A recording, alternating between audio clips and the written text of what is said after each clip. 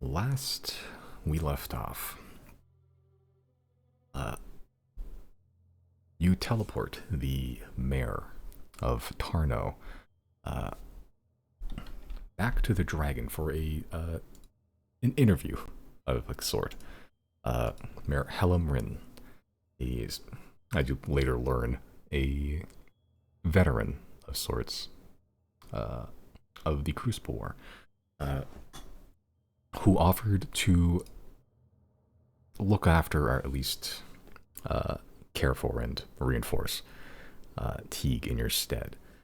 Uh, Being in a kind of state of disarray with only one gruff old man to see it over, she seems to know a lot more than you think she does. Uh, and after some tense conversation, eventually she is convinced to remove a ring on her finger that seems to be blocking any attempts to read her mind.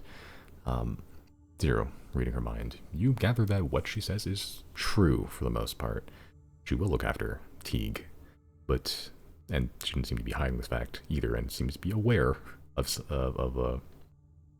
aware that you're aware that there is a grander underlying reason for why she's doing this, but so far she hasn't said. After this, say, symbol of trust, you agree and land back in Teague, where she takes stock of the city, meeting Merrick and seemingly having some recognition of him and his deeds 30 years ago. They go and converse and discuss what's been going on, how best to do things. And you meet with Mondo, who seems to have discovered another feature of the train. Four giant, or like 2 foot, 3 foot long golden spheres that just fly out from the sides. Miniature bombs, which have a very large payload. Flying martyrs, and you have 4 of them at your disposal. From Mono gleans, these seems to be a final resort against the strongest of threats that the train may have had to face when it was supposed to be under operation, at least. Slowly tucking them away, ruminating on what that is going to be used for.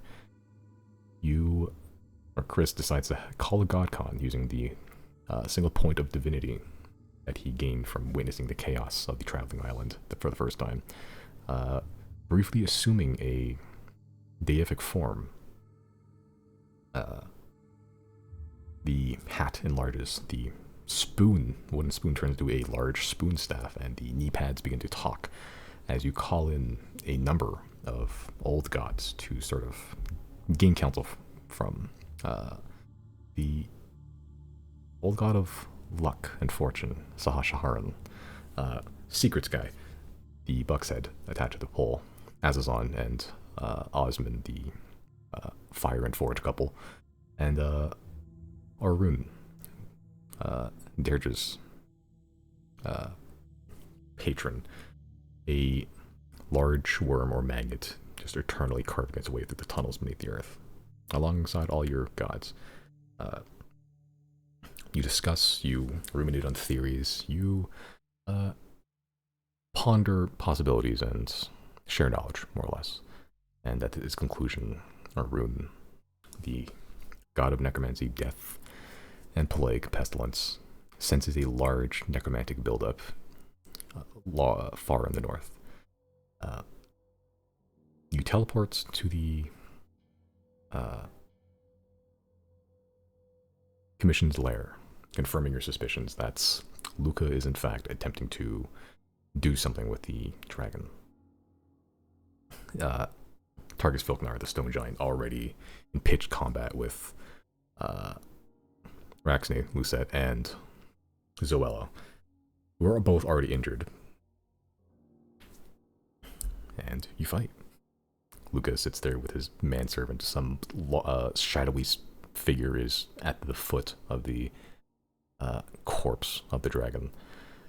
And when the tides are being turned, in an act of possibly just sheer spite, Luca casts Power Word Kill, killing once and for all, Zero, who's been alive and more or less untouched for the entire length of the campaign. There, Zero, your essence, spirit, soul, whatever you are right now, floats in an ephemeral black void, and a large black and white hand coming out of a yawning, flaming mouth begins to reach for you. You summon what allies of power you know in the form of golden and silver owls that peck and scratch at the hand. Zia and Claudine pulling your body away from the site of your murder. Luca torn to shreds by Claudine. But that is where we leave off.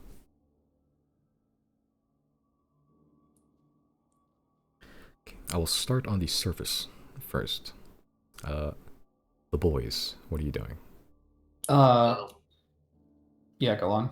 Oh, Good. I will BRB for a second because I forgot a spoon. Sorry. Good. Good. I'll call for me then. is it possible for me to cast Soul Cage with Light of Expurgation on Luca's soul? It's a reaction, right? I think so. I believe so. It's let me see. Let me see. Light by Soul Cage. Let me find the exact. Where is it? I should probably organize this shit better. Soul Cage. Reaction. Okay, let me see how far away from you are right now. Yeah, that's within 60 feet. You can see within you dies. Yes, actually, you can. In fact,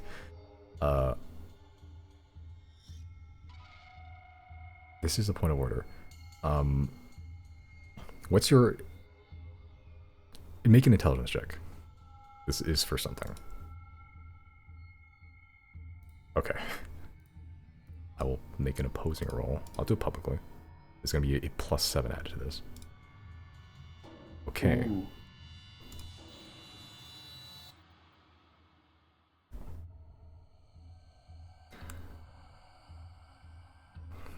At the moment that Luca was killed, when Claudine was just almost liquid shadow erupted from the floor, taking one slash across Luca, but the body being eviscerated as if torn apart by dozens of wild animals.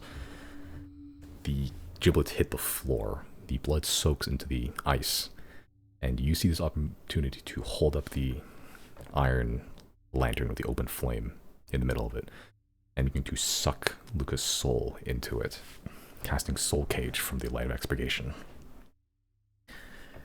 This is the first time you've cast the spell, so you're not sure if this is standard, but as you're capturing the soul, you see the giblets of Luca begin to almost melt into just black. And they stop halfway through, but as the soul begins to be sucked into the lantern, you feel something pulling back.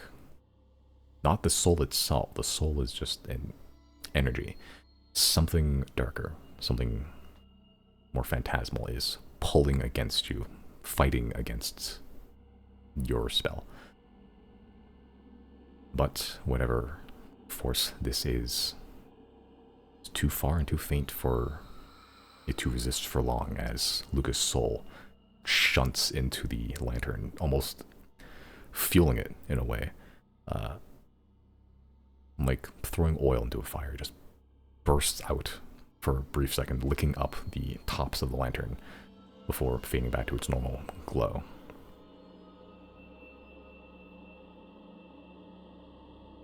Okay. You don't have Soul Cage, the description on you, correct? I don't think so. Okay. I don't think I can put it on here either, but see here. Though I did look it up. You look it up.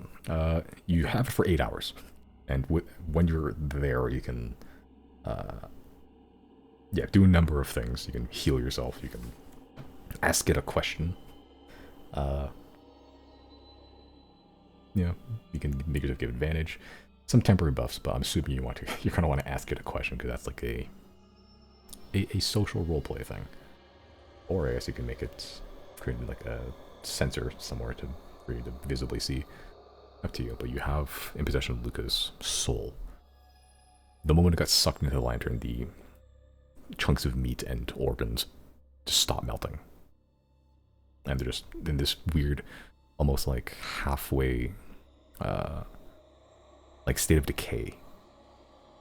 But how fresh the kill is, the meat looks already like weeks old. It's fermented. Basically, yeah, it's already in that like weird, like oozing, like just like very pungent pus-like state of decomposition. Oh god, I've eaten this. I've eaten this.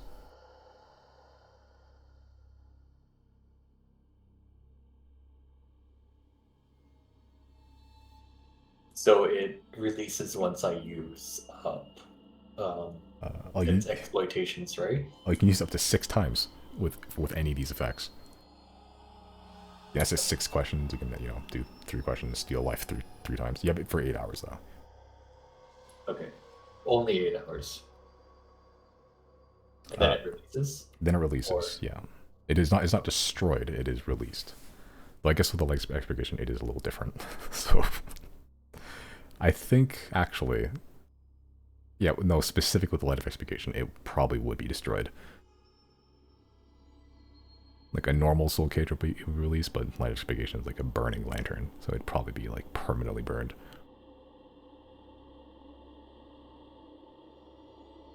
Hmm.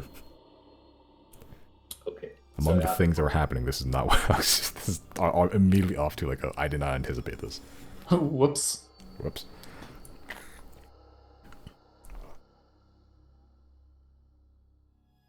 But Okay, Riley. so I'll let Riley know. I've trapped Luca's soul, and we can exploit it. Well then, I'd say he deserves worse. Congratulations, though, on a job well done, I suppose. We have another job we need to get done. Riley's gonna rush up. Oh, I didn't know you could do this. Oh, that's cool. What? You're not seeing what's going on? You're just moving around. Get down. You do tomorrow, food that you said tonight. Kimochi. Oh, are you doing the arrow keys? Yeah. Yeah, it only updates when you stand still for a bit. Oh. So you're just mashing it and move 2 feet. So. Never mind. I see them mashing. That's funny. I'll run up and be like, all right, so Zero's dead. I'm pretty sure I saw him speak a word of power, and it was probably the kill one. When Riley says that, do I know any methods of reviving due to like power word kill, I guess? Give me an Arcana check. It's not like a huge, like not a huge DC, but.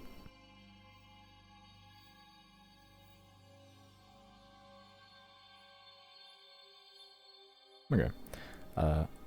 You're at a high enough level that you can cast mental spells pretty easily. You have several actually in your back pocket. Powered Kill is one of those spells that it was essentially the ultimate bully spell. I'm not sure who made it specifically, but like it's meant to essentially allow a very powerful spellcaster to kill like medium-sized threats without really any trouble. Literally none. Whoever made that spell, your mom's a hoe! Your mother is not but a poxy trollop. Yeah, it's like the ultimate bully spell, except bullying is permanent. The powered kill itself isn't special. It doesn't do anything with the soul. It literally just causes it to exit the body and just permanently waylays it elsewhere to where souls normally go, pretty much. It only works on like weaker creatures, more or less. Like any standard person would just instantly die to it.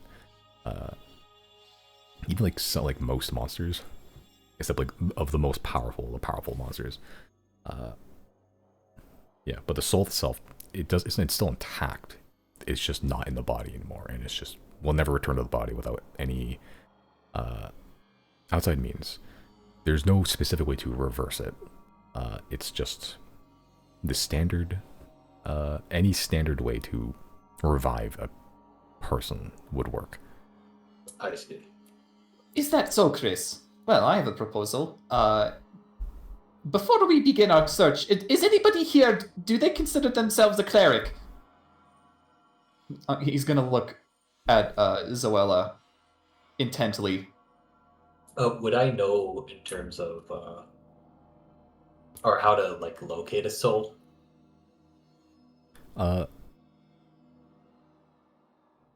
So I'll do all the same Arcana check.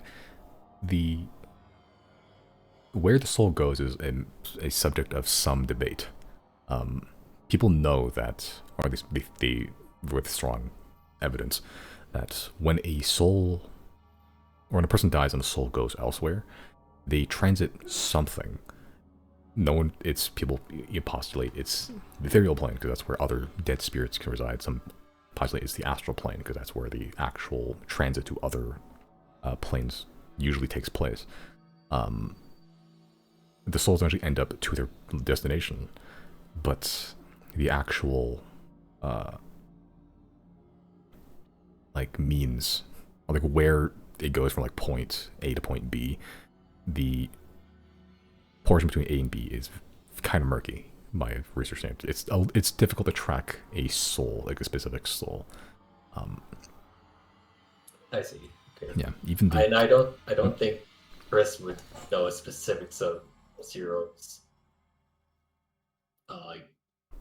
history in terms of like if there's any deals and that sort of thing. But right. I guess just thinking in terms of will this work or something like that. Well, hoping that one of our methods will work. That it's not too late. That the soul is willing.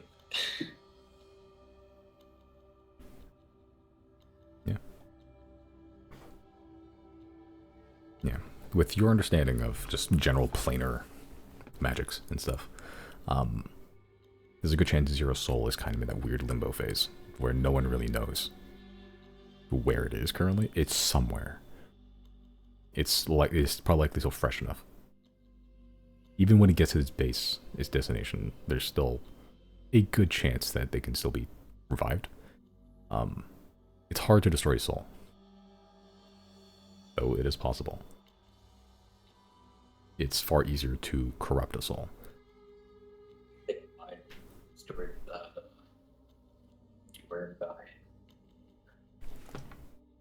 Okay, but Riley, you said...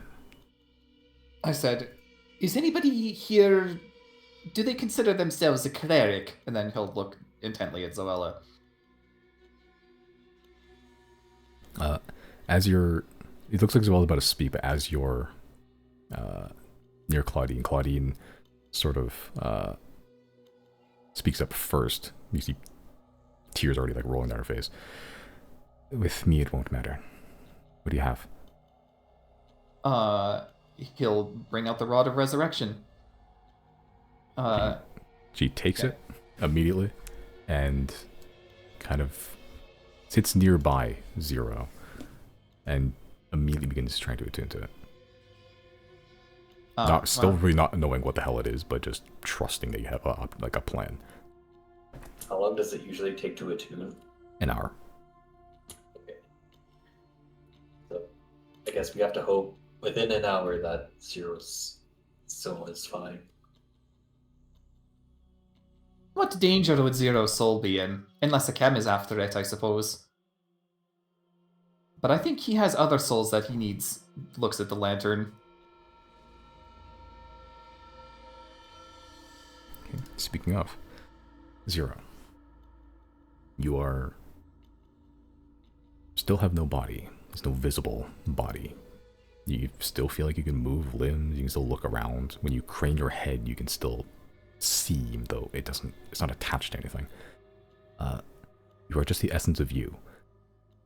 And below, rising up from the yawning chasm of flame, a giant white hand being scratched and pecked by giant gold and silver birds. I'm assuming you're going away from it. Yes. Okay. What else would you like to try? I would like to try to do two things at once. I would like to try to speak to him, but as I'm speaking to him, I would like to charge up to like on both hands, Eldritch Blast. Okay.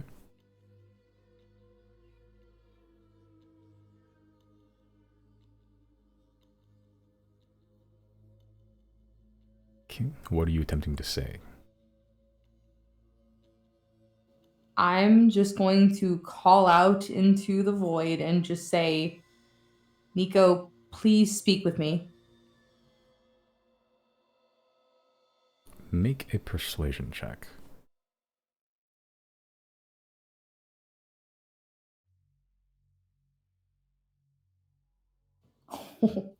Okay.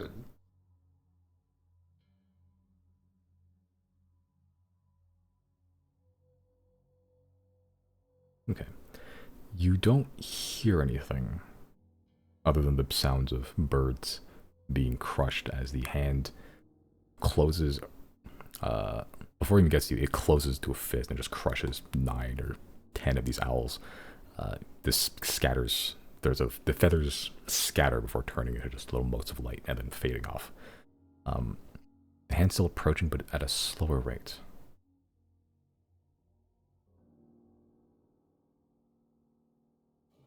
Okay. Hold on.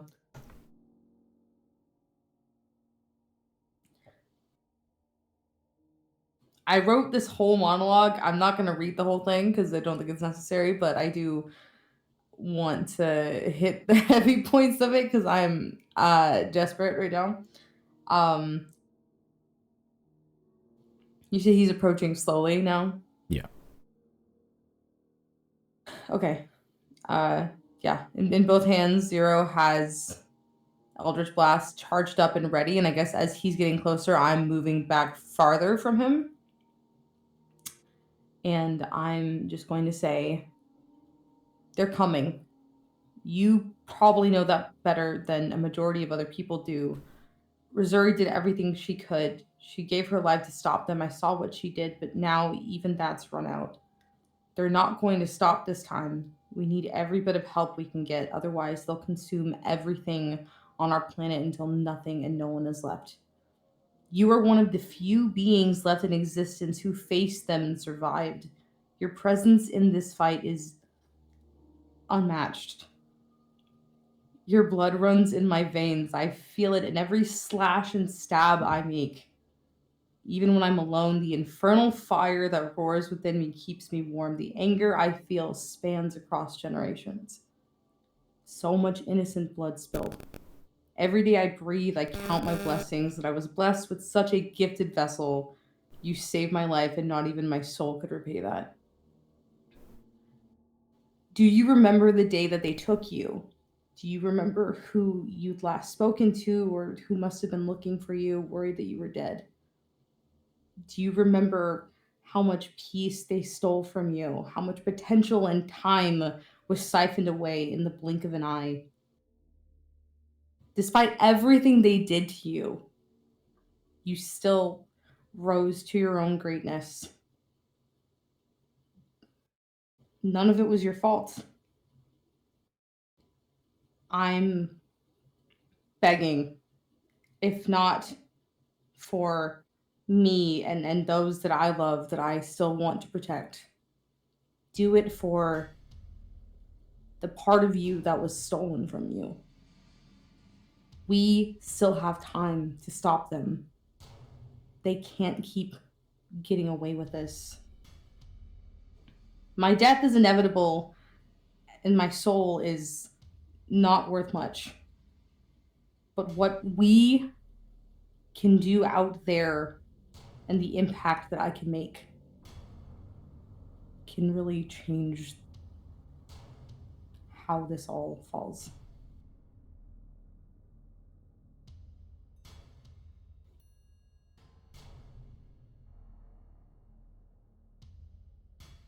Make one more persuasion check.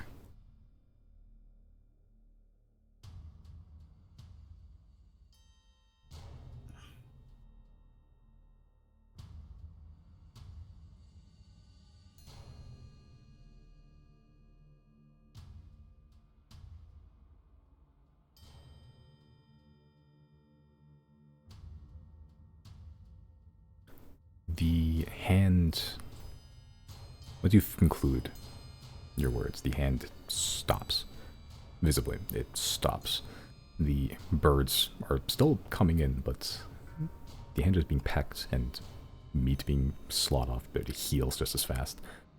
And then it begins to slowly retract back into the chasm, the flame still looking out of it.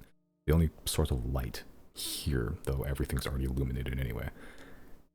And when you think it's going to fully retract back, instead it grips the edge of the rip in space and pulls it open. A second hand begins to pull the other side open, enlarging it as you see the four-horned visage, black and white, split directly down the center of the Prince of Night Nicodaxian, who begins to push his sort of almost crowned head in a way through the portal and into this ephemeral darkness that you found yourself in, and it's just doesn't look amused or even angry, just almost blank. Make an insight check. Yeah, no idea. It's a little scarier now. But he pushes his head through as Elvina, in a way. The birds have also ceased their attack the moment this happened, sensing a sort of, not quite a victory, but not a defeat. It sounds like a stalemate.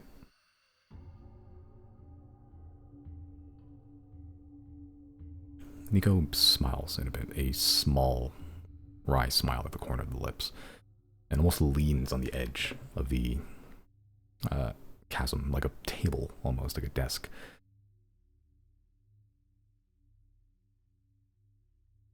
The little boy that went under died quite some time ago, when every entrail, every organ, every thought, every part of the soul was ripped apart, then melded back together.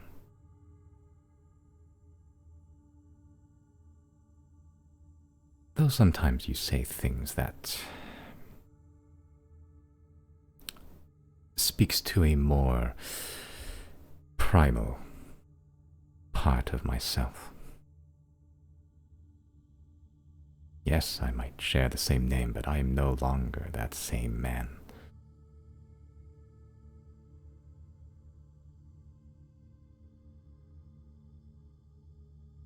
At times I can't quite explain my actions or feelings, if I still feel in the same capacity. Like the phases of the moon. It waxes and wanes, light and dark. Humorous one, murderous the other.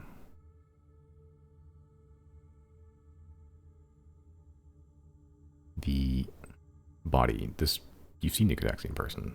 It's the, wherever space you are in, he looks colossally huge and you seem infinitesimally small. The torso pushes further into the space. You're almost concerned that he's gonna just push his way out, like popping out, like climbing out of a manhole and just begin chasing you on foot. But instead just pushes out to about the hips and just leans forward still, like peering out through a window.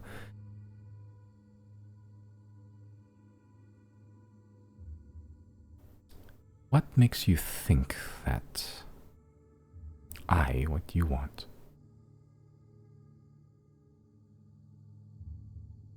What did he say? That I what you want? That I want what you want.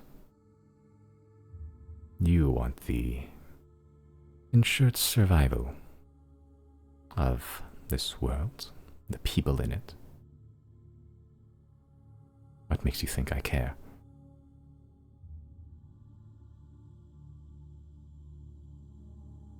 After all, when people look up at that thing in the sky, see its light bouncing all over the night sky,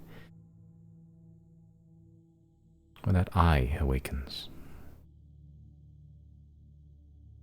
they'll see the moon, my domain. I'd be at the height of my power.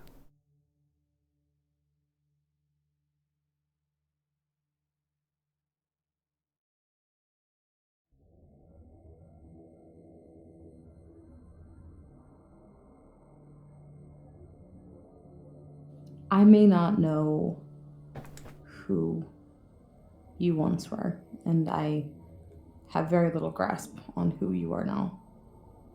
But I know that if my choice was taken from me to be whatever I want, I would hold a grudge, regardless of whether or not I benefited in the long term.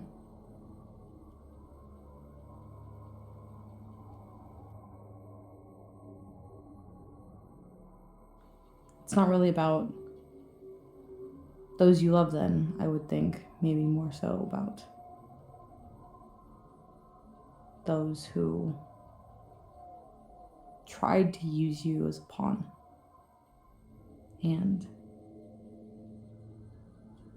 seemingly watching them get away with it and continue, despite the fact that, again, you are who you are now.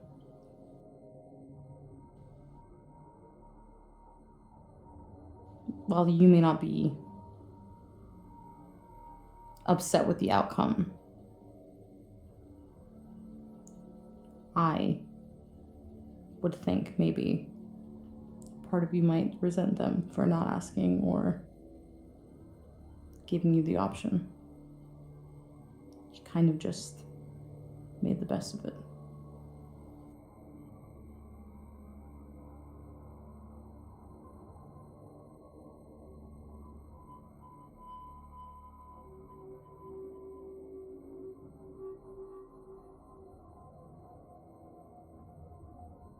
So,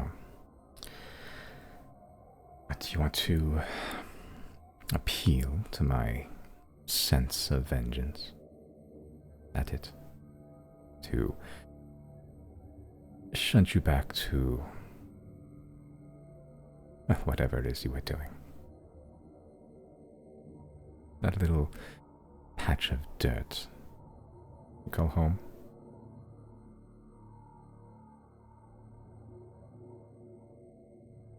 Well, I might be willing to ponder that idea.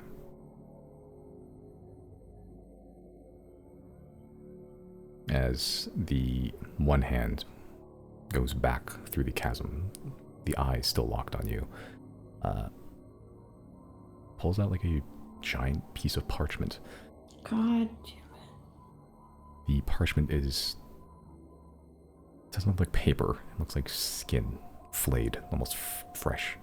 Blood still dripping from it. If you're willing to reconsider an offer.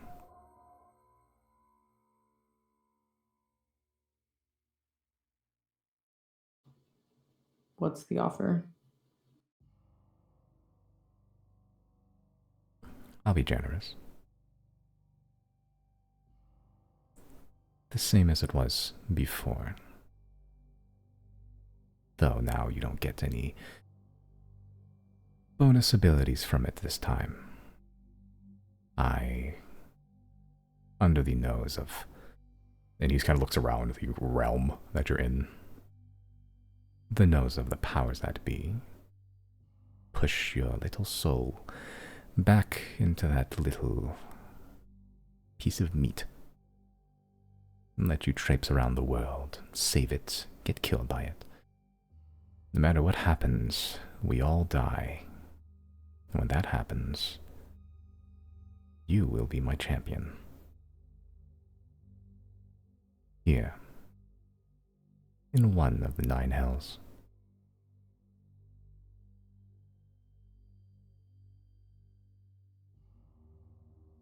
Doing what? Oh, whatever I say.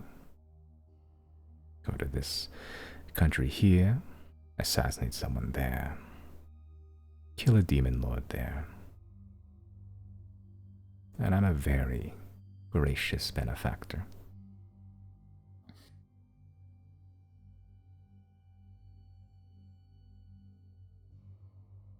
Of course, if you refuse, I can just leave you here.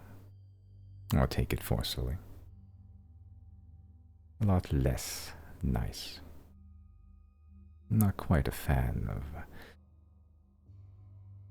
rewriting souls like that.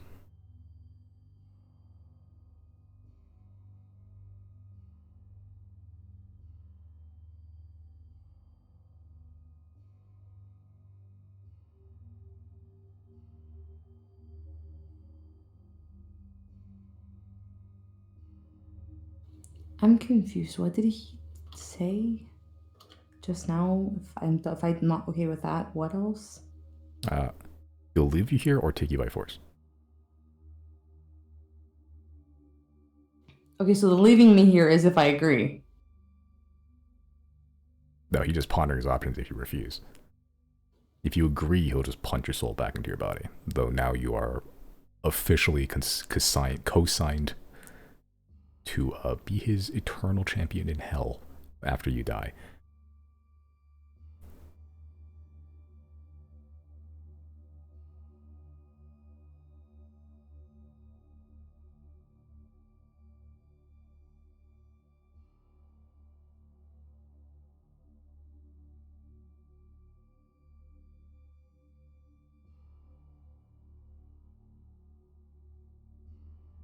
How close is he to me right now with the whole relaxed thing he's doing? How close have I allowed him to get to me right now? It's a little hard at the scale. He's further away than you when he was grabbing at you, but because of how huge his body is and how small you feel with no really reference of scale anywhere around you, further than he was before, at the very least.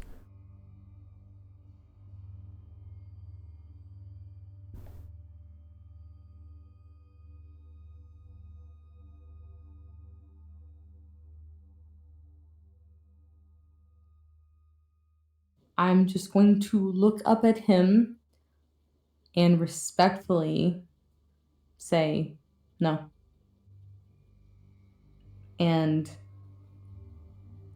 if I had since dispelled the well, I guess I don't know. Would I have dispelled the Eldritch Blast by now, or would it still have just been like hanging on my hand like that the whole time? Up to you.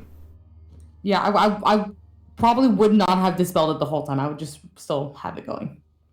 Just watching him like a fucking hog. But I would just very softly and respectfully just say no.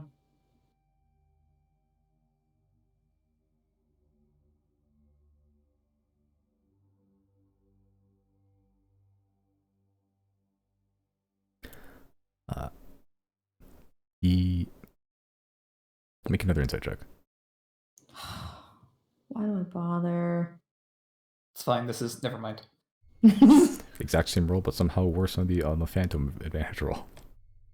Yeah, hard to tell, but you can see the face. Doesn't grimace, doesn't smile. Again, it's the same neutral expression.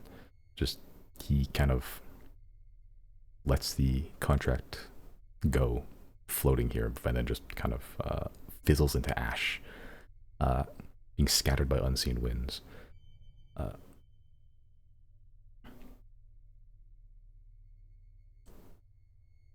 He begins to somewhat retreat back into the portal, but stops somewhat halfway with just a head and one arm still visible.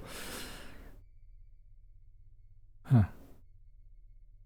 I thought by giving you blood, I'd be giving you a gift. to be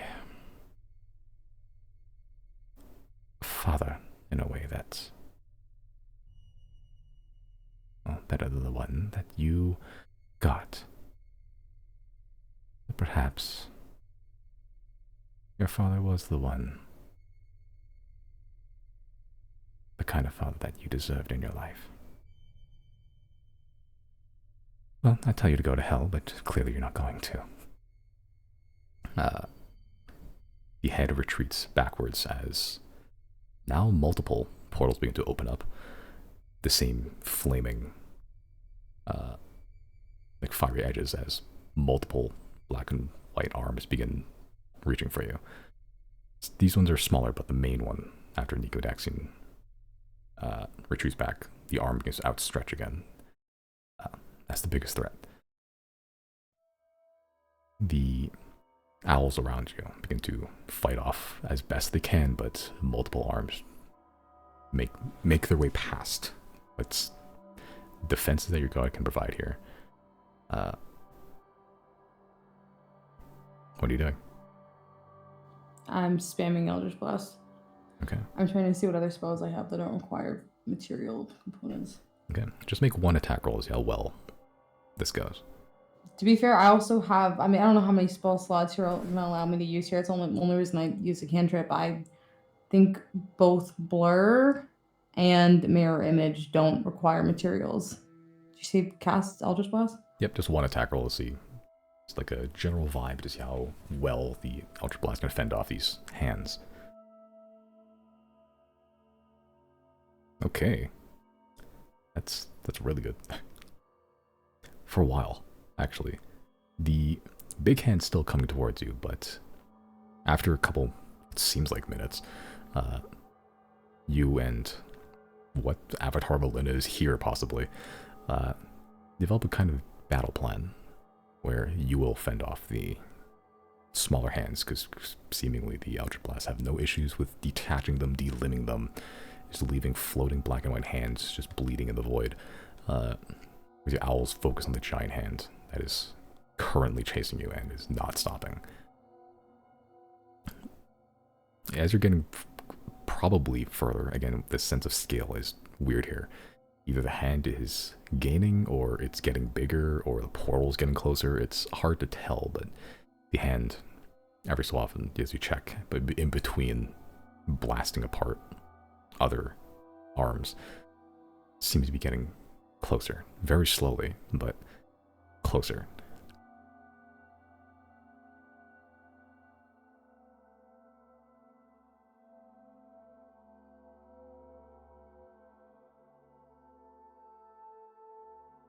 Make a perception check.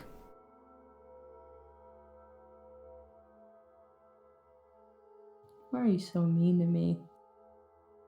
It's my birthday! Why are you so mean to me? Yeah, you're in the midst of pitched soul combat, so it's hard to tell your surroundings. Even if there was anything there, it's black and it's just black. What's there to see? But what else are you doing or trying?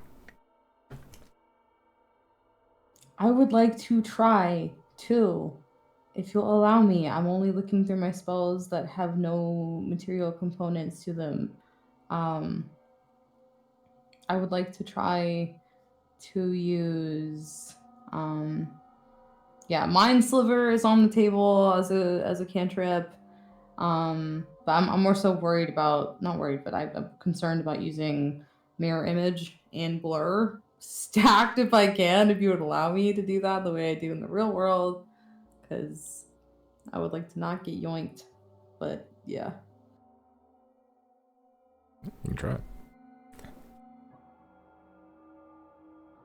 Yeah, so you're casting Blur and Mirror Image? Yeah. Okay. Just make a d20 check. So roll right standard d20.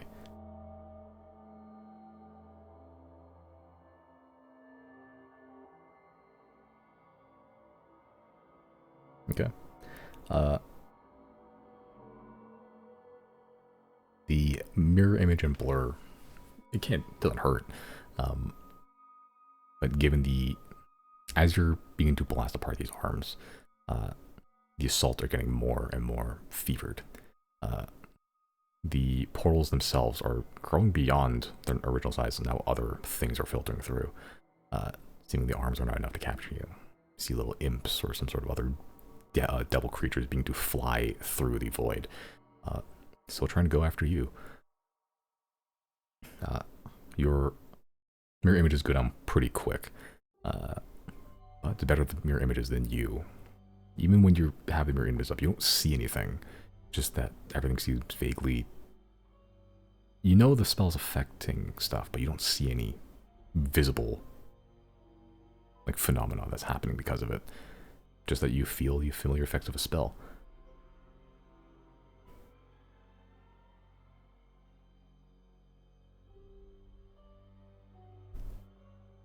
Okay. Eventually, one of the smaller hands that makes it past your Eldritch Blast, past the owls, grabs you by the leg. You're being harried by imps, devils, to the point this thing a little kind of snuck up on you. The arm is almost rubbery, like it's a standard-sized arm, this one. Very Ada Ellie-like, where the arm has outstretched past the proportions of a standard human arm. Grabs you by the ankle. What would you like to do? I would like to burn it off with one of my Eldritch Blasts. Okay. Make an attack roll.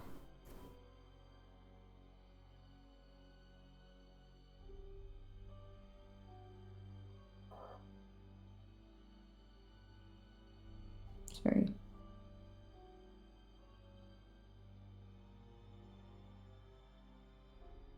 Okay. Yeah, you blast it apart, but the power of Elena is beginning to filter the longer this goes on. It's hard to tell how long it's been, but it's not an hour. As less and less owls begin to appear, less begin to fend off the larger true hand that's approaching and trying to grab you. You blast off the one arm that's grabbing your ankle, but then an imp shows up, blasts out apart, another one grabs your leg, and you're now almost playing, like struggling to breathe. You were swimming, but now you are drowning.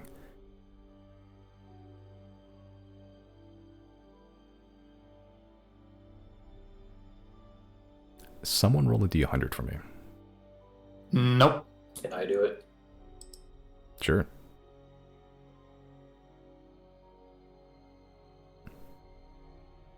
Okay.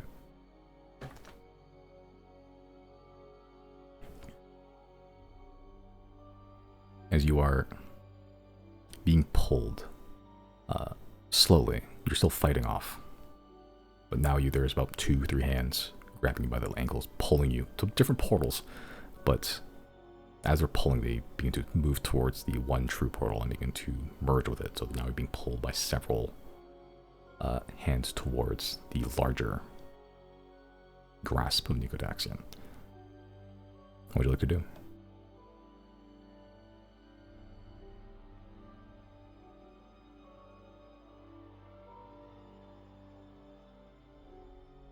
How much of my resources are you giving me access to here?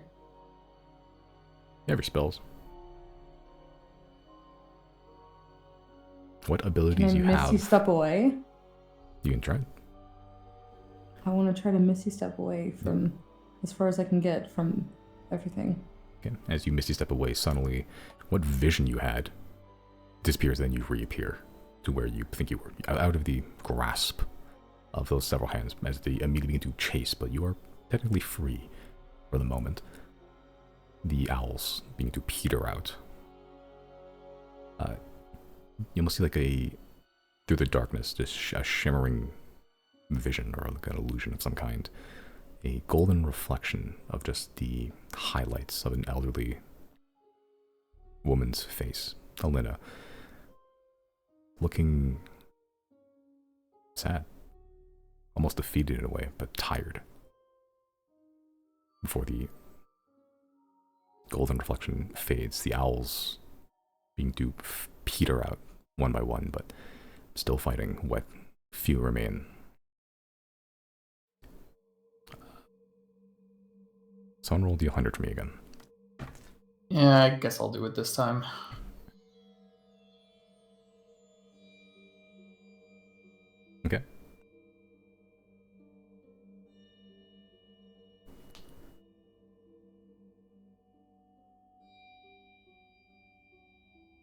as the owls begin to become less and less frequent, the portals don't stop.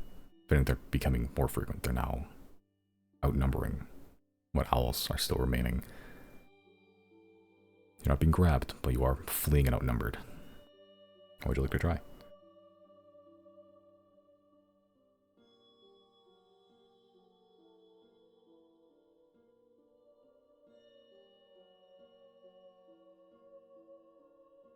Can I try Phantom Steed? You can try. What are you summoning into this? Phantom Steed. I want to. I mean, am I limited to the rules of the spell? It's not in the material world. You can be a little loosey-goosey. Can I make it a flying thing instead of a running thing? Here, sure.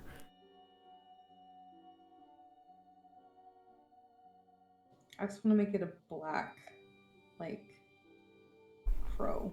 Or like, what is that? Isaac like that? Isaac likes to be an owl, doesn't he? I'll just make it a black owl. Okay.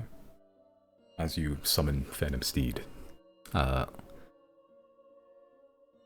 only does it look like it has elements of everything. It's a black owl, but it has a red, or now I guess blue sheen to it that Isaac has now. Some feathers, especially their tail and like the edge of the wings, are gold, silver. Elements of Isaac and Alina are present in this Phantom Steed as it begins to fly, carrying your invisible body. Not far out of the reaches of the hands for long, but away long enough to give you some breathing room. Eventually, as you're flying further, faster, the portals begin to appear in front of you, trying to lead you, like predict your next route. No sense of scale still, you're just flying forever in this void. Okay, Zero, mate, roll D100 for me.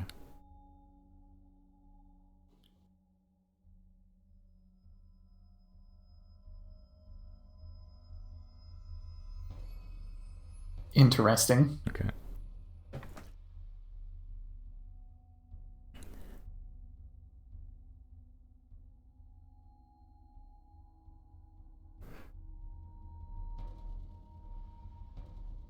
Okay.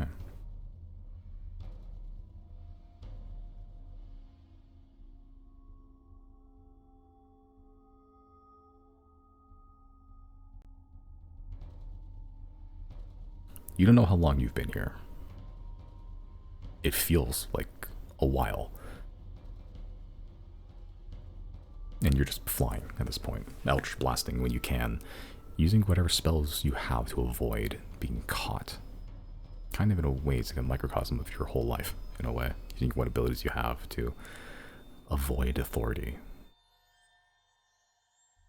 But eventually it becomes too much. The portals begin opening up at a rapid pace. Even stronger devils, the ones with chains entirely wrapped around their bodies, covered in thorns, some just bull-headed behemoths, flaming giant axes are charging towards you with this one archdevil's hand chasing after you. Your steed is eventually ripped apart by the hands, getting caught, trying to free itself, but then eventually you have to go on without it. Eventually you're caught too, and you're being pulled towards one of the main portal as they all merge into one. Hundreds of hands now grabbing your body, or what aspects of body there are left, and you're just being pulled helplessly. Then they all decay. The arms begin to just turn ashy white, gray, then just filter into dust. Almost like watching like a gunpowder trail, just smoke. They all just turn into ash, dust, and then just the portals fizzle out. The final one remains the yawning, flaming chasm. The arm begins to wither before willingly being pulled back into the portal itself as the large rip in reality with just one eye staring back at you for a brief moment closes, and now you're just in an empty void. Totally alone. What owls were summoned are gone. Your steed is gone. Xodiaxian is gone. Make a religion check.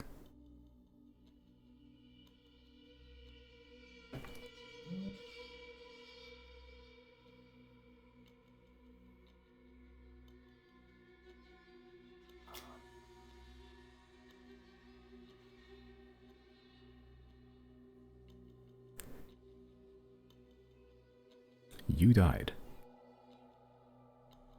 You died. Your body no longer functions. Your soul left to where it was supposed to go, or was it whoever was attempting to take it afterwards? Souls usually have a destination, but you died, and it hits you like lightning, in a way. You died. What just happened? In that brief revelation, who currently holds sway over death?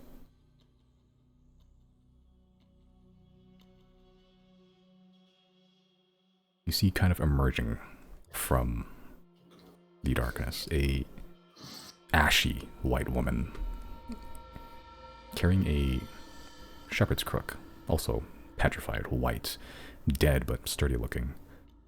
A large, almost like a comically large, like long robe adorned with skulls of various animals, people.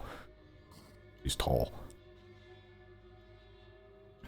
As she appears, your body reappears, but you are still standing in this void. As she walks closer, shadows envelop her every step, even darker somehow than the pitch black you found yourself. You see on her face, kind of tattoos in a way, dotted triangles that go across the bridge of the nose, under the eyes, all painted in black ink.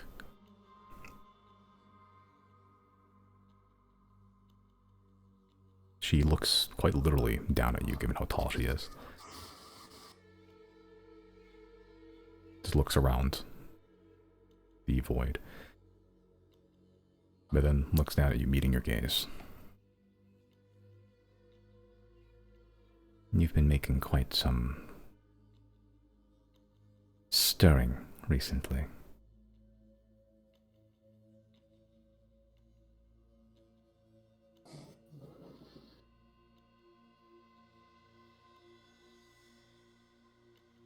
She leans on the crook, but then kneels down to meet your gaze. She has a grim appearance, but with strangely kind eyes. She doesn't look angry or any malice, she just looks almost curious in a way.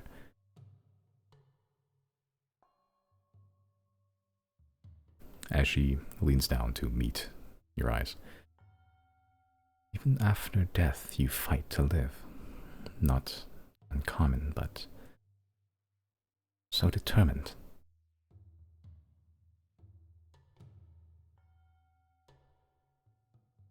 She kind of cocks her head a little bit. Almost like a dog would in curiosity. What is so important that you continue living?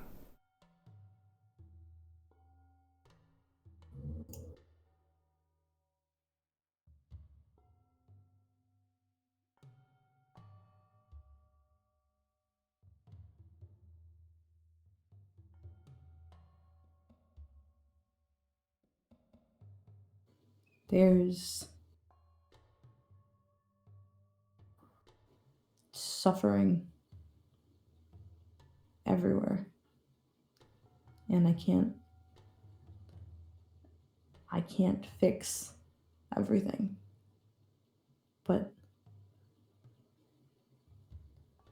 every little bit I can help with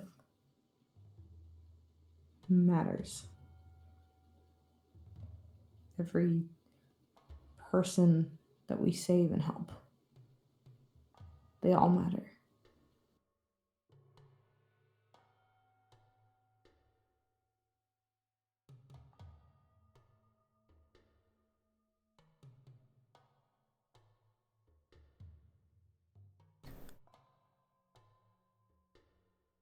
My sister would say that life is equal parts suffering and joy. There will always be suffering. It is what the moments in between is what counts. Perhaps it is not your duty to save or to fix everything.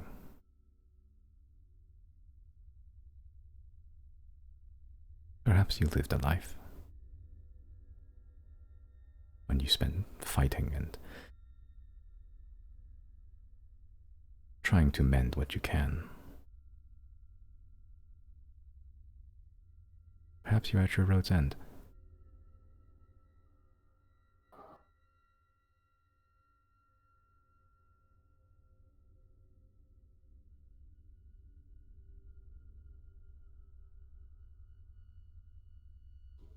I don't wish to end all suffering. That's impossible. But so long as there are people who find joy or find purpose in creating pain and destruction and suffering, it will continue to be my responsibility to fix it where I can. And I don't think my soul will ever have peace if I can't.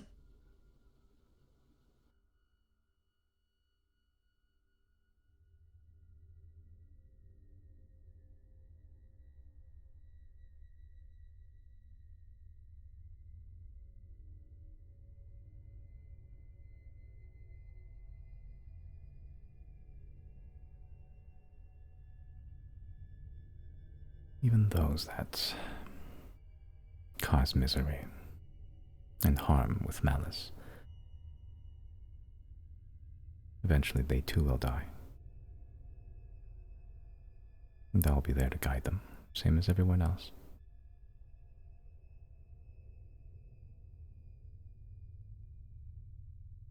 There is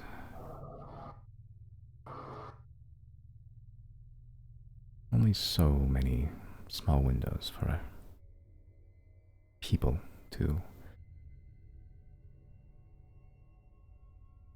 do anything.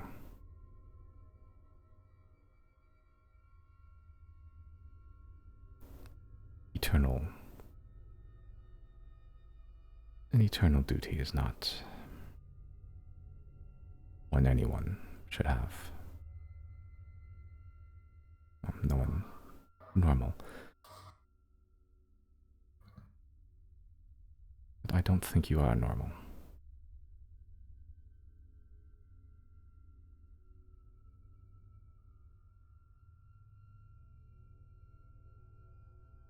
I wish every soul that passed through here could have peace.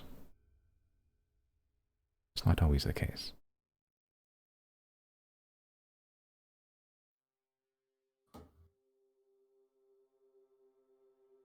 I'm only here to guide people to where they need to be.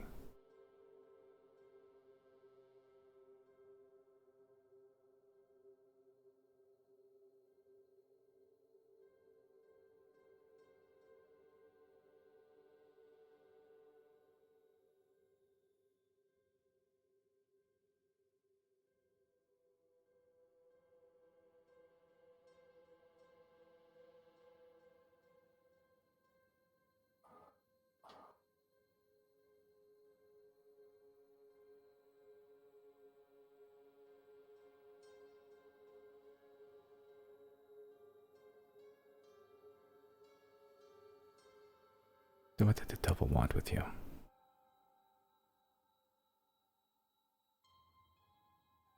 What did she say? What did the devil want with you? He doesn't encroach on these realms unless... No, he never encroaches on these realms.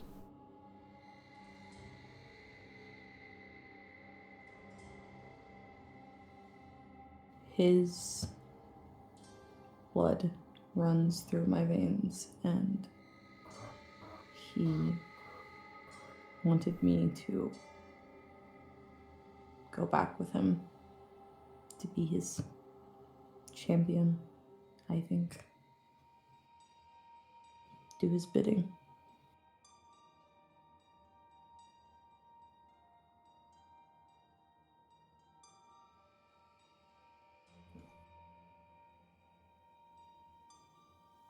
Do you want this?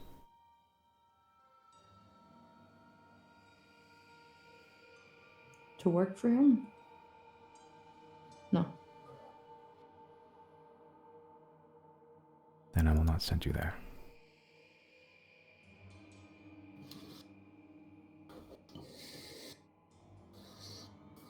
You have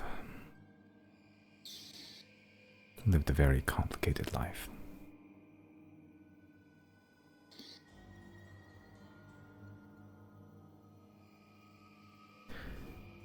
You do good, but could also commit evil to those you believe deserve it. It's always the most difficult of choices. Cases like these.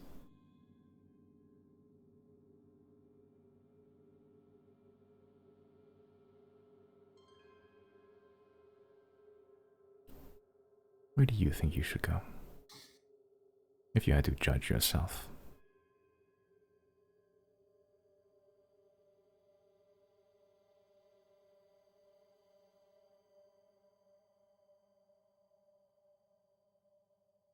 Do you think you are good, Zero?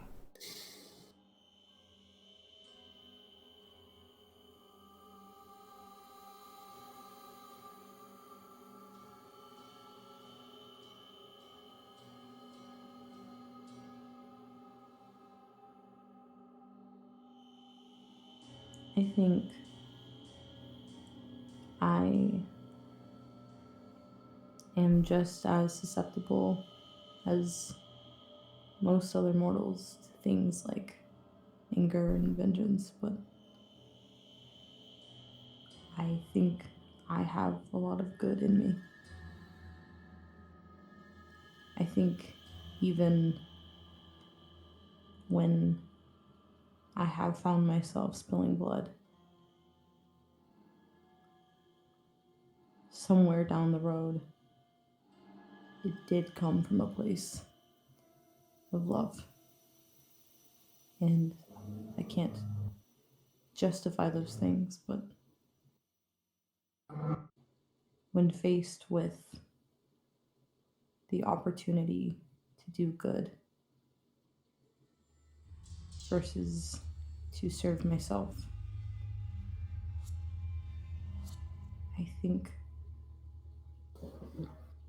I usually choose good.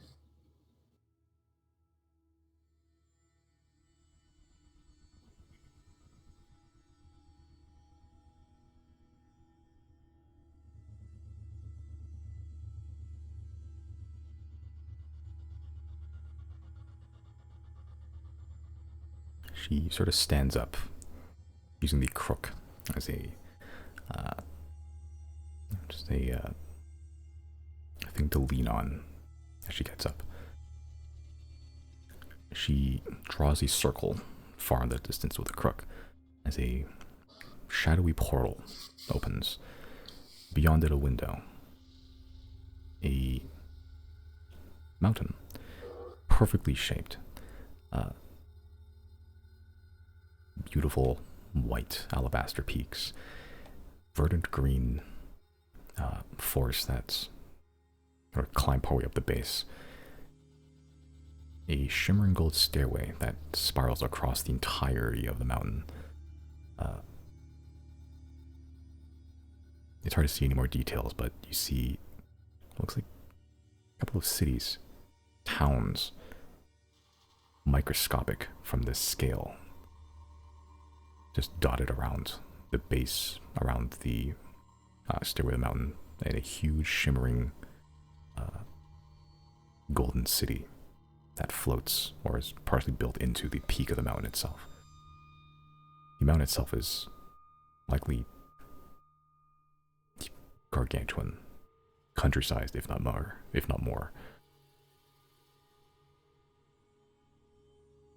I can send you to Mount Celestia. Your soul will likely be remade into an angel. One where you can do good and enact righteous vengeance on those who call upon you.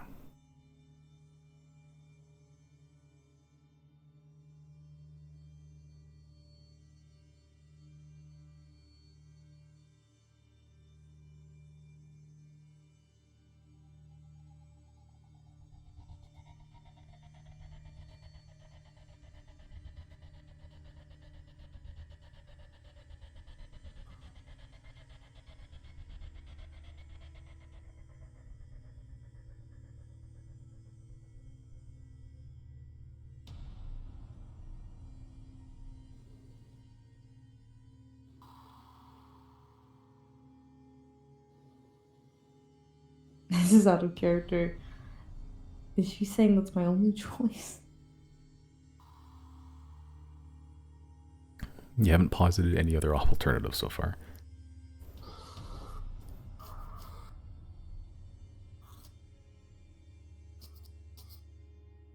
You've died and she's doing her job.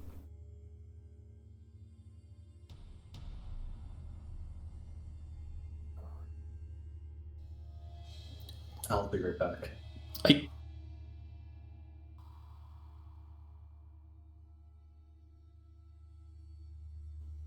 Will I be able to help my friends where they are now?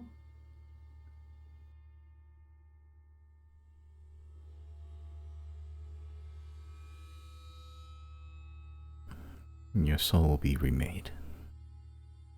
It is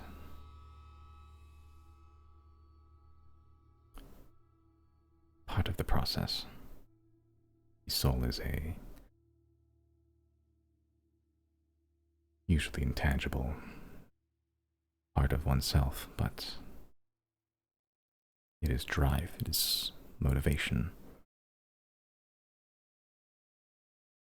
Memories can be stored in a mind, but for them to transit past death, to remember all the events before, must be stored in a soul. You will be remade.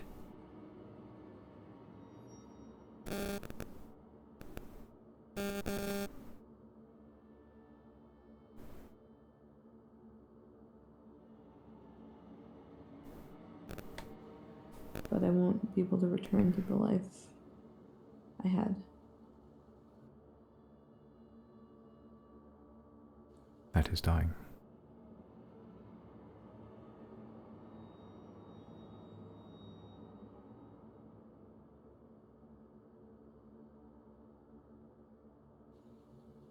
But I'm needed there. Now. Why? You've defeated the great necromancer.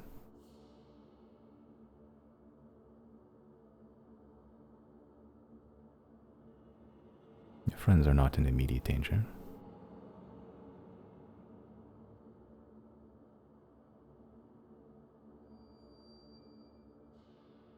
My home is. Everything I cared about. Everyone I care about.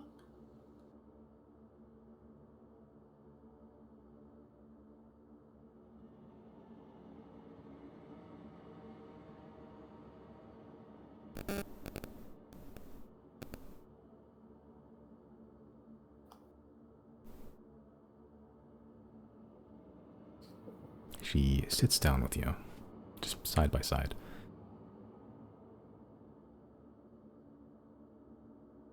It is not an easy process, I know.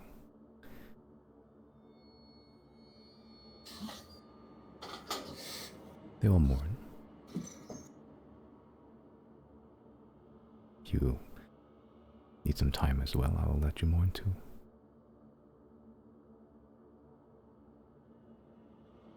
Adventuring is a dangerous lifestyle. Though I think you knew this.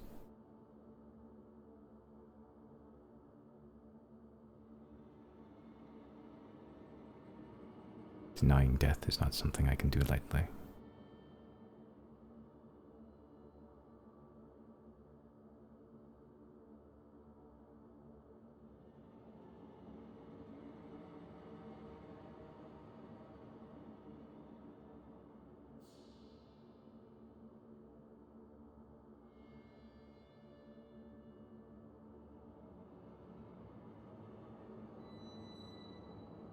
You fight, even beyond death.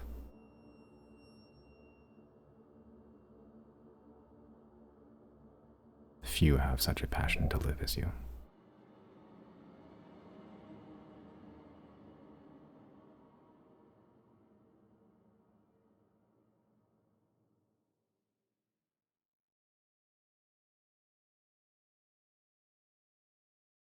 What do you want, Zero?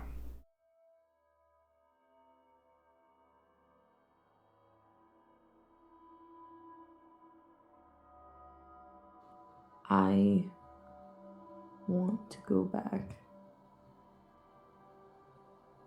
I think,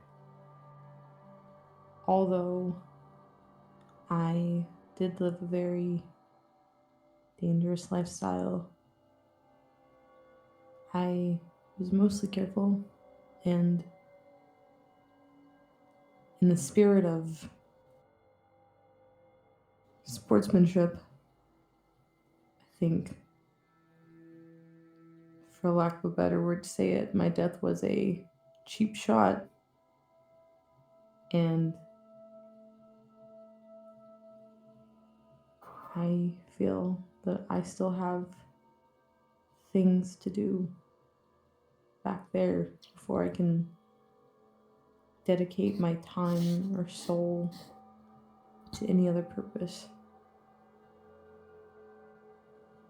I would like to go back.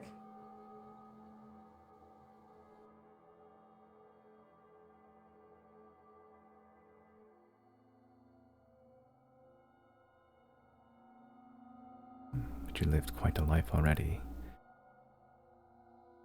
What else do you have to do? What other unfinished business is on your mind? I back.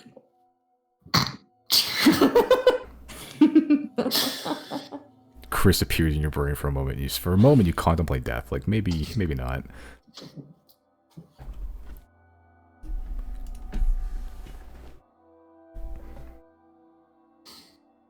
What's your name? I am Dearu. I knew it! I fucking called it!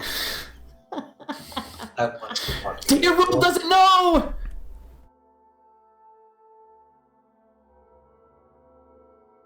Well, for starters, Daryl, I'm gonna be honest with you, there's a girl I want to kiss really bad. And she smiles when you say that. Despite her literally being adorned in bones, she is warm in a way.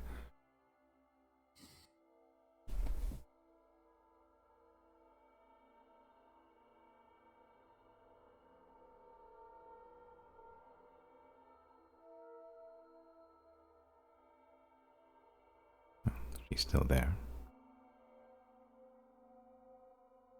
I can give you a minute if you wish to complete that love.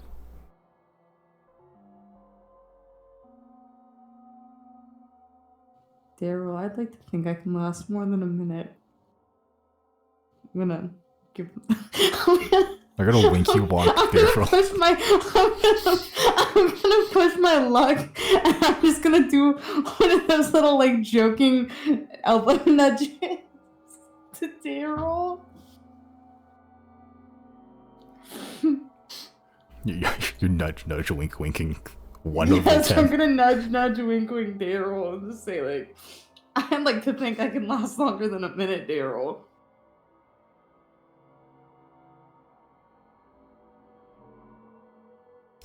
Yeah, she smiles warmly.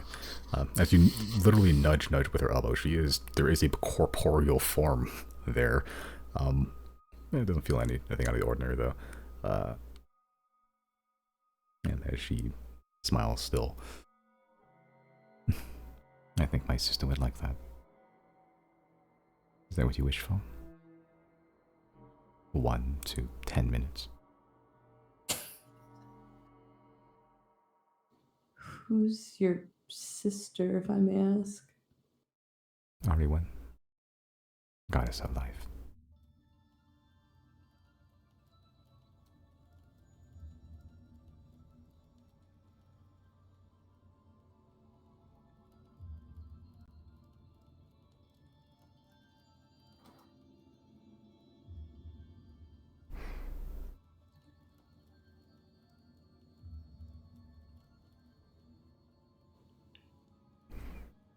I'm surprised that... Perhaps I'm not surprised. You've had a complicated relationship with religion. Regardless, eventually everyone ends up here.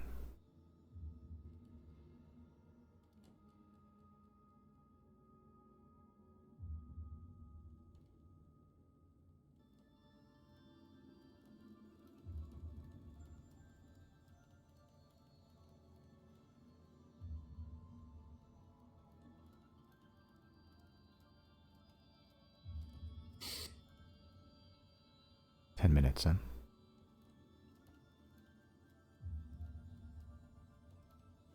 What happens after that? I'll meet you back here.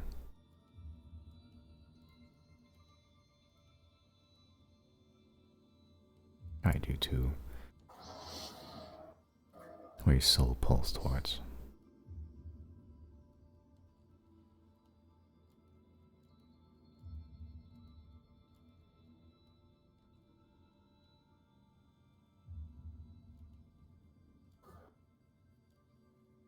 What if it doesn't pull towards anywhere else?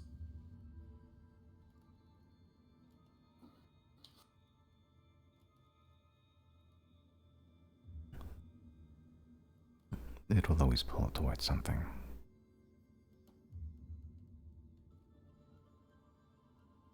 Souls are intrinsically guided towards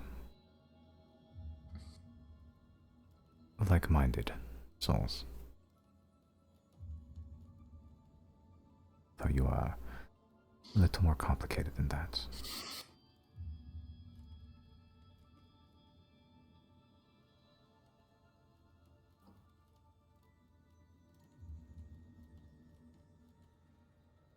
It is not my place to judge, only guide.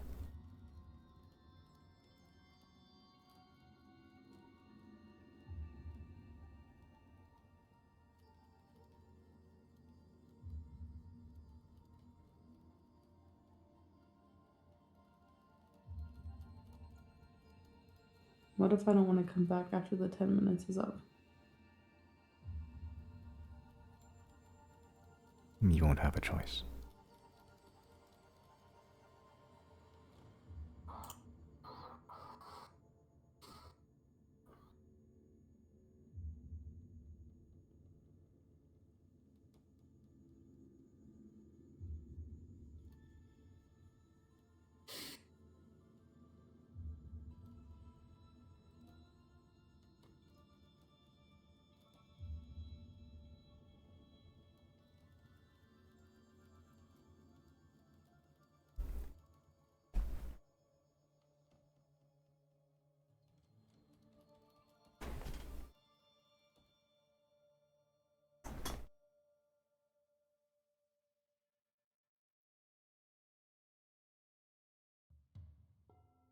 Isn't there some kind of deal I can make?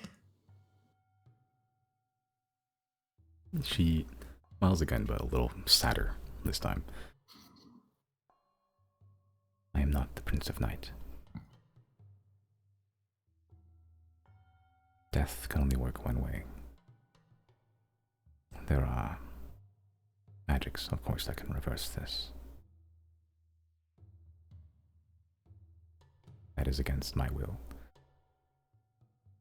But I don't disallow it.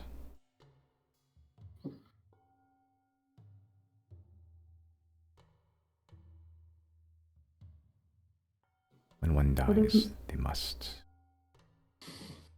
go.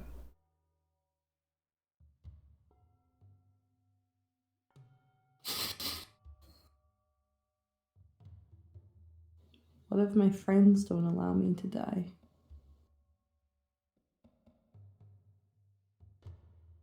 That is their burden to bear. I've seen some tales like that in my time. The brave and the cunning, going deep into the planes and realms not their own, to free a loved one.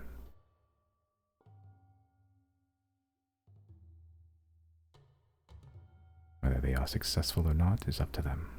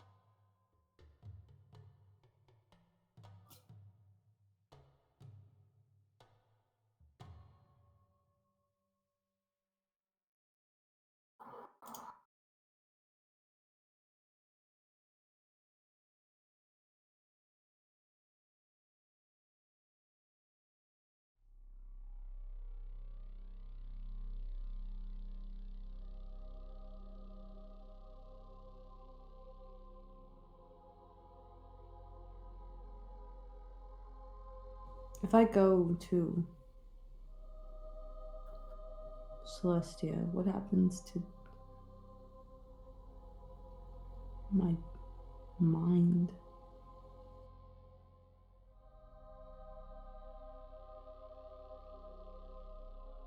The mind, as we know it, it is an extension of the soul.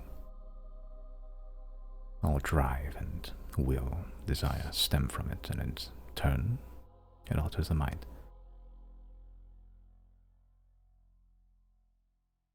When you reach Celestia,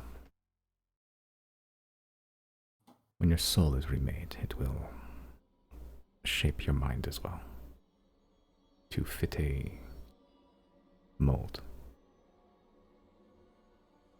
and that is befitting of a celestial. It's quite poetic in a way. You're born from the hells, and you die, you end it in the heavens.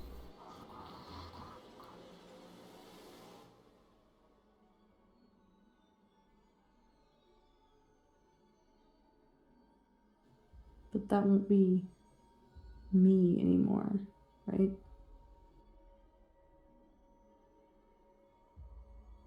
Perhaps not. Not entirely.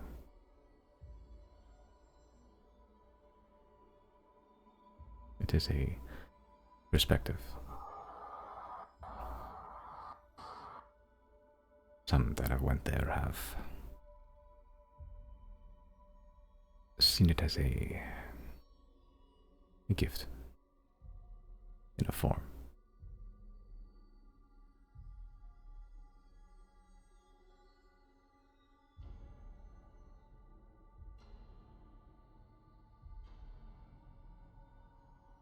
You are not the worst person to have passed through that gate into the mountain of Celestia. Sort of redemption for the soul.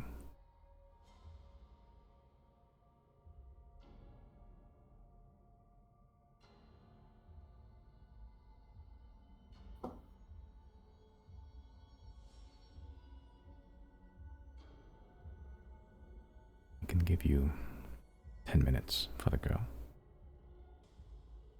But you can rest easy knowing that you have stopped the apocalypse. That dragon will remain dead.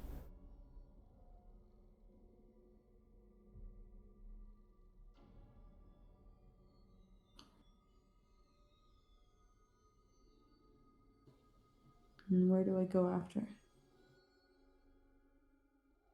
After your 10 minutes, Yes. Mount Celestia.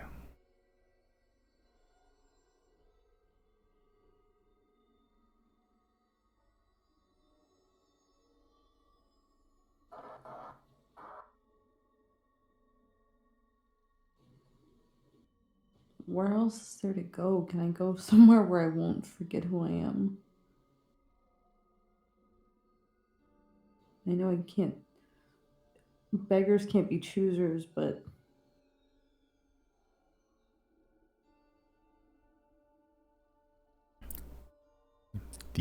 She could have sort of draws another circle in the same spot where the portal shifts from a civilized mountain to a dense but beautiful and hospitable forest. Verdant green, multicolored birds and insects flit about. A pristine lake of water that's looks like a lake, but it could be an ocean. With how vast the plain is, and it is an endless, bountiful, just paradise of nature in a way.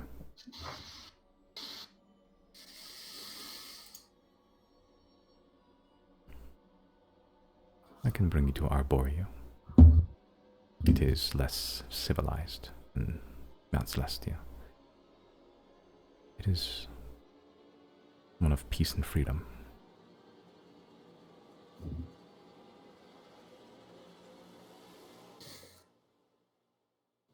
will I still forget?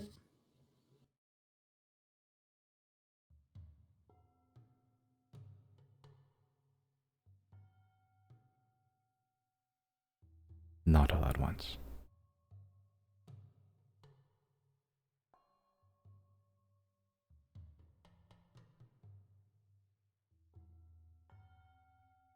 Arborea has a tendency to lose things. There's seldom there that can harm you. But over time, you'll become lost in the forest. You'll have all you'll need to sustain yourself. But as you lose yourself in the forest, so too will your memories.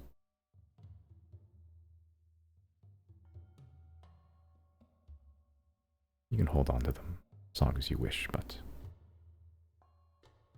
much like forgetting anything, the longer you spend not thinking about it, the easier it is to forget.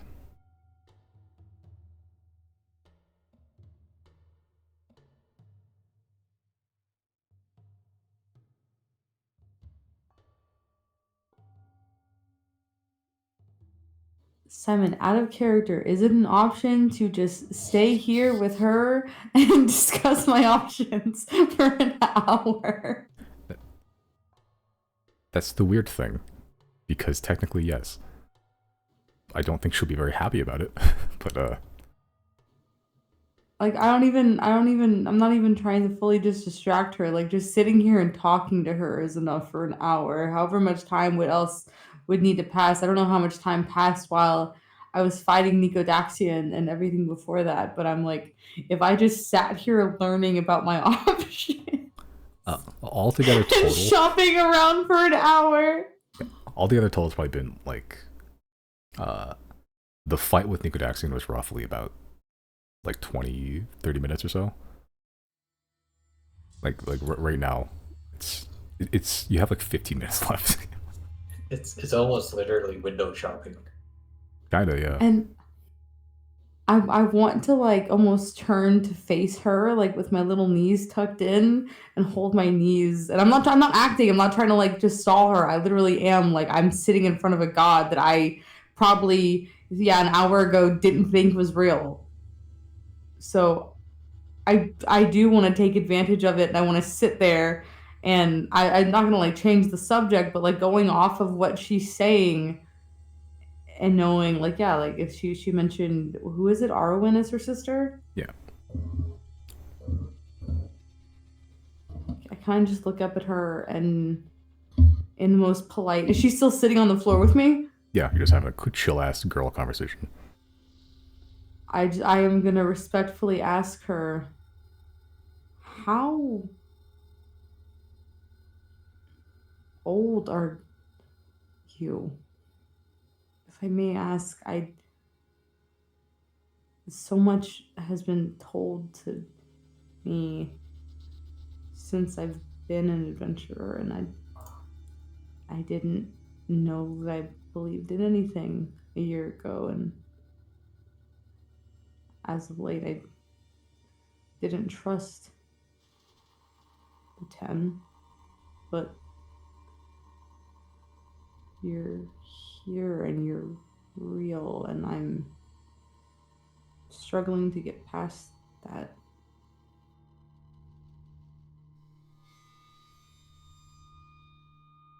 Me and my sister Arwen and all the other 10 have been here since the beginning. We created titans. Many. To help guide and aid and heal when they could. Defend when they had to.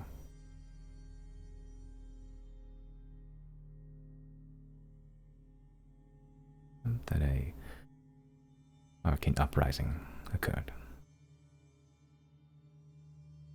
We were forced to quell it. We never wished permanent harm or to... Well, most of us never wished permanent harm.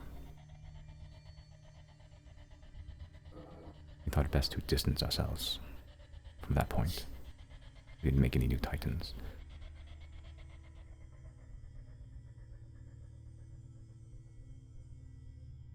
To allow mortal kind to grow.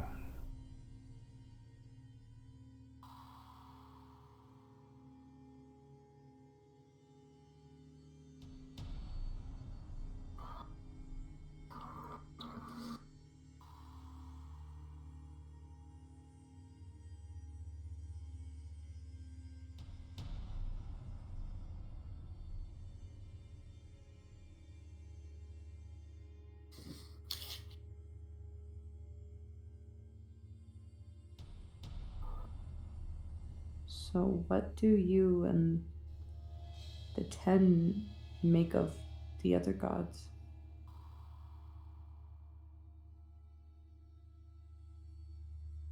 I don't understand the question.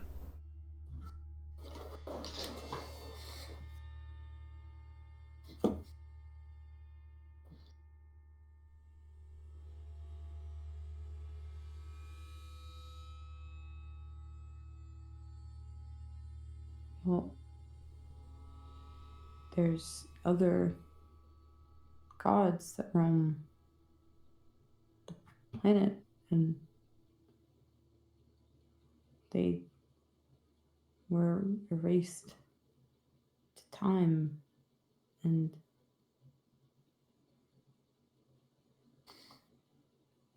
why are they out there tangible and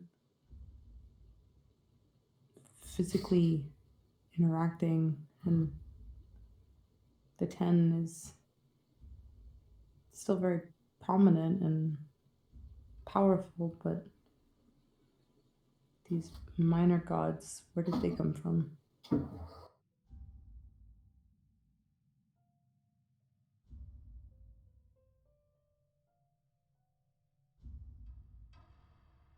I'm afraid I don't know what minor gods you speak of, but it is possible that they are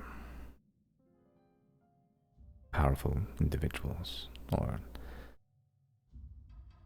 one from magics, or another plane entirely, a mutation or aberration. It is not uncommon. That is the nature of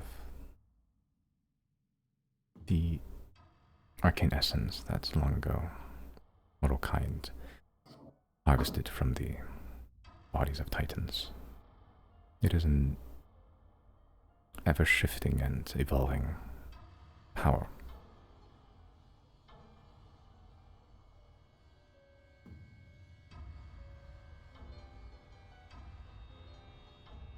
do not think the beings you speak of are gods, per se. We 10 have been here since the dawn of time. My memories corroborate as such. I remember the creation of the first star, the first seedlings sprouting on the virgin plains, the first lives I had to take.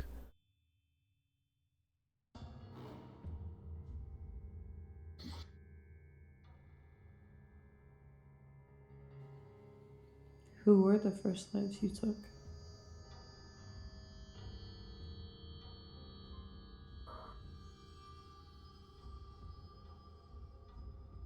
It was a family. Newlywed, young, in love. They had a child. In that time, Maith was toying with different methods of killing. Before she had settled on her preferred methods, she was toying with plagues, a domain that now I command. At first I disagreed, but when my sister began to seed more life, it became too much, and I found a use for such a tool.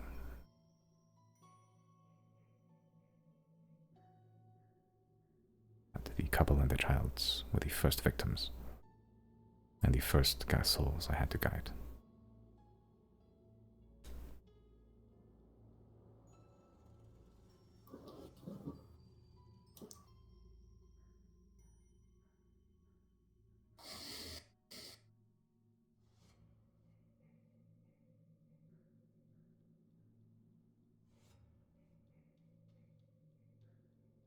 So you know nothing of the other gods or entities that refer to themselves as gods. Like, I would think Maith's counterpart or equivalent, I should say, would be a Chem. You know nothing of a Chem.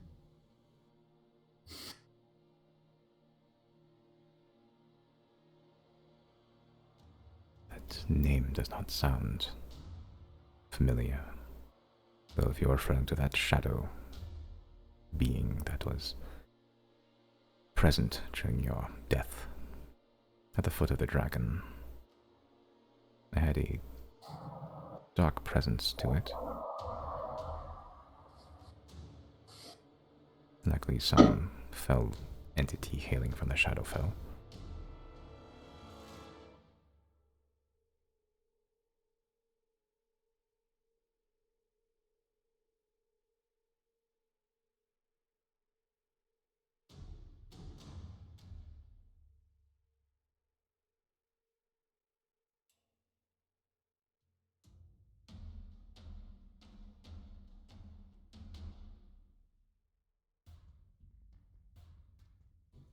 How do you explain the power that they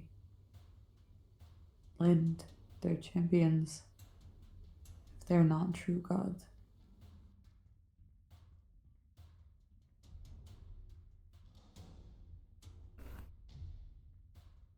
Any sufficiently powerful being can lend their strength to others. The archdevils do it innumerable times. The Xodiacs attempted to do quite the same to you. There are a number of ways to do it. Blood, sort of pointing to your arms.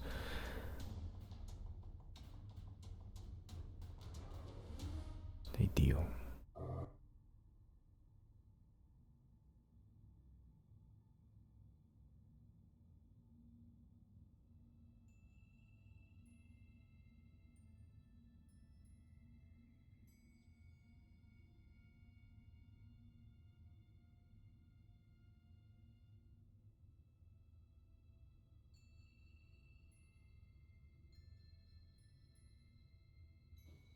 And what do the 10 make of the invaders?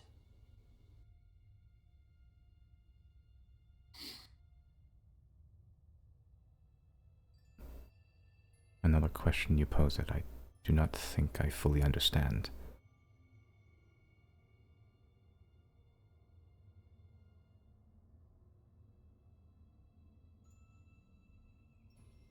The entities that came to my world from the stars that are wreaking havoc and that will very soon be overcoming the planet, it seems.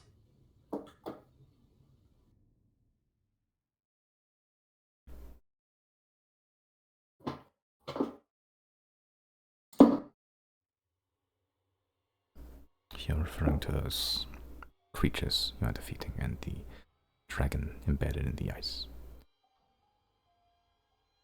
Even our reach, we cannot view everywhere at once. There are likely innumerable threats and creations that we're not aware of until they become an issue.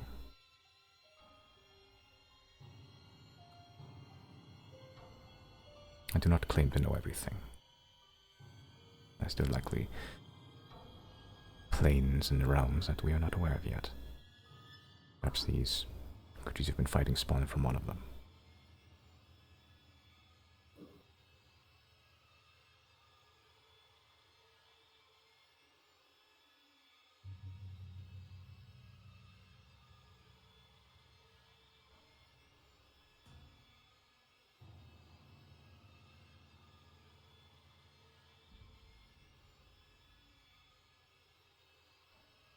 That is why I do not think you have anything to fear with accepting your demise. The dragon amid the ice, the largest threat this world likely has to face, is forever dead.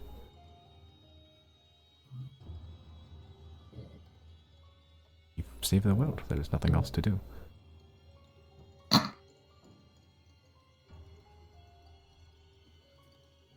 But I don't think that's true.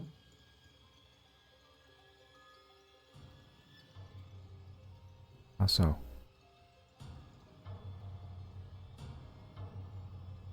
Even dormant, the dragon is still a threat.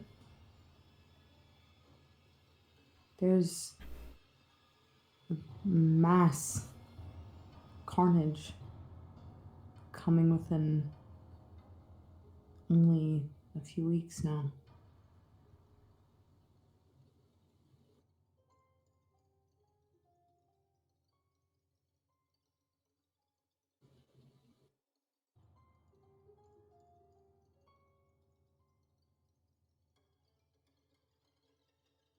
She looks you intently.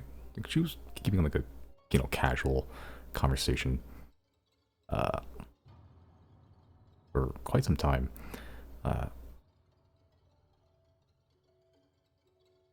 As you see the smile sort of fade and she's looking grimly at you. What do you mean?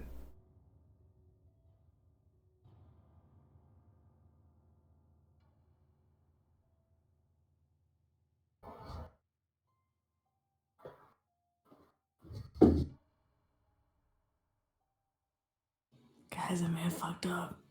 Guys. No, this is what you should have done from frame 1, actually. I've been waiting for this. Tell her the truth! I'm scared she knows the truth and she doesn't want me to talk about it. No, we know for a fact that the 10 were created by Archon Arema Godeathan.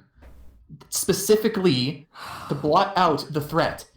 Like, just remove it from the public conscious completely and not care. They are specifically programmed to be this way. She is not lying to you. She just doesn't fucking know. Yeah, there's What if I keep telling her and she doesn't like it and she sends me to the fucking place where it's gonna wipe my memory? You have 10 minutes. You're fine. Less than 10 minutes. Just She's tell her. gonna usher me through the doors and she's gonna be like, okay, Grandpa, that's enough. No. Just tell her the truth. This is the first time we've had direct contact with one of the 10. You need to tell her the truth. I'm so fucking scared. promise her ice cream. Oh my god. That'll do it. In less than a month's time, there's going to be a catastrophic event in which these entities I've further or previously explained that are not from here are going to be invading my home in mass numbers. And there's going to be extreme carnage and casualties and destruction. This dragon in the ice, although it is a very big threat, it is only the tip of, no pun intended, the iceberg. We have been fighting this for months. And we came very close today to it all blowing up in our face, but this fight isn't the end of it by any stretch of the imagination. We have so much to prepare for, or else it could mean a mass extinction level of destruction from something that is not of this world. And the people back home, your followers, and just normal, everyday people are not prepared at all. And it's going to get very, very, very bad. That's what these other gods have been trying to help us work against. Trying to uncover the truth. And trying to find a solution.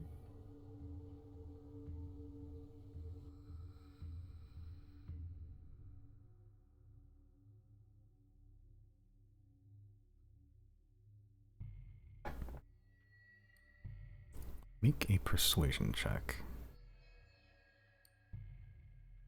He's gonna send me to the bad place.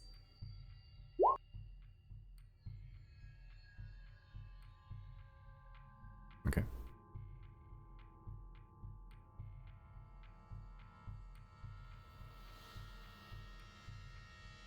She sort of is listening as your brow begins to get more furrowed as you begin to speak more about this. The invader. She goes, I think you must be mistaken somewhere. I remember every moment from beginning to now. We would have noticed such a threat.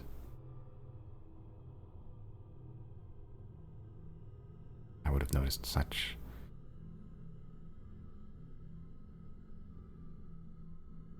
disturbance. Would have sensed something.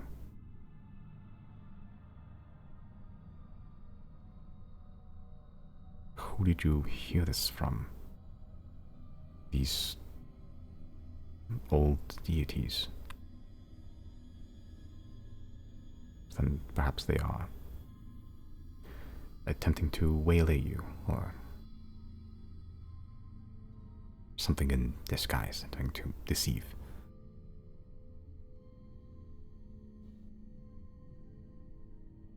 We've seen it firsthand.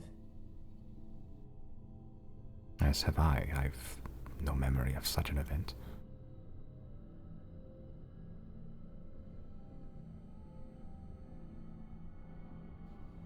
What do you know of the first fire?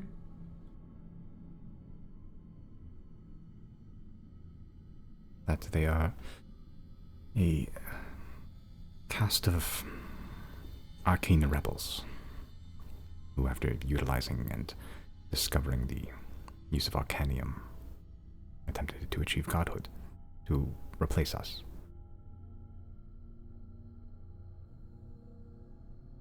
It was with great and grave duty that we had to fight back against them. We don't wish, no. All of us except the Myth did not wish to exterminate all of them, but we were left with no choice. The knowledge of arcane studies we left intact in hopes that perhaps that power could be used for good later on.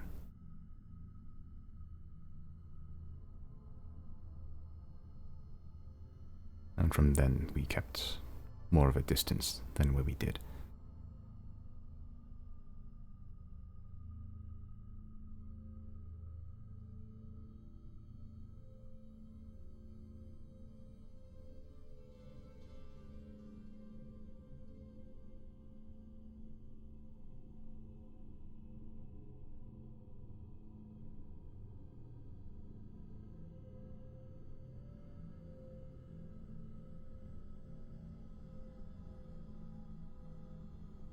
Out of character, I would like to tag in Bowen and Brandon. I'm coming up short on what else to bring up to her. I don't. Well, Riley has shared everything he knows, so, speak of Arema Gadeafin, speak of the fact that all of the First Fire leaders still exist in some capacity, and they in fact did not do away with them. Nico Daxian lives. Speak of me.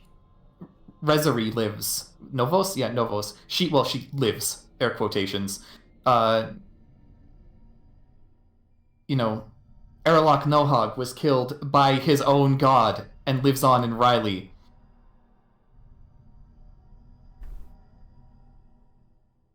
The first... she doesn't think she's lying to you. She thinks she's telling the truth, because those were the memories that were implanted in her by Gadeafin. This is an entity created to serve as some sort of order. And through the, just understanding how gods work, Gadeafin was able to establish the pantheon of the Ten in order to make them as powerful as they are. That is why.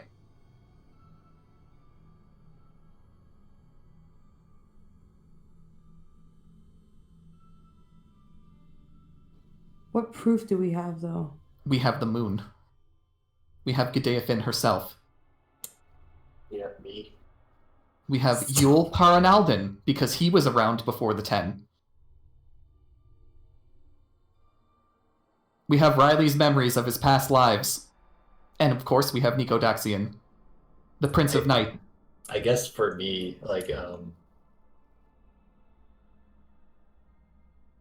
from what I understand of, yeah, and we have the old gods. Chaos and that sort of thing is that chaos has always been there and will always be there.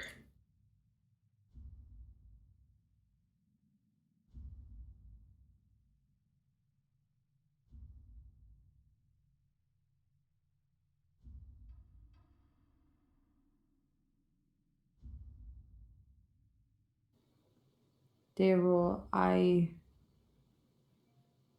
say this with respect and true to the God that I work for. Out of a place of wanting you to know the truth. I think that information has been omitted from you. And very likely the rest of the 10. Yeah. There's tangible proof down there back home that supports these events and things I've mentioned that you can't recall, and I'm alarmed that you don't know.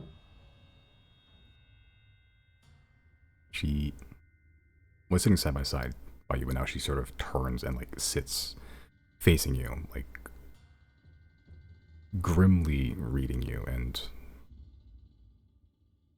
senses you're not lying. What proof? If this is true, or if you believe it to be true, at the very least it must be disproved. It should at least be seen. What is this proof, Zero?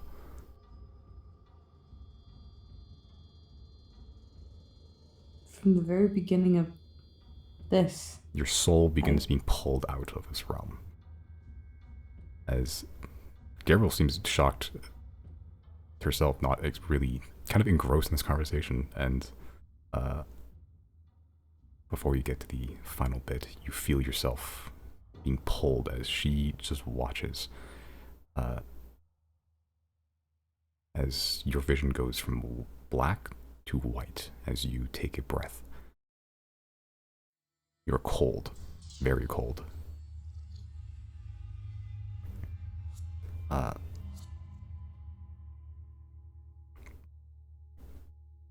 Before that happens, though, the boys in that hour, do you want to do anything?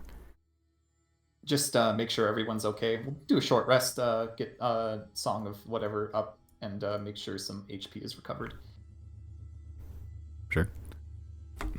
That's, I think, an extra D... How does this work? Song of Rest. An extra D12 for every hit dice?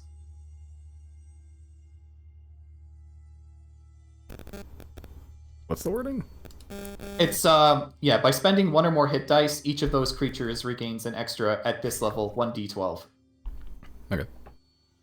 Oh, my hit dice are kind of low. What the fuck? I don't know if I actually reset these or not, but whatever. I'll just do 2. Okay, so anyone who would like to heal, may heal. 9, 7, and then a d12. Nice. So 17. Looks like it. Well, that's for me. I don't know. You have your own hit dice because you have different HP, right? Like a d6 for wizards or something? Or is it also d8 on wizard? I think it's D6. Okay, yeah, you have to roll your hit dice and then just roll a d12. 2 hit dice? You can roll as many as you have, mate. Just roll a d12 as well. Is it for each d12 roll? How's this worded?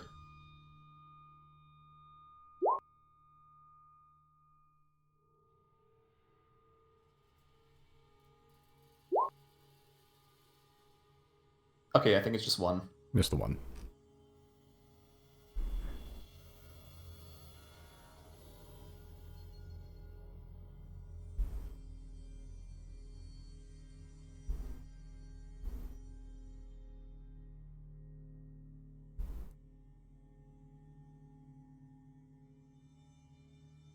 I guess during that time, do we see anything with like a chem? In that time, nothing occurs. All the dead remain dead. Luca's torn apart body was melting, but once you absorb the soul, it stopped.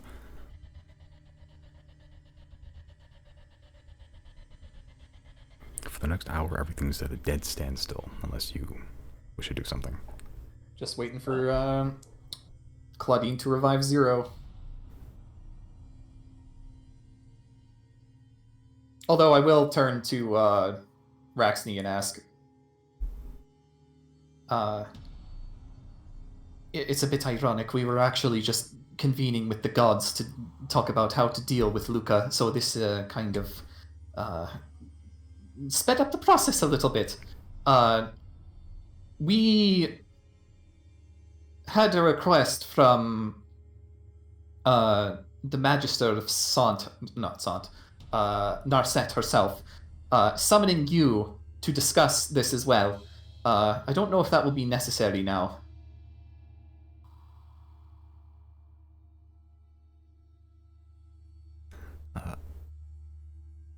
His arm's still like hanging from a thread, but after the Song of Healing, it's slowly being to like stump up, so it's not bleeding out.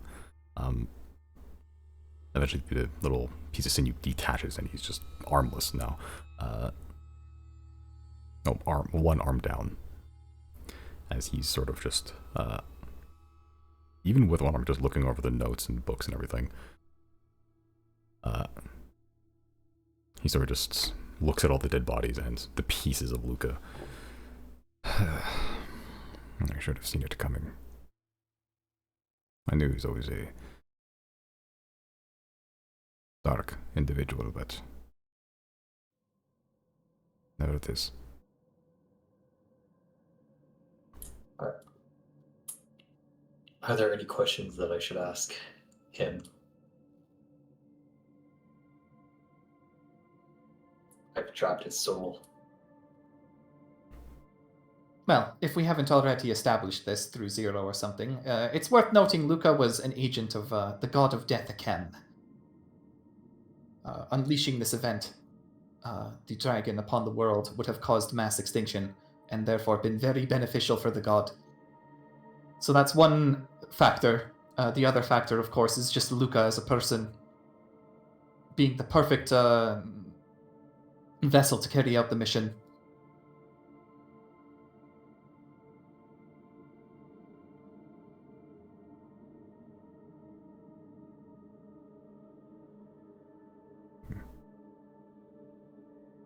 The questions you wish to ask, your own. I have nothing to say to him.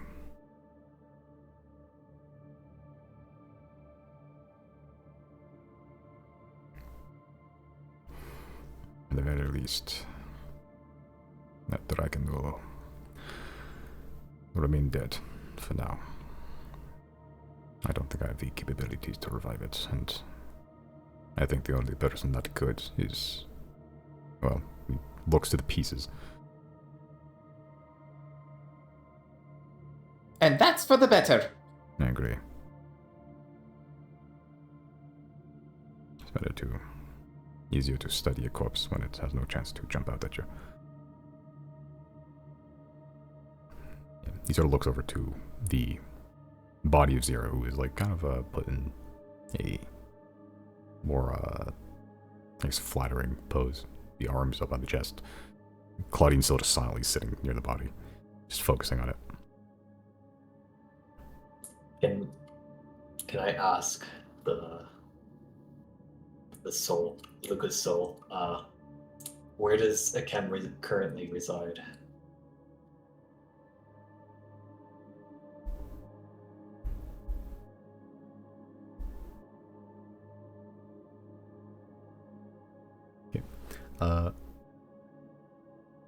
Yeah, unlike Speak with Dead, the soul, it knows what it knows in life, and it must answer you truthfully and to the best of its ability. So there's no like weird bullshit. It can be cryptic. As you ask this, you get 6 questions or 6 uses of the thing. This one, as you ask where Kim currently resides, you just hear in the flickering of flame from the lantern as you hold it up to your ear, asking the question, putting forth the inquiry. You hear back, "The old god of death is the murder in all of our hearts. He's everywhere. He is bloodlust.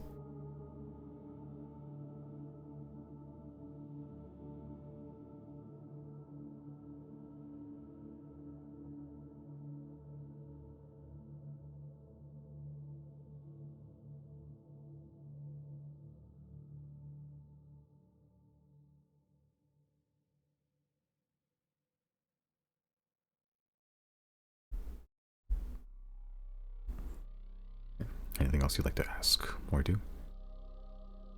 I think that will be it for now Okay. in terms of asking, but yeah.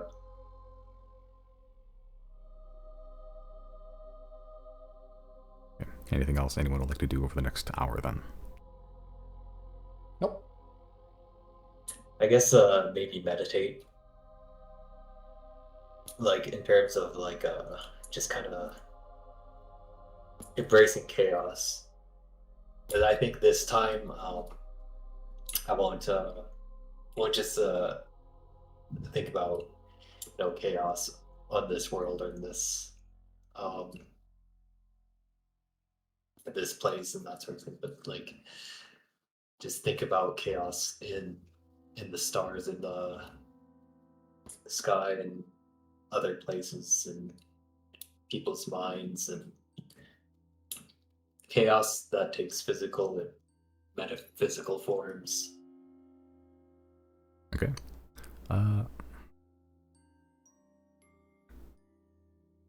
Sure. Just make an intelligence check for me. Roll high.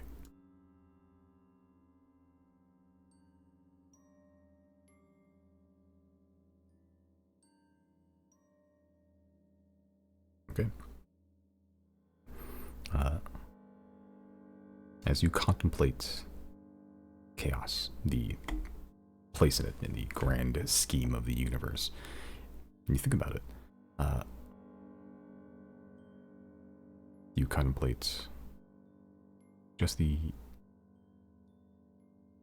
order and randomness, and just how much sense there is in nonsense. Just thinking it through. But for the next, or however long you're meditating for the next hour or so, that's all there really are during the meditation. Just thoughts, just queries, almost on a scholarly level. You sense there is something to this practice you're doing, but currently, it's still a new concept for you. Grappling with godhood.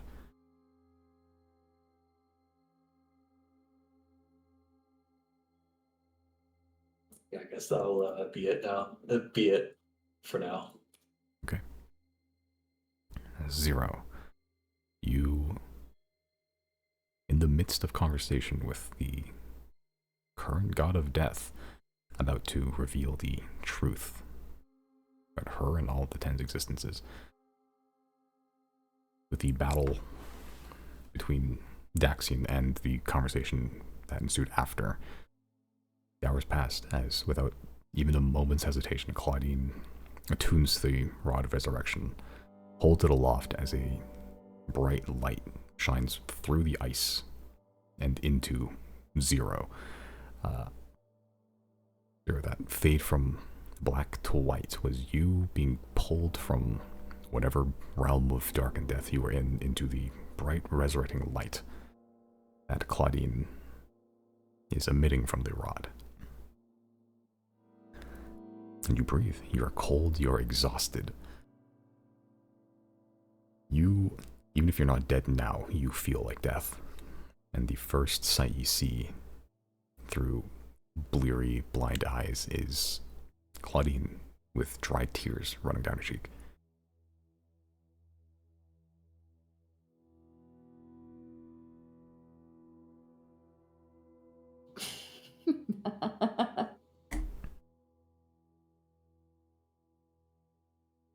I'm not gonna say anything. I'm just gonna, just blink my eyes and look around. Does Riley notice Zero has gasped for air? With your perception, you could hear Zero gasp for air outside. Ah, yeah, true. He'll look over. Ah, welcome back. How was death?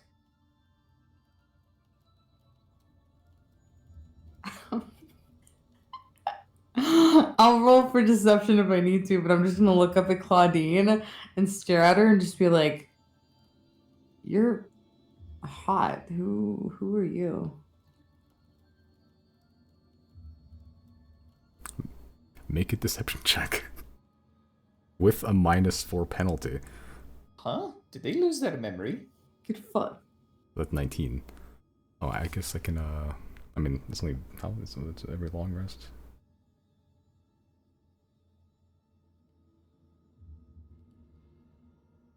Well, that's just weird. Yeah, long Gary rest. didn't lose his memory. Neither was the last guy that we revived.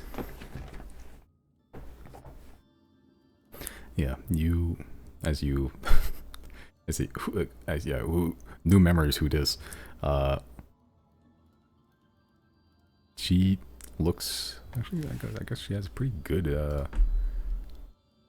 wisdom and like she might have good insight. Let me check.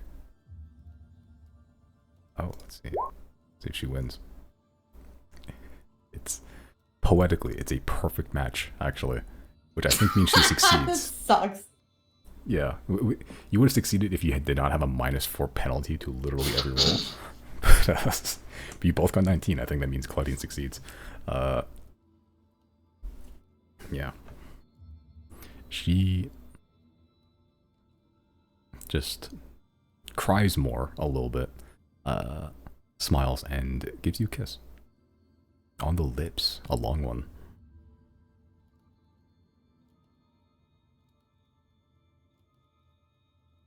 Just gonna give this the thumbs up, right? Like, I'm not gonna look at anybody. I'm just gonna give a thumbs up. Let's see.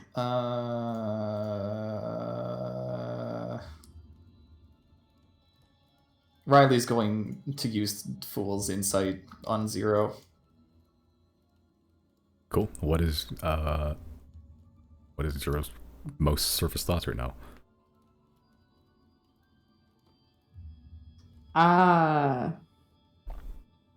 Most surface thoughts are I have to have a long talk with the boys once I am back to full energy, because oh my fucking god.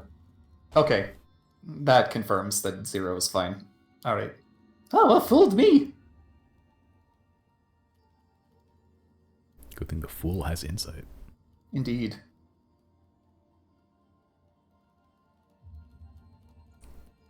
Alright, they're fine. Let's, well, I guess we don't really need to catch Zero up on anything. We've just been sat here.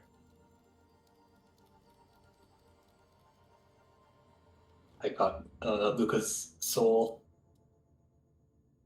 What a sentence.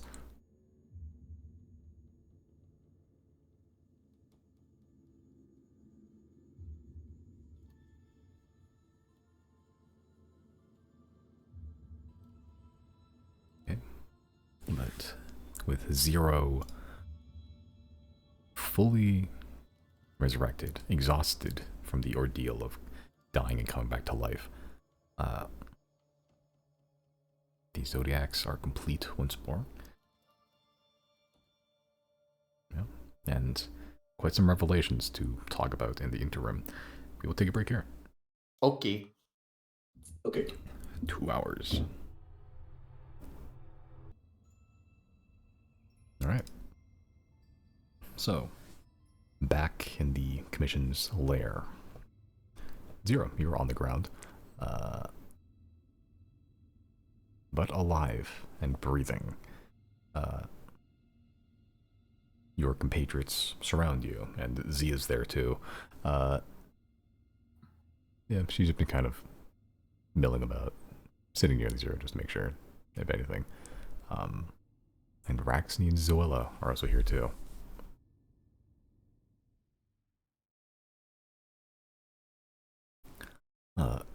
Seeing Zero move up and about, you see Zoella, yeah, smile, walk over.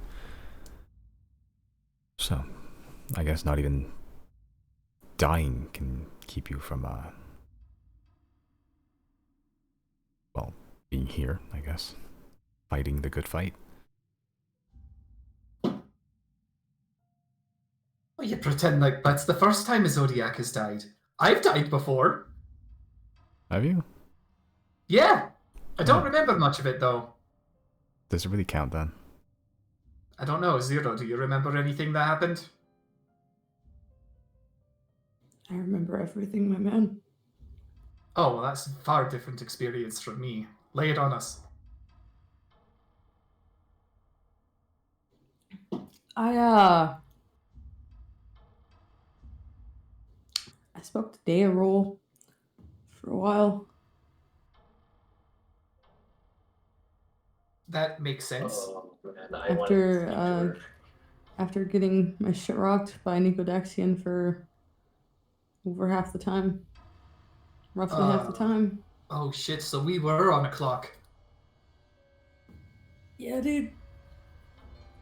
Wait, where were you then? Were you in one of the 9 hells? I was in a void.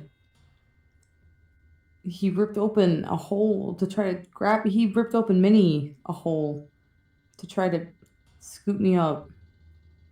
But by the end of it,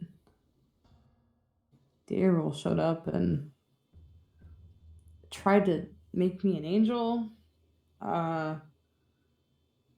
Tried to send me to a forest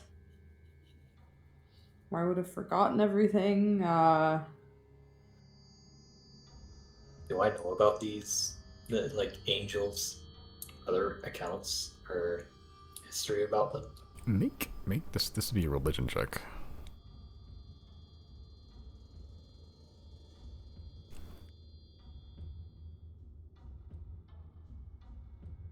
All right. You know more than the average person. Angels or celestials in general, they hail from generally the good planes. They're the exact counterpart to the demons and devils, pretty much. Which souls that go under 9 hells in the abyss undergo a very similar process, though just in a very less good way. Yeah, like they exist. People call on them, or religious people can call on them. There's been a few accounts of just like angels appearing in battle to like save either a specific person or to turn the tide because prayer was good enough. Towards like rebuild stuff. Like just they're basically the direct, instead of gods coming down to fix everything themselves. Like angels are like the proxies that they use, more or less. They're just generally celestials, depending on the purpose. I see. Yeah, they hail So from the good ones. Would I know the Summon Celestial spell? Would you know the Summon Celestial spell from knowing that? No, not like from knowing that, but like would I know of that spell, like conjuring or like summoning? Yeah, probably. You can conjure a lot of things, and that's the reason why someone would be able to conjure a celestial. Okay.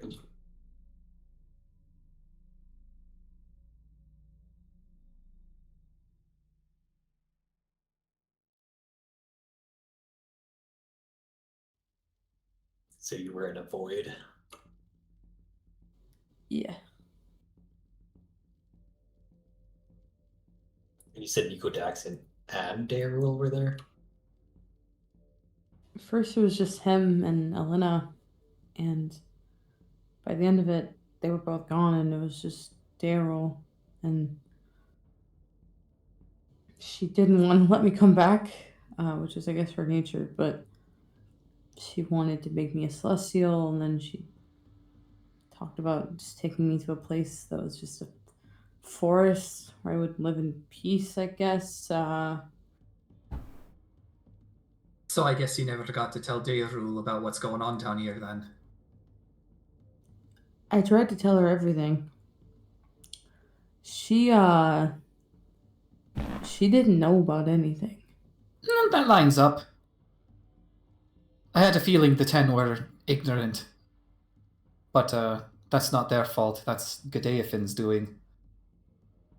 Does Elena know where that place is? I don't know. Does Elena know where that place is? Do you, if you would like, you can try to make a religion check. I would like to do that, sure. Okay, -4. 8. One of two causes. Either Elena just doesn't know right now, or you're too hazy to gauge into the library and to really suss out any knowledge right now. I'm just gonna shake my head to Chris and just be like, I my connection with her right now is really weak. I don't know.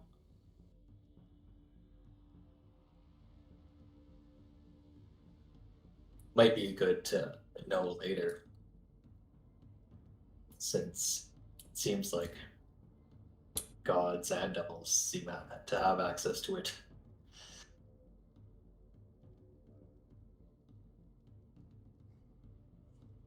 I could tell you after at least 3 power naps.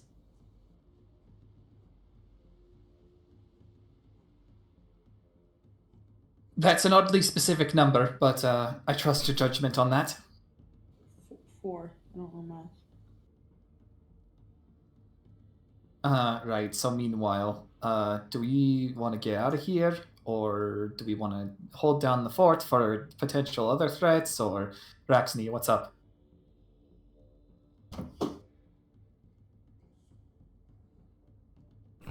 To be honest, I am, for the first time in the past few years,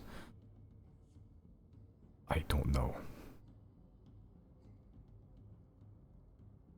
I thought I had a plan. I thought I was doing something here, and it took one deeply damaged bastard to throw everything to disarray.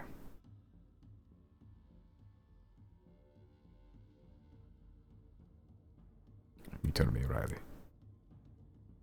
Well, I think I speak for basically everyone when I say that this place needs to be guarded. We dispelled Luca's threat, but Akem is still out there, and he's gonna want this dragon. And even if he doesn't want this dragon, somebody else might. Even if it's just a random passerby. This place needs to be under lock and key until we can figure out how to make this thing fizzle out of existence. Well, I no longer have any plans for the foreseeable future, so I can remain here.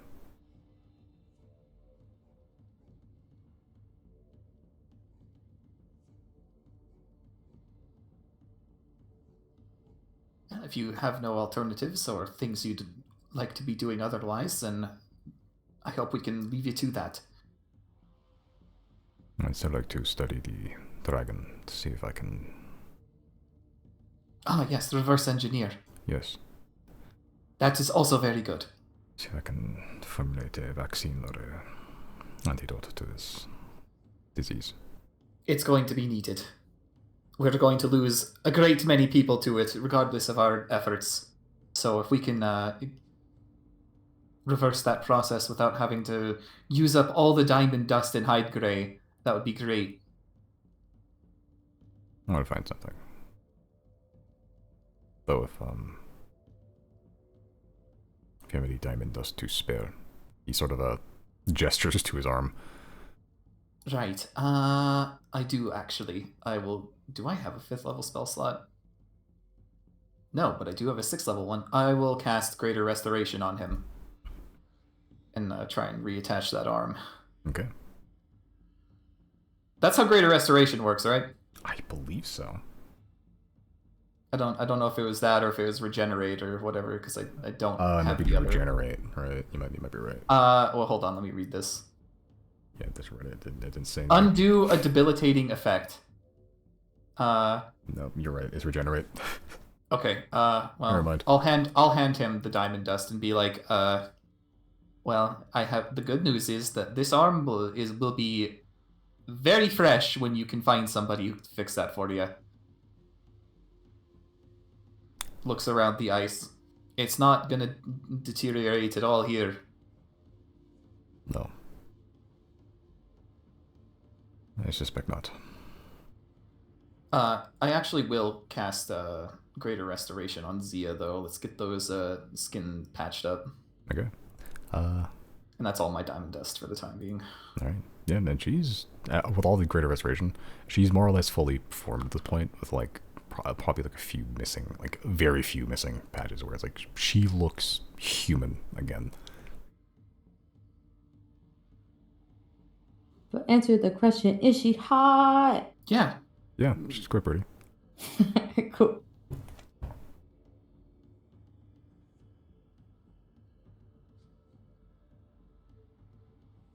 Exotic Weird. immortal girlfriend. Where's Virgil? Oh no.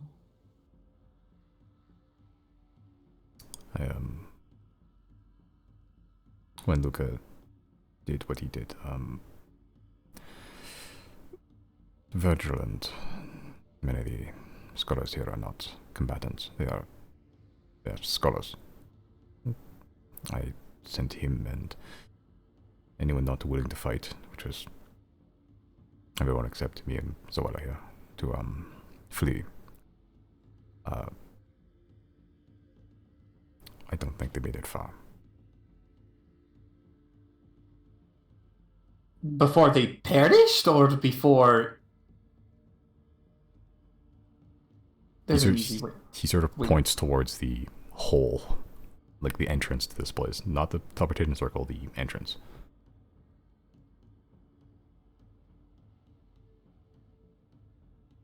Riley will go scout. You just got ahead. It doesn't take you long to find about 7 or 8 zombies, all wearing scholar robes. One of them, there's also just piles of ash there as well, not dissimilar to what Zoella did to Tarkus Vilknar. There's about 8 or 9 zombie bodies that are there, just on the floor, and one of them does have a crooked jaw.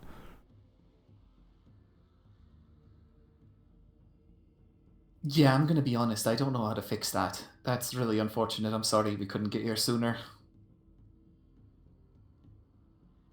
Do not blame yourself, it is not your fault. It is mine.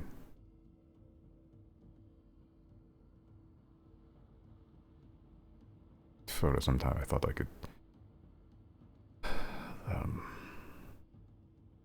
look past Luca's eccentricities.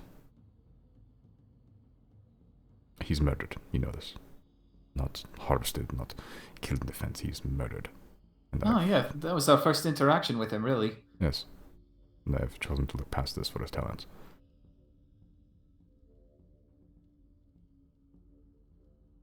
It went against every grain of moral fiber I had, and he looks at the dragon, almost like he hates it. But I guess he should, but he looks at it with his venom in the eyes. I can see with the results. What could be. What could be. What was possible, what did the future need, not what it needed now. I suppose that is the scholar's curse, to be so blinded in your pursuit for knowledge that you forget all else. And looking back at the tunnel, and they paid the ultimate price. Because of me.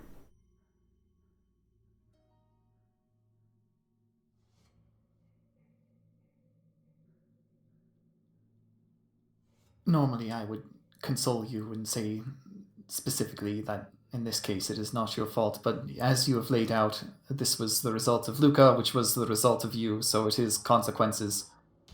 Yes. Shut the fuck up. That said, But there was a worse timeline out there. Good pep talk, All of but- us could be dead, and those of us who still remain are still here. Even Zero has come back from the ultimate price, so you know. if it makes you feel any better, it's just the nature of chaos. He looks you dead in the eye. It does not make me feel better.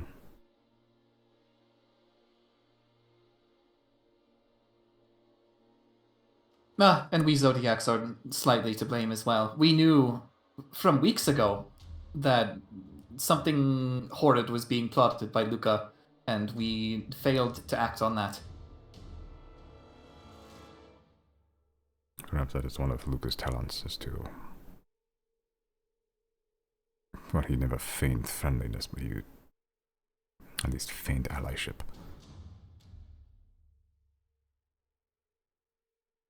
You thought that he could... It was not an issue now, as I did. But,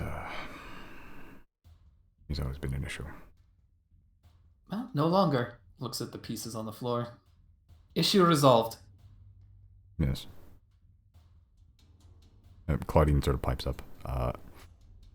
She's still holding up the rod of resurrection.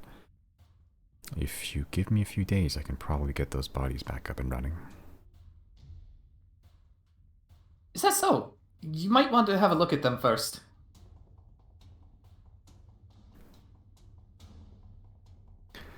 I don't think the spell cares much. It's expensive, but...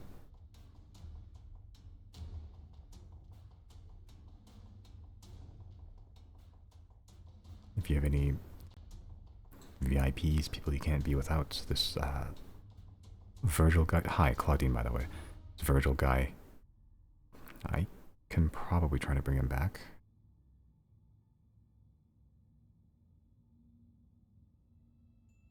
Has Merrick been brooding over here the whole time? Yep. He just doesn't care. No. If anything, he's probably, like, looking at the dragon, if anything. Hmm. While they're all talking, can I have dragged my dying body down the ramp? Can I loot what's left of Luca's shredded corpse? What'd you call it? What'd you call it earlier? His giblets? His giblets? Yeah. Yeah, it is. Anything to loot through? If there's a spell scroll, let me know. There's no spell scroll. His robes are in tatters, and thus probably they aren't magical. His apotheosis vessel is nowhere to be found.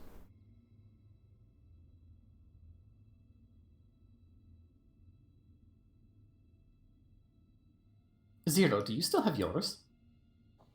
So are you saying there's none to go loot through? Not in Luca. The rest are undead hordes. The only one probably worth looting is his man body servant, whose halberd was kind of doing some rough shit. What does that hand check for? Because I can. All right, you really Minus pickpocket that 430. corpse. Yeah, that corpse considered pickpocketed. Yeah, the apotheosis vessel is nowhere on Luca. Luca probably had like... He had like 17 gold on him. Because he sometimes goes out. Yeah. Broke bitch. All the power he had is that it was in his brain. And also that apotheosis vessel, which is not here. The halberd that the manservant Hodra was carrying seems powerful, though I don't think any of you really want to use a halberd. I know somebody who would be interested in that, but it is not anybody here. Is it magical seeming? Considering that it is like rusted and decayed, yet you like drag it across the ice and it cuts really deep into it, probably.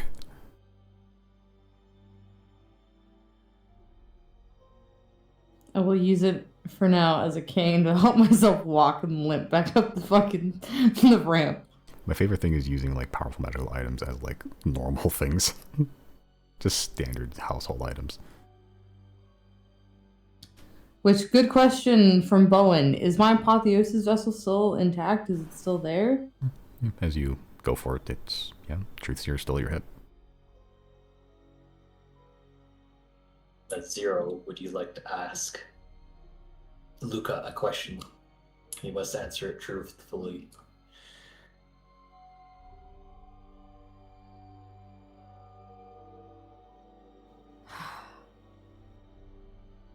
Yes, but I want to save it for when I can think of a better fucking question to ask. Because right now, the only thing that comes to mind is, why are you such a bitch? Why are you such a bitch? Why are you such a But you have 7 hours to ask him questions, though. In character, Zero is struggling to think of a question other than, why are you such a bitch? Yeah, I mean, you got 5 of the questions. I don't know if you're going to go through all 5 questions in 7 hours, so.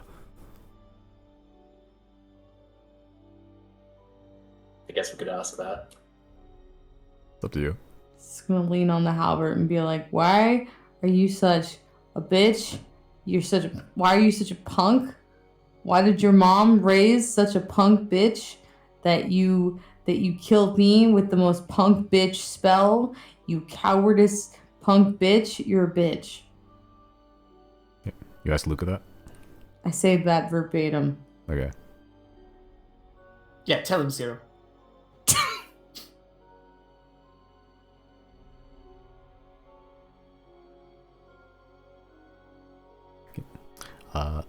Chris, you get this response because you're holding the lantern. You get back. My mother never raised me. She sold me for a loaf of bread. Pain makes everyone.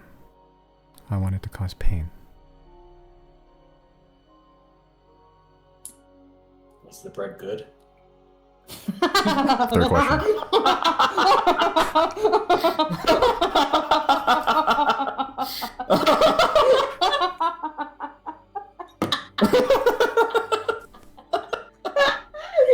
You capture this man's soul after him being ripped apart, and you're like, so what are your greatest strengths and weaknesses? Just, is the bread good? You ask Luca. You have 3 questions Wait, oh, Simon, you didn't get it, did you? left. No. Pain, P-A-I-N, that's bread in French. Oh.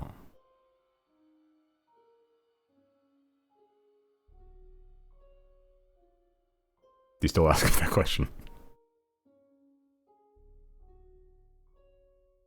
Yeah, I'll ask that. This man isn't even worth a stale dinner roll. Yeah, you just get back very bluntly. No idea. I wasn't there to eat it.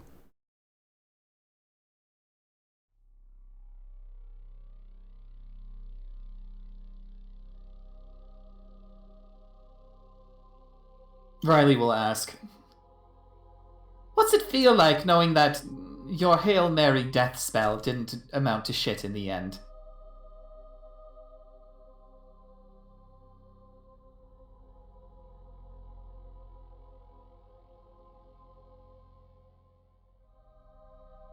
Yeah, you just get back. Not great. But death comes for us all eventually. I'm gonna lean into the lantern and be like, how does it feel to know that as the champion of the god of death and decay and suffering, you chose the most bitch ass way to kill me that caused the least amount of all of the above, literally against everything that he stands for, because you're a coward.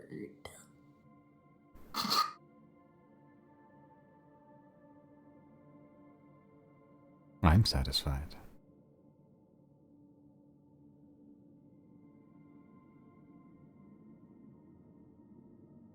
You have 1 question left.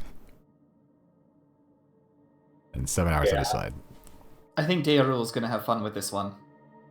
Zero's never gonna see him. Oh yeah, he gets spent after this. He doesn't Yeah. go nowhere. In that lantern, his soul's gonna get incinerated. Oh.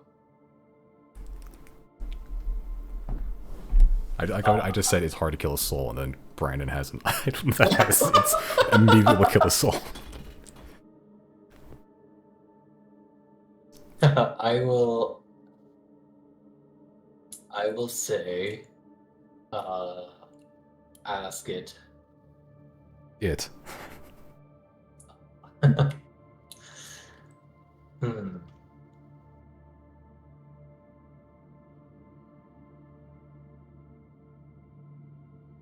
Do you have a homebrew spell that I can copy?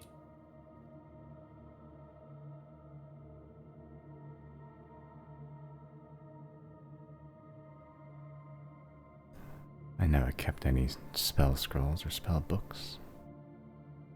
No.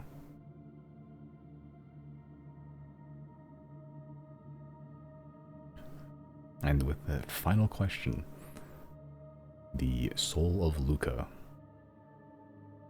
which was doing something after death, is now incinerated in the burning light, the light of expurgation.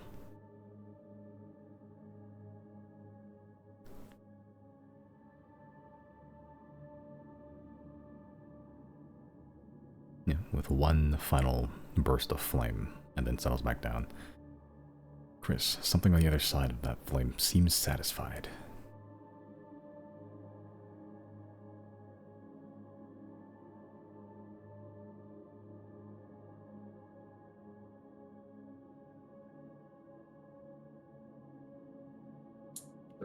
That's enough of that! Yeah, is it like, just kind of... Do I get the sense that it... Is that the... It kind of ate the soul? Probably.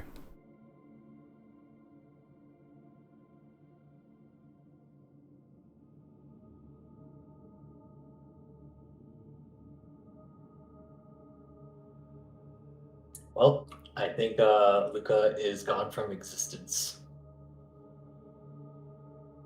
Can never be revived.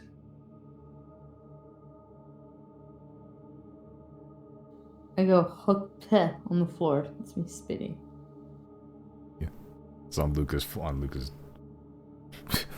his pieces. Yes. So what's next for the Zodiacs then? We kind of speed ran this one. What's our next goal?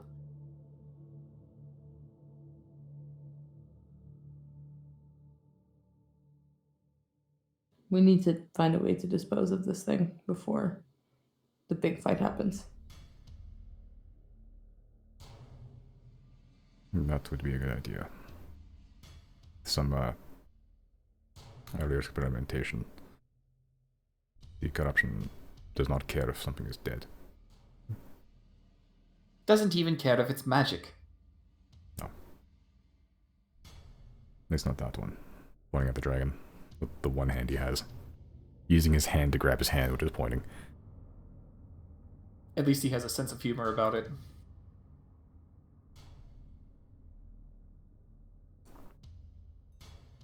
Wait, hold on. Which hand of his fell off? The left one. He really is R! He's righty now. Yeah.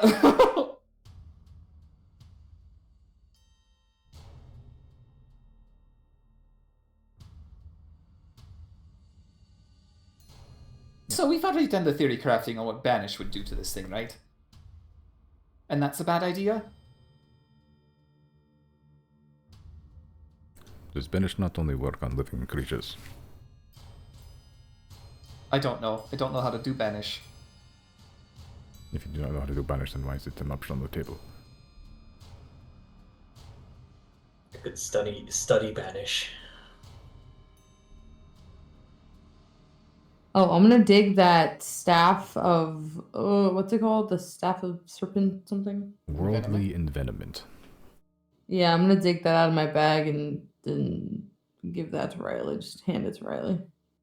How many slots do I have right now? Because I know Tempest Retort doesn't take one anymore, but I think I have the Pipes of Haunting. I have the Anti-Scry Amulet. Did I have something else? I know I have the sword I can attune to, but I don't know if I did yet. What does the Worldly Envenomment thing do? It basically lets you expend charges to cast a spell at a higher level. Oh. Without using the higher level spell slot. Ooh, so I could cast at 6th level and it would come out as a 9th level? Pretty much. If you cast, yeah, pretty much. You can, so I think it has 7 charges. If you cast a spell at like 6th level, it has to be a 6th level spell. Yeah. That you can spend 3 charges to basically boost the level up to 9. Oh, that's pretty good. It's very good for spellcasters. Yeah. It I think I'll only take that. it only affects specific targets that you choose every long rest. So it's like either creatures or magic or objects, stuff like that.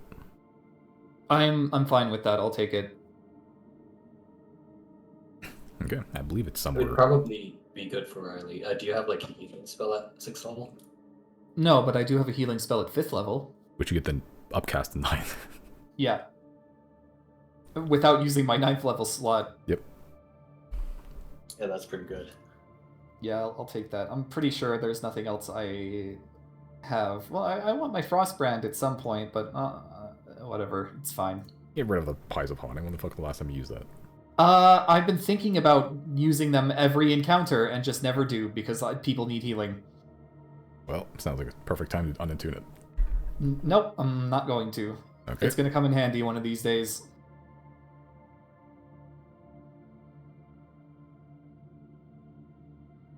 Yeah, I believe the Staff of Worldly Embedment. I think all of you guys have access to it, so... magic items. Magic items. Incorrect. I do not see it on my thing.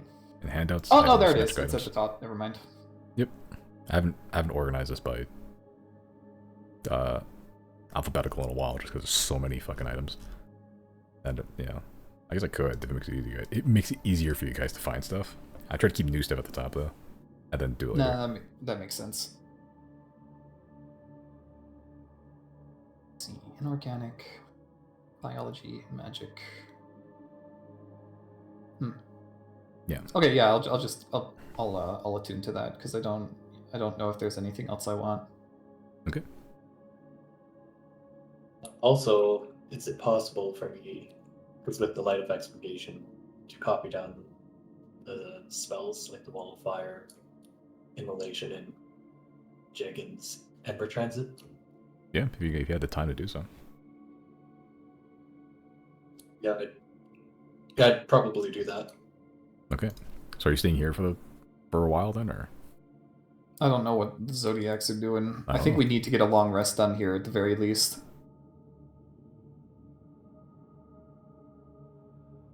Yeah, probably a long rest. Then while I'm taking watch or something like that, I'll copy them. Okay.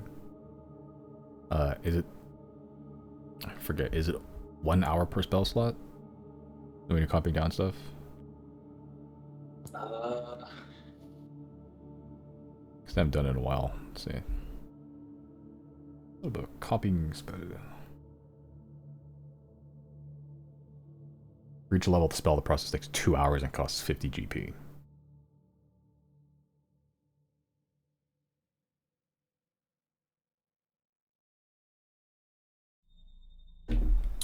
Which one's the highest level? Let's see here. Swallowfire, Jagan. Jagan.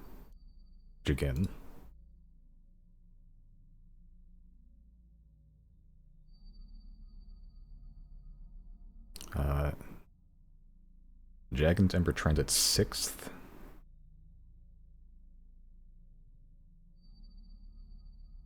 Wallfire's 4th. I believe Immolation is 5th. So Jagan's Ember Transit is the highest level, so that would take you 12 hours total to do it.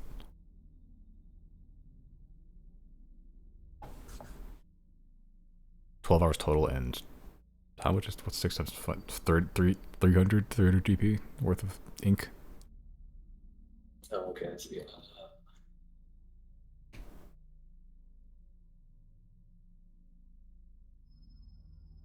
How much for just the Wall of Fire? That'd be 4th level, so 8 hours total, and what is 4 times 5? 4 times 5, 20, 200 gold pieces of ink.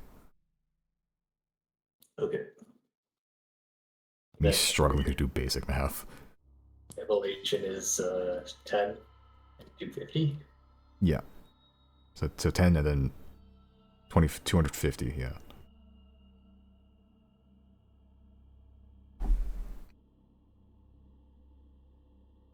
Okay, well, yeah, I think I'll just do a long rest right now. Okay. I'll go crawl into one of those sleeping bags. Yeah, they're all empty now. So yeah, as you crawl into one of the sleeping bags, begin meditating. Riley, you doing much of the same? Pretty much. Okay. Zero, what are you doing? I am gonna go get a proper long rest on the dragon, I think. Wait, we didn't bring. We didn't bring.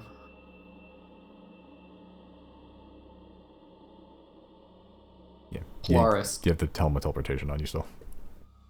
Yeah. Yeah, you can teleport to the teleportation circle. I'm assuming it still has charges, right? Yeah, it's one charge left. When does it recharge? Good question. Dawn, I think. I think so. What time is it right now? 11:30 in the afternoon.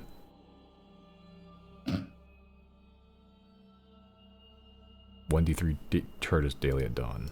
Did you just say 11:30 in the afternoon? Yeah, 11:30 in the before noon. Okay. 11 o'clock. Afternoon. 11 o'clock is one of those times where it doesn't feel like morning, but it's not technically afternoon. You know what I mean? Yeah, I get it. Lunchtime. Basically, yeah. Fuck it, I'm just gonna go. I don't know. Yeah, I'm just gonna teleportation circle to the dragon. Okay. I'm assuming you're taking Claudine with you. She can go where she wants to go. She's a free woman. She's more than welcome to. She will follow you. Yeah. Because you just died. Yeah. Okay.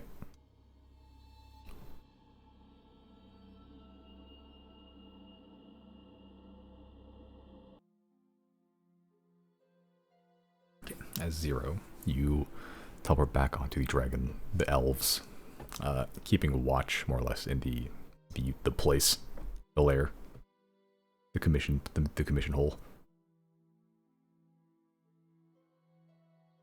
Okay.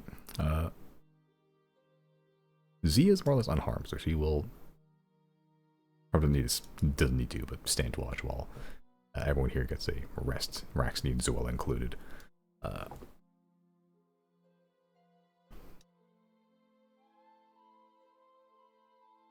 Okay. Oh yeah, Riley will turn to both of them and say, "If either of you know Draconic, that's all she speaks." For now. Yeah, you just look at Raxney, who begins speaking fluently in Draconic, seemingly. Excellent. He's a scholarly man. He knows stuff. Wonderful. She'll have good company. Yeah, Riley will require to hear, I guess. Zoella just sitting there nodding. I assume she knows what's going on. She does not. And Zoella will go where Chris is, and so just take the next urinal stall down, far enough away from Chris. Okay, so you're all bedding down for the long rest. You don't really slumber, but you meditate to the sounds of Raxney and Zia seemingly having a conversation.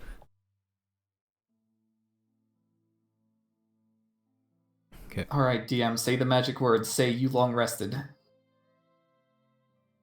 Hold on. I'm holding on. Hold on. Zero. You're aboard the dragon. Yeah, Claudine's been on here several times. I believe players are still parked at Teague, right? Yeah. Handbrake's still on, right? Keys are in the ignition, though. As you exit the teleportation room, you see Jane just standing there menacingly. Oh, hello. I trust your expedition went well. Yep, I died. And I'll just keep walking past.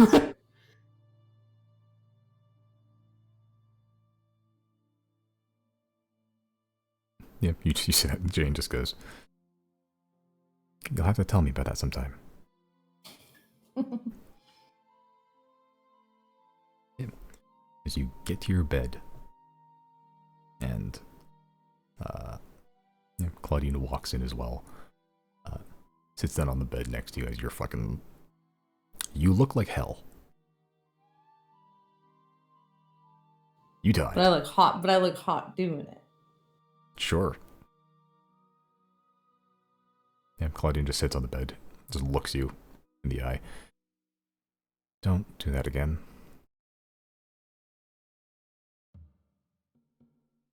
I'm gonna give her her little cheek a pinch and be like, "Oh, do you cry for me?" Yep. She's wiped with a tear at this point, but she just goes, "No. Why'd I do that?"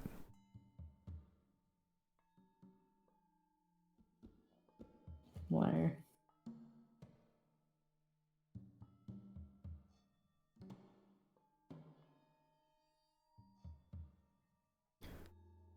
She sort of just like pats you a couple times on the knee. You should probably get some rest. You literally died.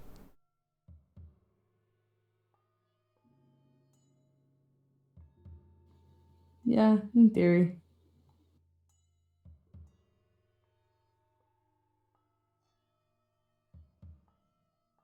I think it's a little more than theory. It's gonna shrug.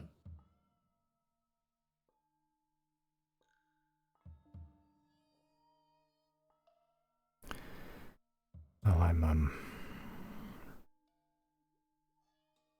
pretty tired too, but I should probably keep an eye on you, just to make sure you don't, I don't know, check like a zombie or something. I like posted in Right. a corner, or You're fine right there. It's fine. okay. She just shimmies further onto the bed, her back sort of up against the wall.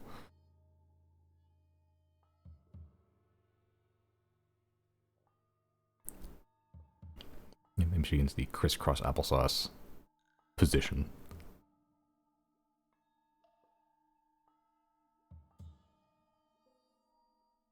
Yeah, but as she closes her eyes, she keeps like looking, like, is opening her eyes looking at you for a bit, and then closes her eyes again. Now she's not really able to focus very well right now.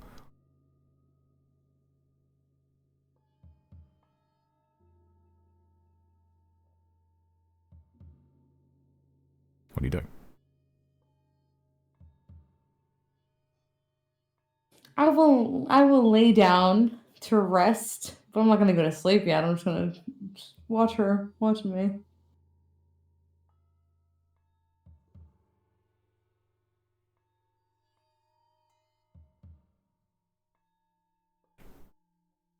Yeah, and she does that for a minute or so, 2 minutes, and eventually she just,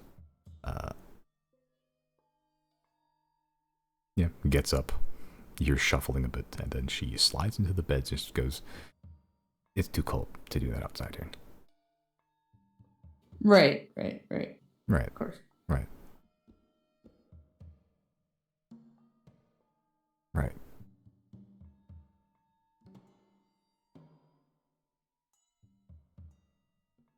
It's pretty light out still, right, Simon? Like it's like It's at least literally, it's literally noon. Yeah. yeah. And outside here is teak, so it's like bright white coming through the windows or something. Yeah, you have one window, and it's like, it's pretty bright. Yeah, outside there, yeah.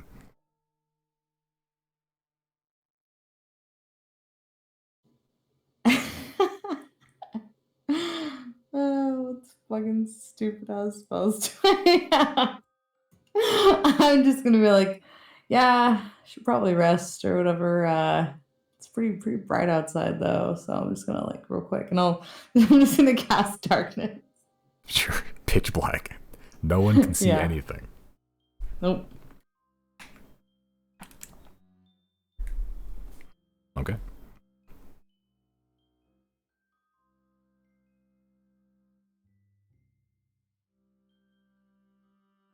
as you cast darkness.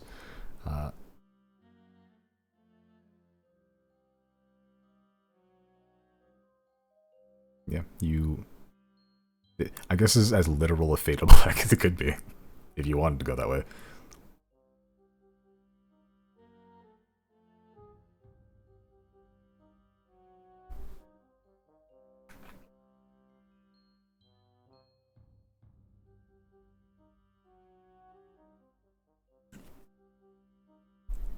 Is that your intention, Zero?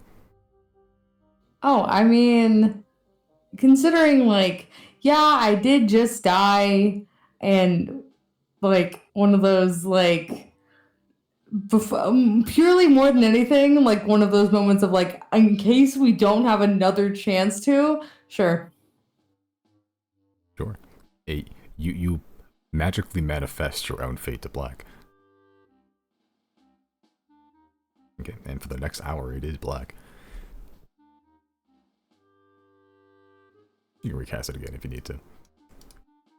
The rule said 10 minutes. 10 minutes is crazy.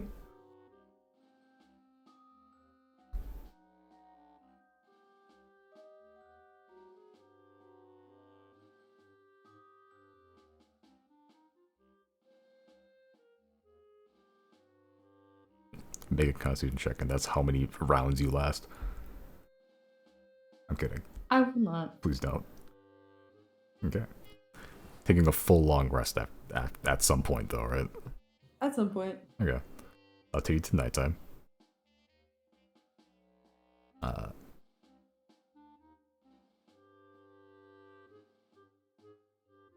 Okay, but in the meantime, after 4 hours, it's still daytime, but the elves wake up. At this point, Raxney has also gone to sleep, as well as still conked out. Zia's still just kind of there.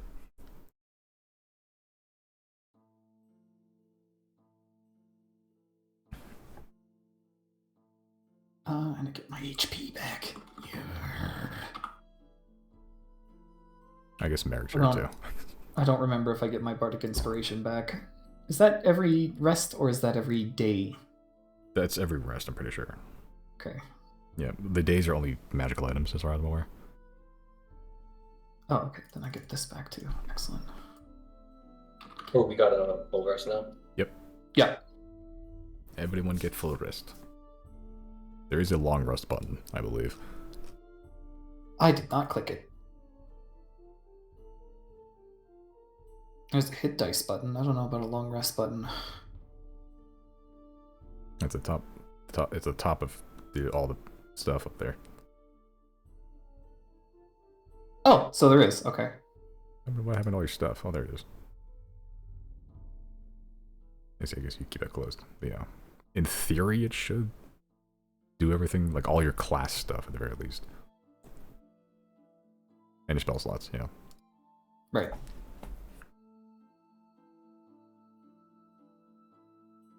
I don't know if there's anything I particularly want to do. Don't really want to approach the dragon. Don't have anything to say, really. Yep, Riley will just basically stay where he is unless provoked to do anything. Okay.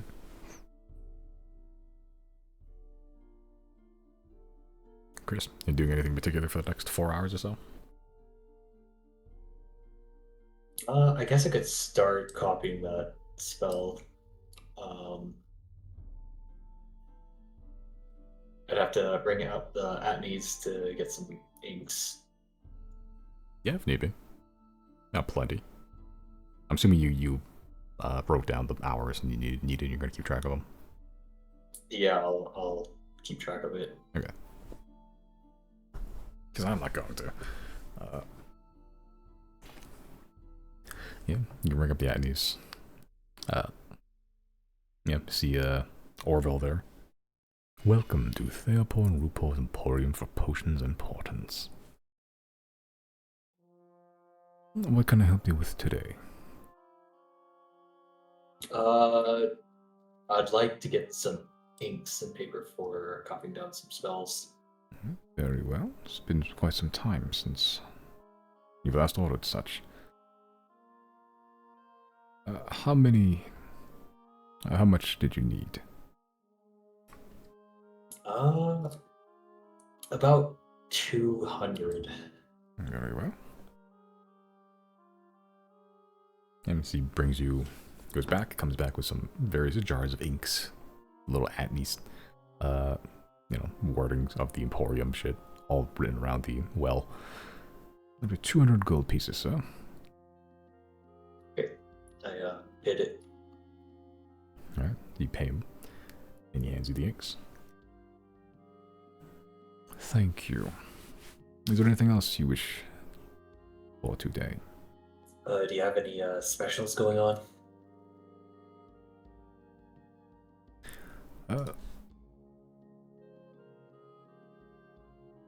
don't believe the Masters at these do specials. After all, none of this inventory tends to depreciate in value. Do you have a cool potion?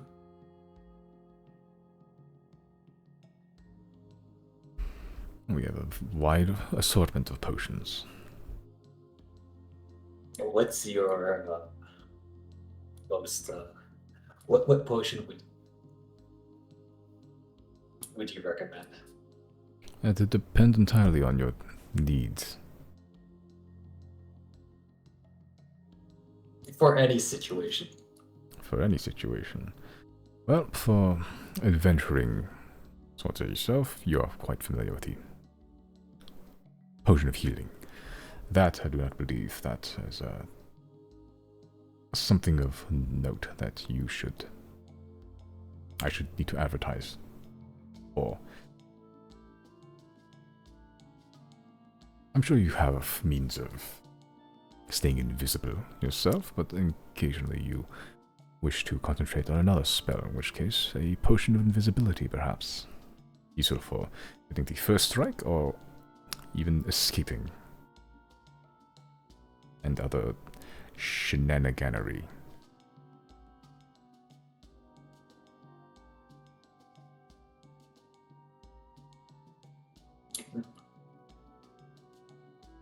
Maybe.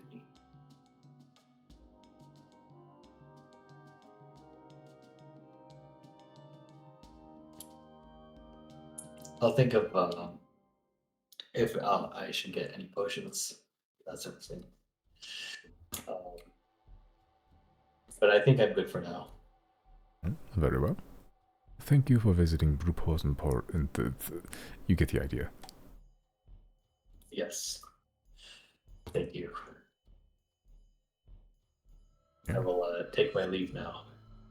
As you exit with inks in hand, Orville failing to upsell you on a potion. Yeah, you begin scribing down, I'm assuming wall of fire? Or something else? Yeah, wall of fire. Okay. Alright, so 8 hours. Yeah, so after 4 hours of scribing, you're now 4 hours away. You've finished most of the incantation and the circles and shit. All the arcane runes you needed. Okay. I marked that down. Alright, thank you. Okay, but 4 hours pass, 0. You awake with sore. I guess you're not -3. Sore, exhausted, bruised, alive. Very alive. Yeah, as you wake up, you just see Claudine still in your bed. Notably less clothed. You're both in various states of scraggly as you wake up. Claudine's scraggly. Claudine's never been a very appearance-forward person, but she looks particularly disheveled right now.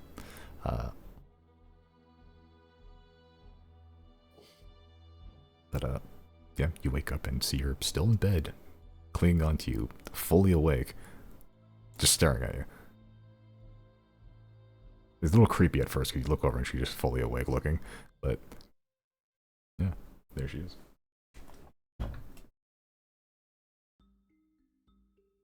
Question: was she disheveled before we got in bed? Slightly. Okay, so this is not just like a thing. This is just like we both just got done to like a fight, disheveled. Like I died and she also was at the fight and we were already like she's not. You're not saying she's just disheveled from fade to black. It's probably both. Okay, fine. Some aspect of both. Also, she just slept and woke up in a bed for the first time in probably forever. I didn't think about that. I guess all elves don't ever really do that. Straight backed up against the wall most of the time because why would you need a bed? Bed hair. But it's not the next dawn yet, is it? Do I have teleportation back yet? You do not. It is middle of the night, actually. Or the beginning. It's like dusk right now. Yeah.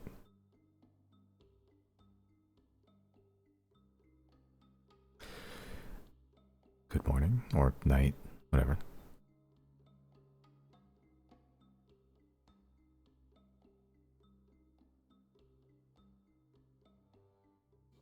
What time is it? Are you asking her or are you asking me? You. It is currently, I'm trying to do math now. 7 in the evening, but it's Thane, so it's already dark.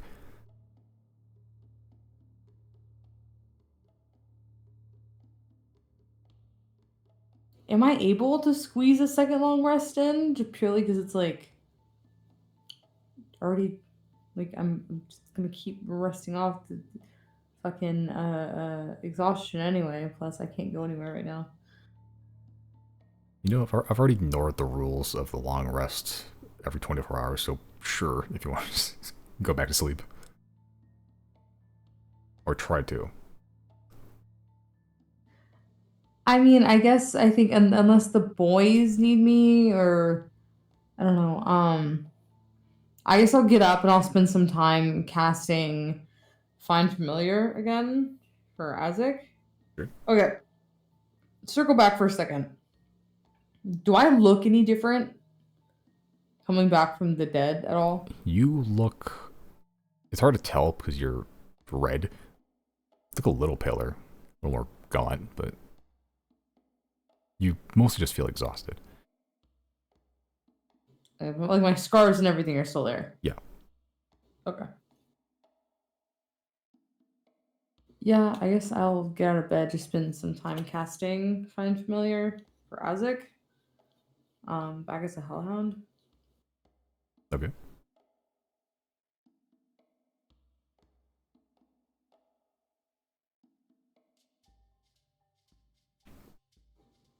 Can I do that in the house or do I have to do that outside? I know it's like a pillar of fire. You got that house. You said in the house? Yeah. Okay. Yeah, I'll do that in the house. I'll get dressed and I'll do that. Alright. As you get dressed, as does Claudine. Just putting on the armor and such.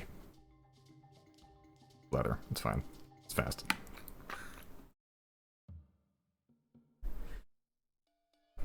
Yeah, as you get dressed, have you finish up buckling up, Claudine sort of just goes, how are you feeling?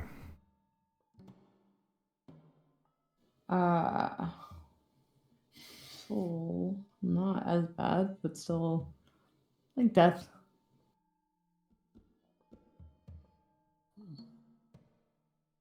How are you feeling? Pretty good.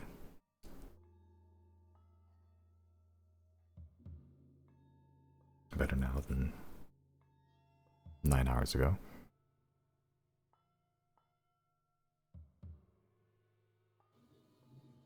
Do you want to know something funny? Daryl, she asked me why I wanted to come back so bad, what I needed. Because she kept saying, I I stopped the end of the world. The dragon was not brought back to life. But she asked me what I needed to come back for, and I said, there's this girl I want to kiss really bad. She thought that was funny. She offered to send me back for a minute.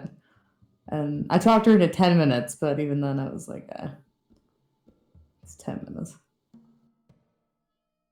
She almost sold me on 10 minutes, though. She did. But afterwards, I don't think I would have been able to come back. At least not as easy. So I'm glad I held out. Clayton sort of smiles a bit and just goes, "Oh, so I'm almost sold you on 10 minutes, so I'm not worth 10 minutes, huh?" I just didn't want to settle for 10 minutes. I knew we could do better than that. She was holding out on me.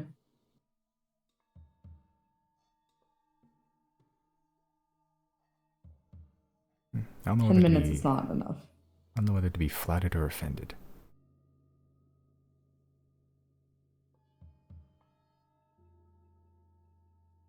I'm just gonna give her this a look in the eyes and just very sultry but serious, and just look at her and say 10 minutes is not enough. And then just go about my day.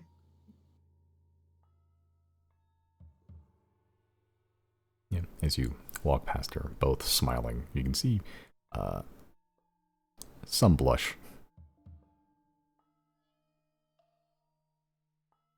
As you walk past and go about your day. Yeah, unless you have anything you would else like to do with her, she will disembark and head back into the Teague with her adventuring party. I mean, I'm just gonna hang back at the house. I'm not gonna go down there. I was just gonna get Isaac up and done. You can go get her anytime you want, anyway. Okay. Yeah, as you hang around the house for another 8 hours, the boys. Are you heading back too, or you got anything else to do in here? My heading back relies entirely on Chris. Chris, what you doing?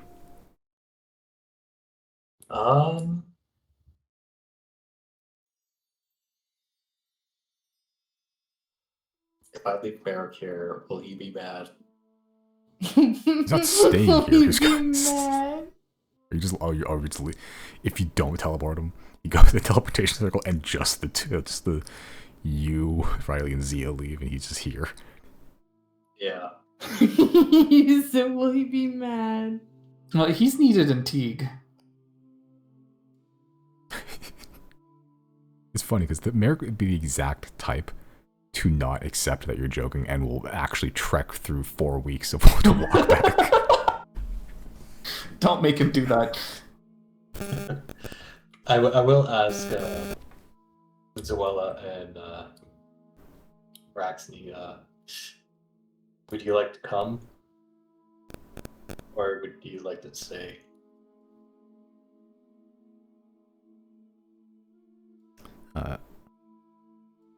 Raxney sort of goes, well, like you said, someone must guard this place, and frankly I have more than my hands full on the research and study that is going to ensue. And Zoella sort of nearby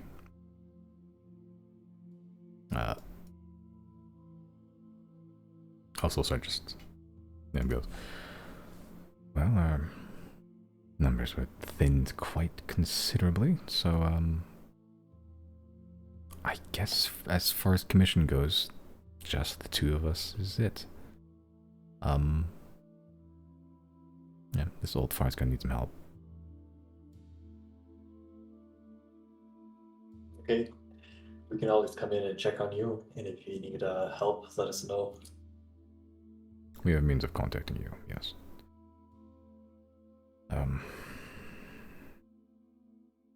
Thank you for arriving when you did.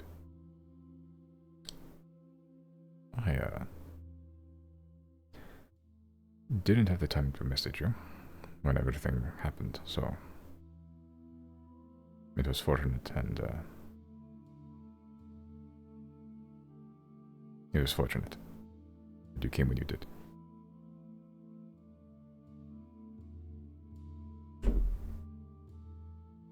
Yeah,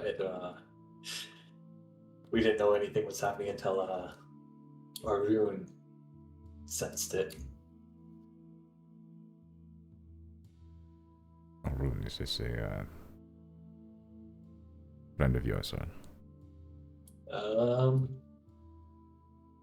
Yeah, he's kind of a buddy. He looks like a.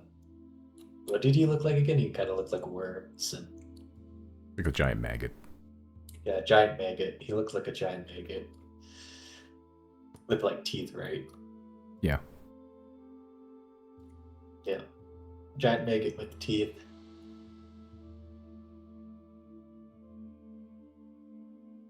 And necromancy type god.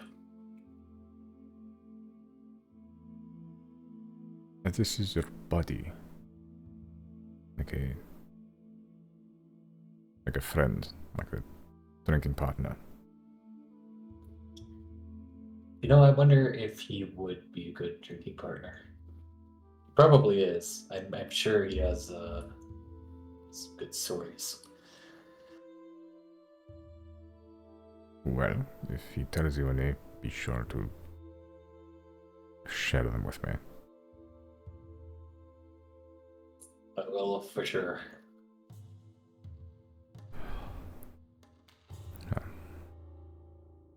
I shan't keep you here any longer. You have business to attend to, and I have pieces to pick up.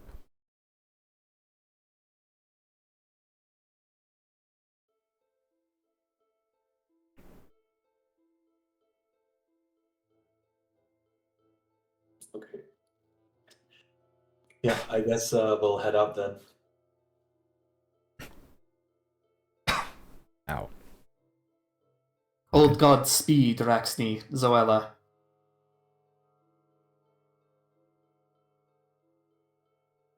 Good fortune to you too. Alright, Chris, get us out of here.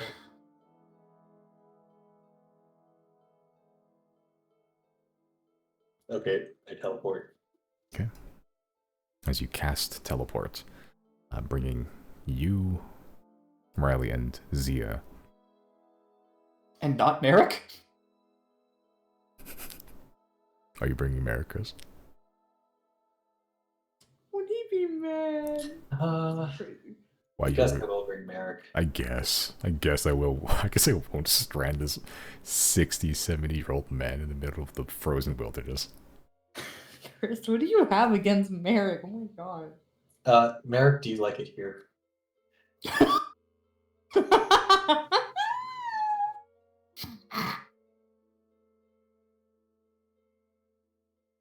No.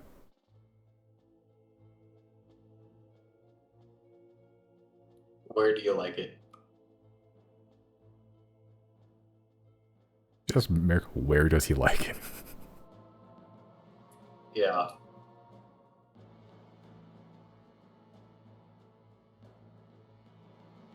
Not here. Okay, I guess we'll go back to Teague. Merrick getting like hope for half a second, like, can I go back to my house?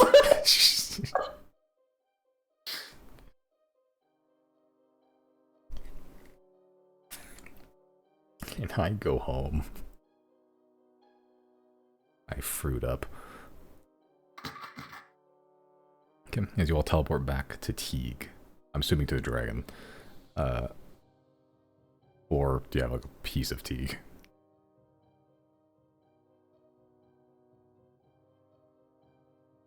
Yeah. Yeah, I guess we'll all go to... Yeah, I guess the dragon. Okay. Alright, as you reappear on the dragon. Yeah, you see Jane as you exit the teleportation room. Hello? Zero arrived Hello, not that Jane. long ago. Wait, wasn't it like 8 hours ago or something like that? I don't know, my sense of time is a little bit off. I think it was. I mean, the humans slept that long, so 8 hours, 40 minutes, and 31 seconds. you can precisely calculate that stuff? Wow, that's really neat. Yes. You can't? No. I couldn't even do that if I tried to. Oh. I was 1 second off. Make it a Saturn check. I hate you.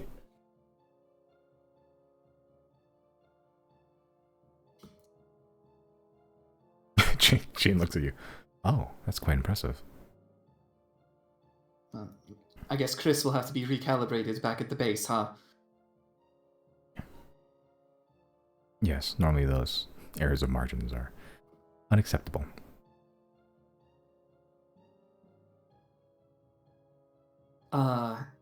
Yeah, so that was quite the trip. You know, just felling a necromancer, and Zero died and then came back, and then it's not good. That wasn't very fun. How are things here on Home Sweet Home, Polaris? The temperatures dropped by around 3 degrees Celsius. So it's getting colder. A little. Not that I could really tell, but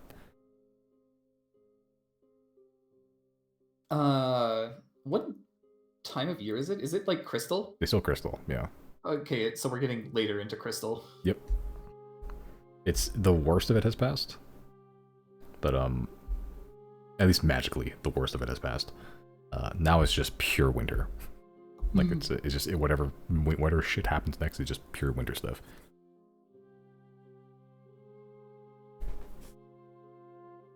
So yeah, you're like 1/3 the way through crystal. What about how much time you have until they start to bloom, which is roughly when the thing's gonna happen. Jane, do you also understand atmospheric pressure? To some degree. Can you, like, predict weather outcomes? I can try. I don't know if my sensors are able to quite precisely do that at the level you wish, but maybe a day ahead. That's plenty. I'm gonna have to recruit a recruiter. Receiver. There we go. For me ship.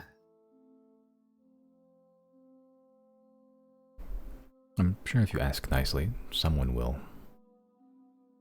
wish to be aboard a seafaring vessel. Well, I wouldn't wish to force it, so I hope anybody who is curious enough about the water worlds. We need to see if receivers can survive in water first, I think. Because the possibility of capsizing is always there. And I wouldn't want the receiver to be the first one down just by nature of cybernetics or whatever. In theory, our exterior shells should be waterproof. Though I suppose injuries and wounds may occur. It shouldn't be an issue. Hopefully. That's reassuring.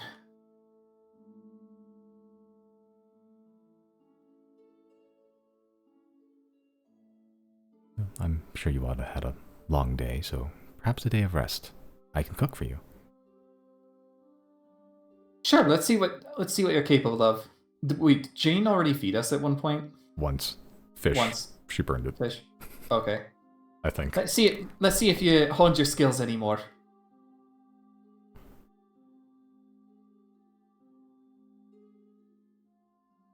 Okay, I was gonna bring you back to the. Actually, you know what? I'm gonna assist Jane this time. Okay. Yeah, and it's nighttime, so it is dinner. But she's making breakfast anyway.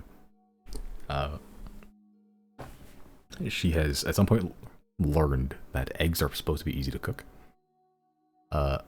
So in the process, as you're helping her and, like, you know, make sure she doesn't burn everything down like she almost did last time. She makes a perfectly square breakfast. Everything's mathematically organized. It's like a perfect Fibonacci sequence of a meal. Like one perfectly square omelet, like three little like cherry tomatoes. My Guina, your receivers could like start a restaurant and call it like Neat Freaks or something. I think anybody with a sense of organization would be a very happy customer. Isn't the word freak a derogatory term? Depends on who you ask. It's not blanket. Okay, would you like to take a bite? Yes. It is bland. It is edible, but it is bland. Which is amazing because you were watching her do everything and it seemed okay, but somehow she's made it bland. There's no... This is a survival meal. Maybe working for a military might be better after all. You know what? We'll work on it. The flavor isn't there, but this can be eaten for sure. I suppose edible is a good upgrade. I don't know, I mean, you're learning at a very fast rate, so you'll get there soon enough, I imagine. For someone who doesn't have taste receptacles, this is still perfectly okay. Oh, well, thank you. Maybe one day I'll install a tongue. Ooh, that would be interesting.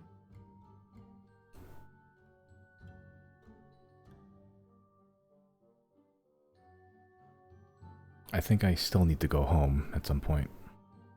Maybe we should put that closer to the top of the to-do list.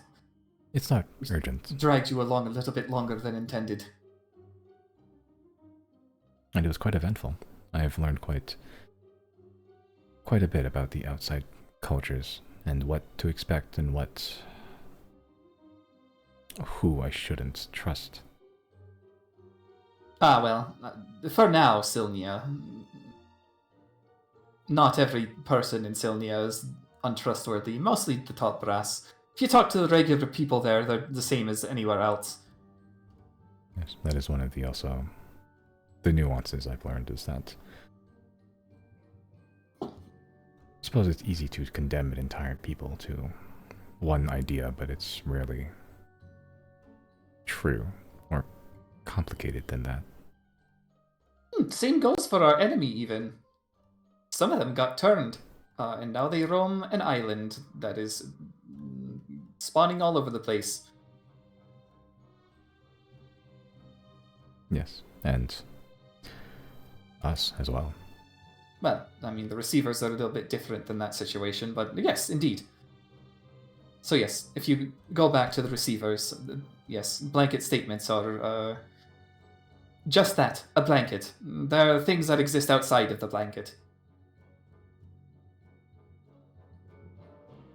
Cannot cover everything.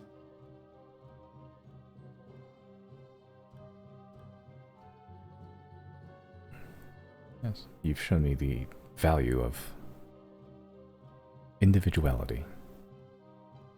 Before we were a single mind with many arms, but now we're separate, and I think whether we want it to or not, it's going to happen. Schisms and disagreements. It's the nature of free thought. Have fun figuring out how to solve those disputes, by the way. There's a lot of different ways to make that happen. I know. And You've shown me a few ideas. Someone's always going to be angry at someone else, but as such a young race, perhaps we'll be more prepared. Maybe not. And there's sure to be difficulties that are exclusive to the receivers that you'll have to iron out yourself. That no amount of witnessing other people can help prepare you for, is just too different in the end. I agree. We'll have to carve our own little slice of the world. And we will. But I do need to share this knowledge with everyone else, though. Well, yours truly will be around for the next 400 years to see it happen, so I'm excited to see. Assuming I survive, of course. Well, we'll be there to help. I'm sure the cannon is up and running by now, hopefully. Ooh, right, the apparatus gun. That'll be quite the boon.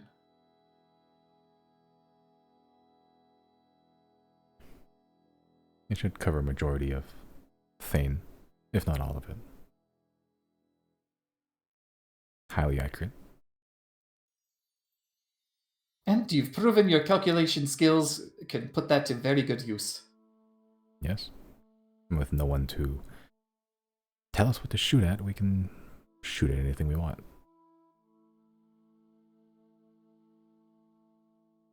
For instance, if you betrayed us, we could accurately bombard Teague. Teague is going to have to sort that one out. New mayor and all.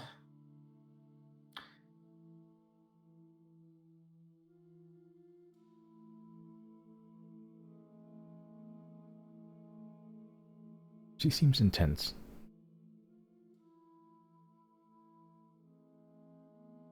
I think she understands what's at stake is all. I think so. Suppose it's... Can't be picky. We certainly weren't.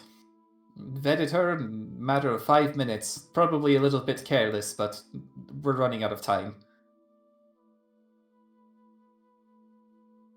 Well, if it does go wrong, we won't be around to see it anyway, so...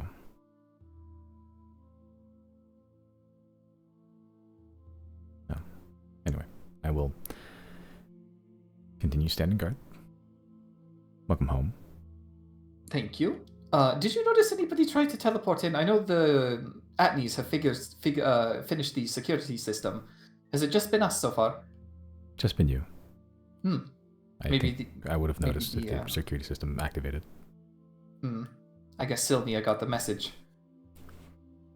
Or they haven't tried yet. No, one of the other.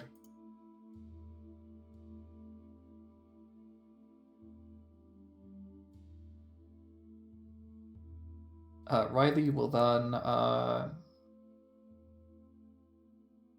don't know, salute Jane, be like, great work! Keep it up for now, and he'll retire to his room. Okay. Alright, Chris, what you doing in this time? I guess I'll continue to copy the spell until everyone's ready to convene. Okay. Okay, so that'd be another 8 hours, I believe, if Zero wants to get another long rest. For sure. Okay. Read the dawn. Okay. So for the next, 20 hours, you just... I'm assuming Zero, you're at some point milling about, or are you in your room the entire time, just sleeping off? Death is hard. I mean, if I'm long resting and assuming eventually Claudine does return, I will be in my room. Okay.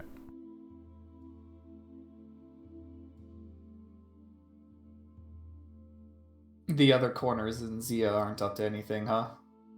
Merrick left. And, the moment you guys teleported, and Merrick just wordlessly, silently left the dragon. Yeah, and Zia's just hanging about. Just hanging about. Alright. Here to see the world, and you are parked right now. Currently, yeah. Yeah.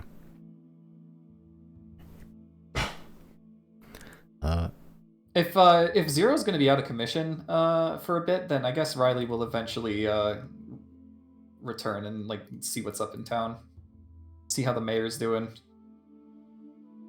Okay. Yeah, as it probably happens at just before the break of dawn, where it's still dark the lights are still, there's organization. No, there are lights. Like there are a small group of people like just lighting up the like key areas specifically. The walls are being remanned. Merrick was holding out a survival force, like training people to fight back just in case. Helen Marin's trying to rebuild the city, like literally bring order back to it. What mere forces still left are the only occupants so far. And you find like a couple of guard patrols, very sleepy, tired, cold guard patrols, but patrols. Not really expecting anyone to be awake at this hour, but you enter and you see Helen Marin is. Yeah, she has moved a large table out into the throne room in the center, and is a bunch of, like maps and books and papers there, a little mug of coffee, which is cold, but there, as Helmarin's over top of it, pondering, looking over it, as she sort of looks up at you walking in. So, is it everything you dreamed it would be? No, it is worse.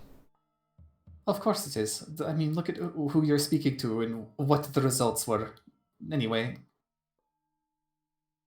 What's up? Trying to bring the order back to the chaos. Or Don't chaos let back to Chris know order. you said that. Sorry, it's been since we last spoke, I have not slept. Looks at the cold coffee. That explains some things. Maybe you should. I'm asleep when I can. When the city can be stable without my oversight. It is guarded, but it is not stable. So I assume then Merrick was doing a good job guarding, but not necessarily rebuilding. Correct. I'm not surprised. He's a commander, a military man, not a architect. He's a hammer where one needs to be a chisel. That's better. I'd still call him an architect. He drew up the blueprints for my ship down in Goldmud, and she's quite the beaut. A ship and a city are quite different beasts, Riley. Feel like there's transferable skills. Some, but do not scale up quite as well. I'll relinquish that point then. Regardless, Merrick has been, yes, surviving, but there's still much work to be done. Not put any efforts to reinforce what there is left. The walls still hold intact. He's very roughly barricaded. Key point around the city for an attack, which is wise, but it is not a permanent solution. Overturned carts and palisades going to do so much against cannon fire. We need Gatling guns and a kill box. Correct. And also mortars and landmines. Automated turrets.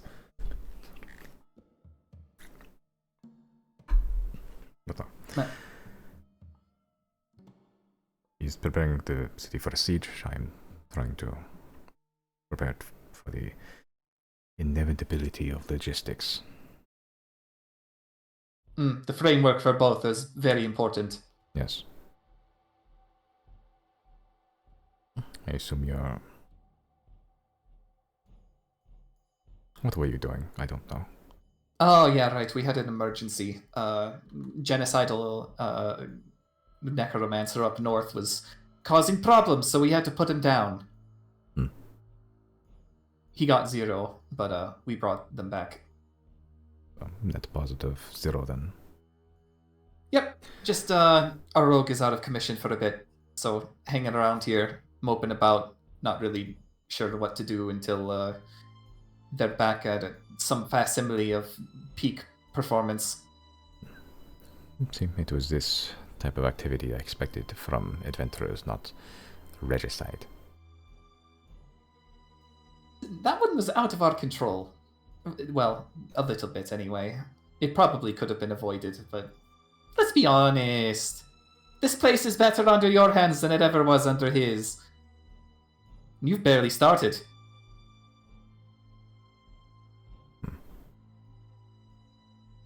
Well, I can't say I disagree there.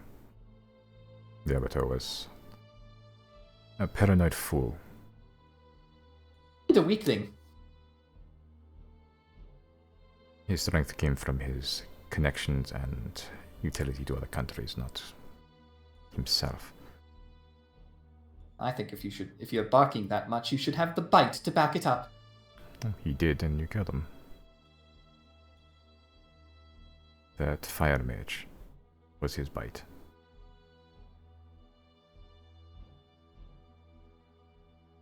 So you knew of the burn brand as well, then? I know many things.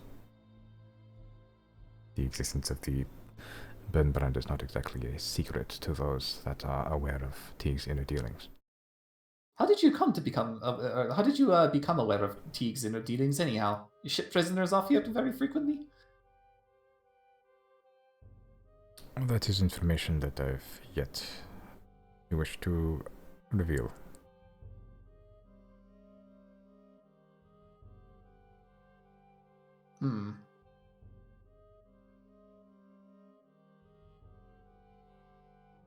Matt, I won't prod it out of you then, for now. I'm sure you'll figure it out. What did she just say? I'm sure you'll figure it out. It's not exactly a new method. My power of influence is a coin flip at best. Well, I'll be up for the foreseeable future. I can tell you to rest all I want, but in the end, the only thing that you'll listen to is your body when it inevitably collapses under the pressure. I don't wish that for you, but should it happen, good luck with that. I never collapse under pressure. You don't, but your flesh vessel might. Not if I will it not to. There is one more thing you should know. No, Sinlia is already mobilizing towards Teague. I believe that was established earlier, yes? Yes.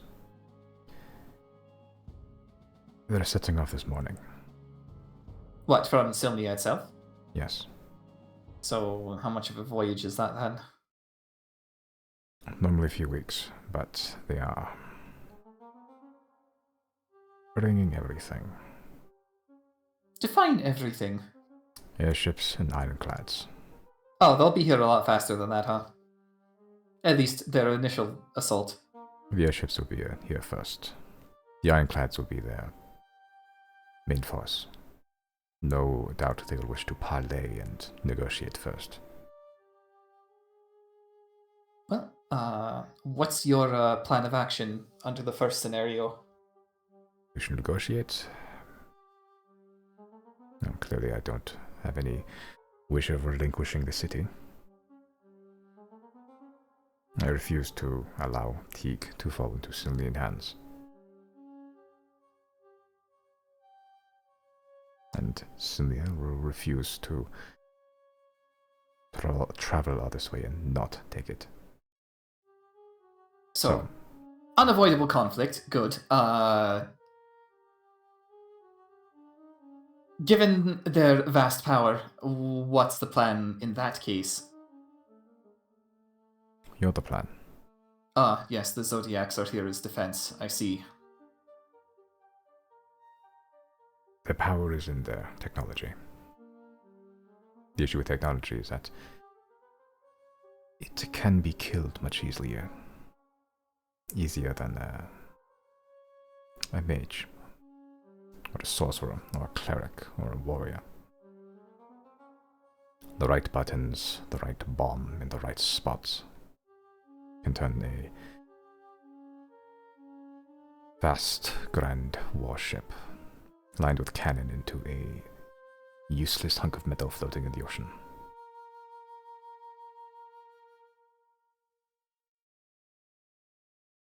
So what route are the Zodiacs taking then? Assassination? A frontal assault? You have a dragon. We do have a dragon, but they have airships. Yes. The airships will likely be here first. So? Attack the airships. May I make a suggestion? Oh, you're here too. Oh, hi Chris, when did you get here? Oh, I just overheard. You've been here the whole time. What suggestion do you wish to make? What if we had people stake out the very peak of Spear Point Mountain?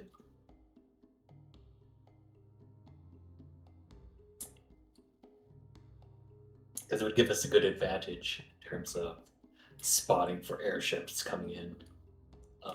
Also, any naval ships. I mean, that might work if it was specifically 0. The raw number of them is really only going to matter when it comes to if some of them are magically hidden by invisibility, for instance. I doubt it. That is a expensive endeavor. Is it? To cloak an entire airship with invisibility, yes. I don't know, I cloak an entire dragon with invisibility sometimes. I think because it's living. Well, not really living. It's considered a creature. Magic is weird.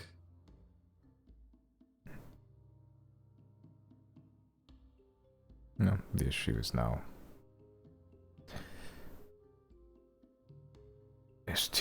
Celia will attempt to take the city before the event. Likely a few weeks. Less for the airship party to arrive. Tiganatai will not be ready for defense, though it will. It is better than nothing. My suggestion is you take your dragon to destroy them before you even get here. They are prepared for a siege, not a sea battle.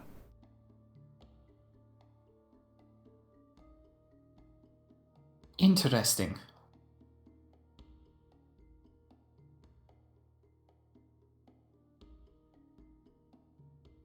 Now, once the 0 is back to full operations, I'll have a discussion with them. Meanwhile, there's something I would like to try. Yes? Oh no, it has nothing to do with any of this. I just need to go off to the harbor real quick. Okay. What you doing?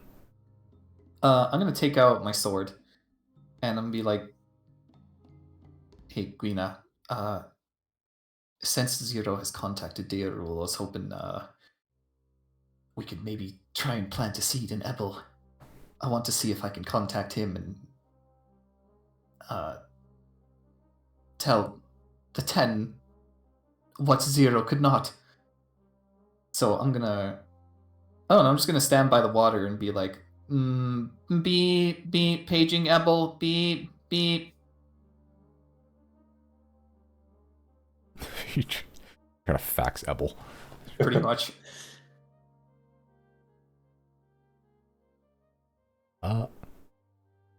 Make a religion check.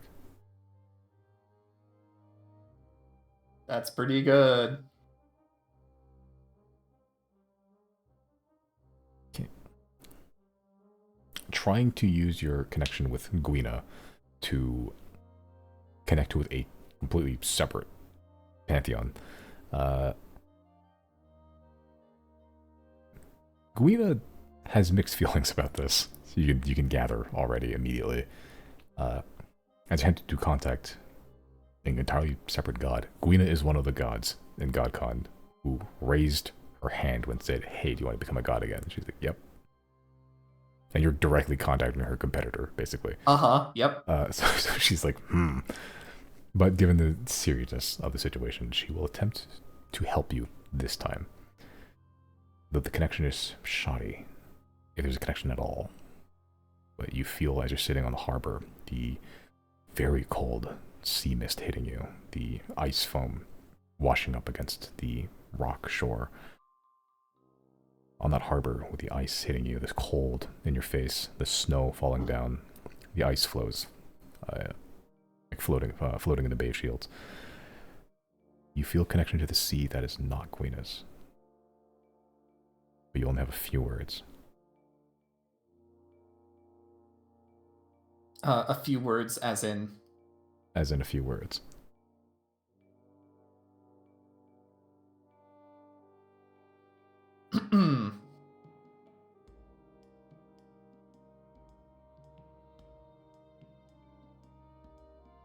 Ebel.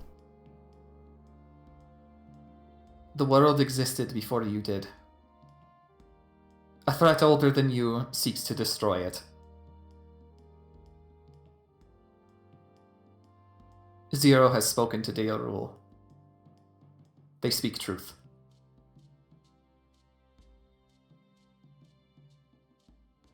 Make a persuasion check. Persuasion. That's decent.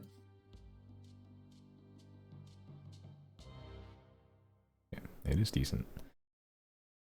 But as you're saying these words, to a connection to the sea that is foreign to you, yet the most common for everyone else, you say these words. Yeah, decent for a person. But you're not speaking to a person, you're speaking to a god. A true god. Not one whose powers waned, one who still resides in the grand throne that is being a deity.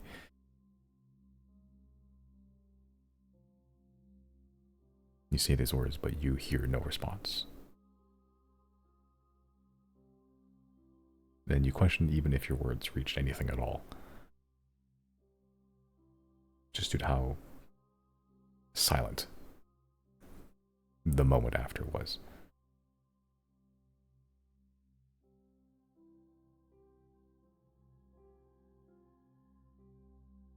Riley will pick his stuff up and say, "I've done my part. It's up to them now."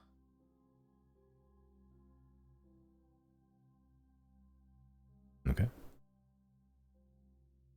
Anything anyone else would like to do?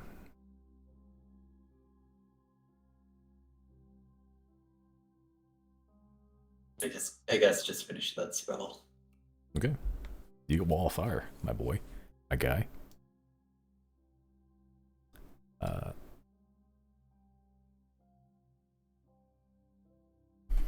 pretty sure it's in here. Yeah, wall of fire. Okay. Wait, I did it twice for some reason. There you go. 4th level.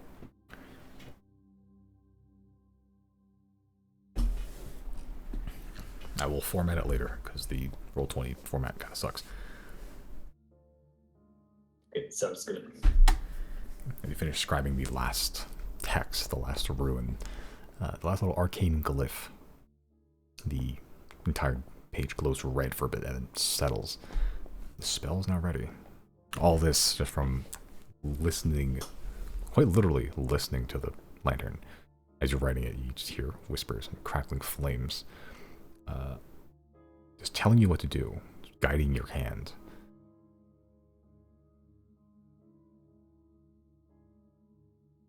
And with it, a new spell's added to your spellbook. Spellbook. Okay. Zero, you doing anything?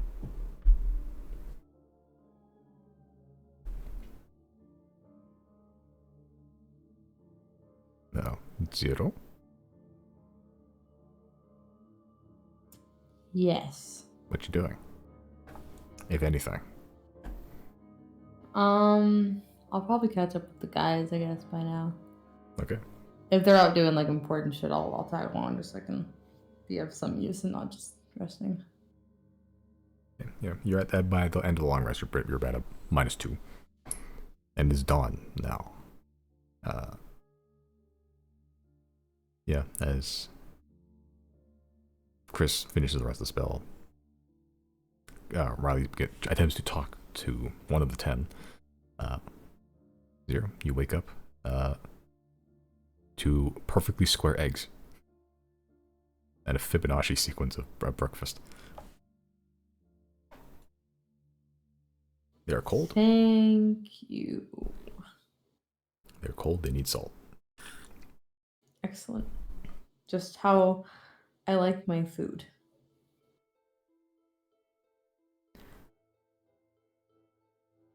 As you're sitting there eating breakfast, a shadow appears behind you, and sort of just adds like a little spice to your breakfast. It's like a little red powder, sprinkles it over. Just something I found. Something I found is crazy. I wish I knew what it was, but it tastes good.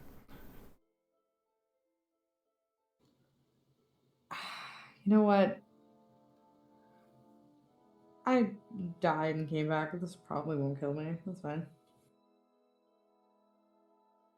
You eat it, and it does taste better. It's a little spicier.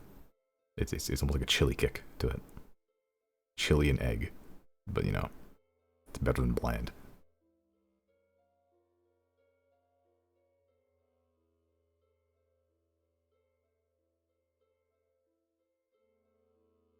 Yeah, Claudia. Good, Amelia? Good. Yeah, Claudia behind you. Well, you're looking better. Yeah, I'm feeling better. Better-ish. I guess it's time for me to be of use again to the world.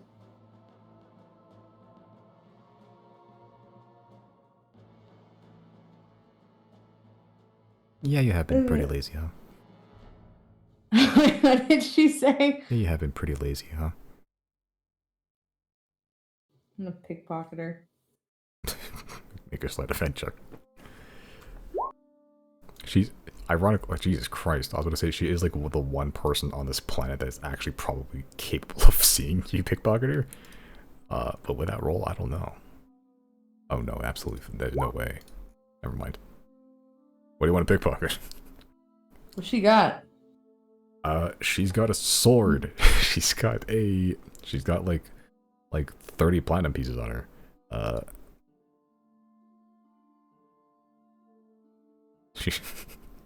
I'm gonna take Umbra. You take it, Umbra? Yeah.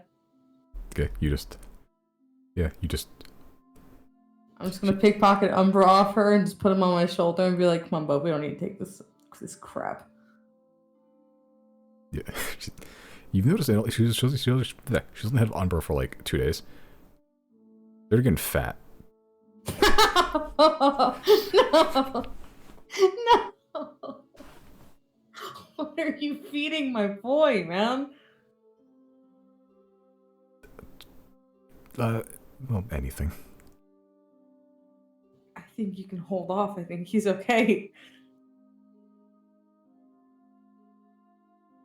I've heard it's better to have a lot of meat when you're up here. That's what this collar's for. This guy's getting round. Yeah, and I like it.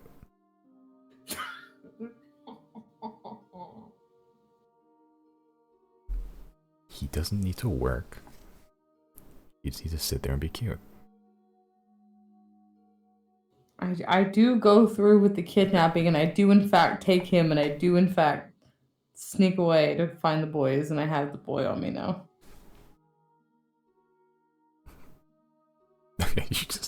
You actually have to take him. Oh yeah, I fully. I mean, she knows I did. She saw it, but I fully kidnapped him. Okay. Yeah, as you're going off, find the boys, finish up her eggs, and she licks off the plate after you're done. Yeah. Where are the boys in this moment? I'm just milling about town.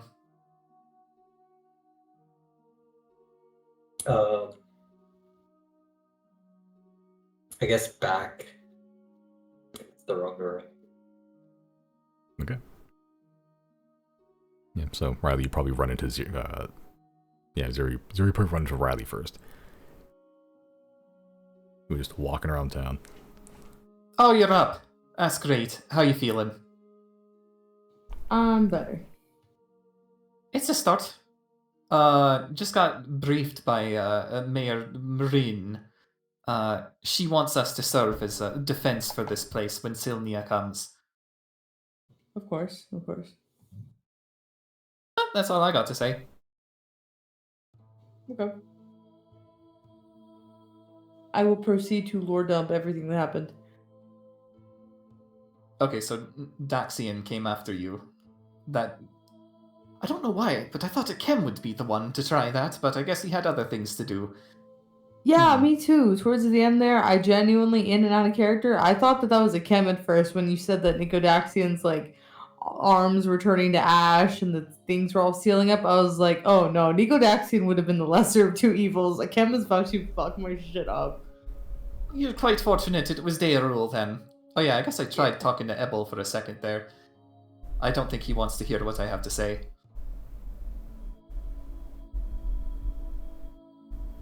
But maybe I planted a seed. Maybe. How do we gain an audience with Deirul again then? Because she was interested in what I had to say. Well, dying would be a good idea, but that doesn't seem very prudent, does it? Yeah, I'm not gonna do it again. Chris is more than welcome to. He's good at that. He's the only one of us who hasn't yet. Perhaps it's his turn. Two of the Zodiacs saying to Chris, "Hey, why don't you kill yourself?"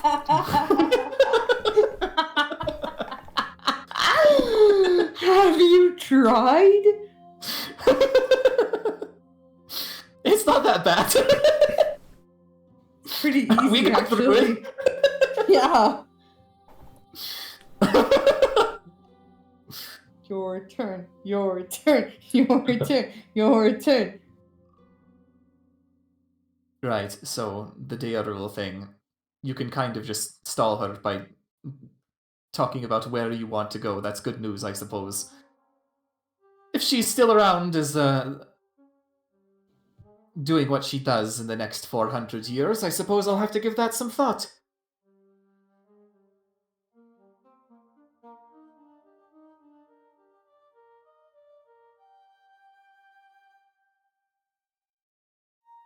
Can I make a makeshift leash to force Umbra to walk?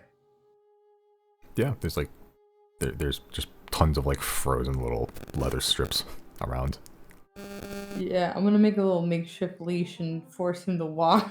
Force him to walk. It takes all of 5 minutes before he gets tired and you're just dragging him across the floor. No, no. Like every pebble's like a speed bump that he just hits. It's just like, Okay, if he's dragging, I'll pick him back up again, but I'm trying to give my voice an extra size.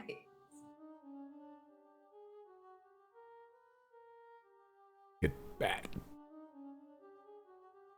Okay, we're heading to the throne room, I'm assuming, to meet up with Chris. Or I'll go where Riley goes if Riley has plans. Oh no, I don't have any plans until we're out of here. And at that point, I'm just following what the Xodiacs decide to be the most pressing issue. Jane wants to go home, so that might be a good thing to do. I'm down to do that. Maybe they've constructed a way to possibly dispose of the dragon. They didn't know to do that, but maybe they found a way by accident. Who knows? I mean, they have that gun online, so that's an option. Wait, I never thought about that. Do you think the fucking what are they called? The words on the tip of my tongue. What is their branch of the invasion called again? The apparatus. Yeah, do you think they're susceptible to being corrupted? That's a tool the invader created for a purpose. I feel like they would have fashioned a way for them to be, like, impervious to getting corrupted. Well, we're going to have to find a receiver who's willing to try.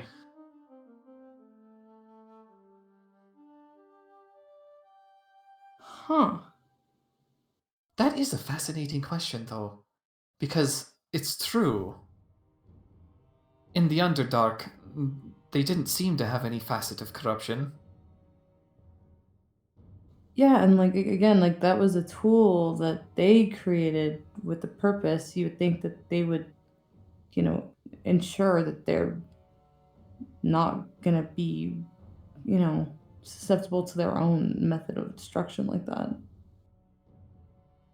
There is one thing that worries me, though. Because it can attack magic. It depends on how magical the receivers are now, since we've infused them with all that Arcanium plus the soul of Janna. That's true. So again, we just need somebody who's willing to try, for science. And then make sure they do not link back up if something goes wrong. I'm sure there's a better way to find out. That's not sacrificing somebody. Now that we've given them free will and Yeah, it's a identity kind of is to do that, huh? Well, let's talk to Jane about it and see what she thinks. yeah.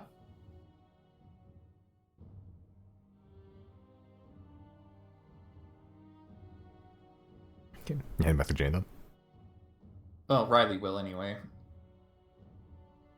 Yeah, I'll go with Riley. I have nowhere else to be. Okay.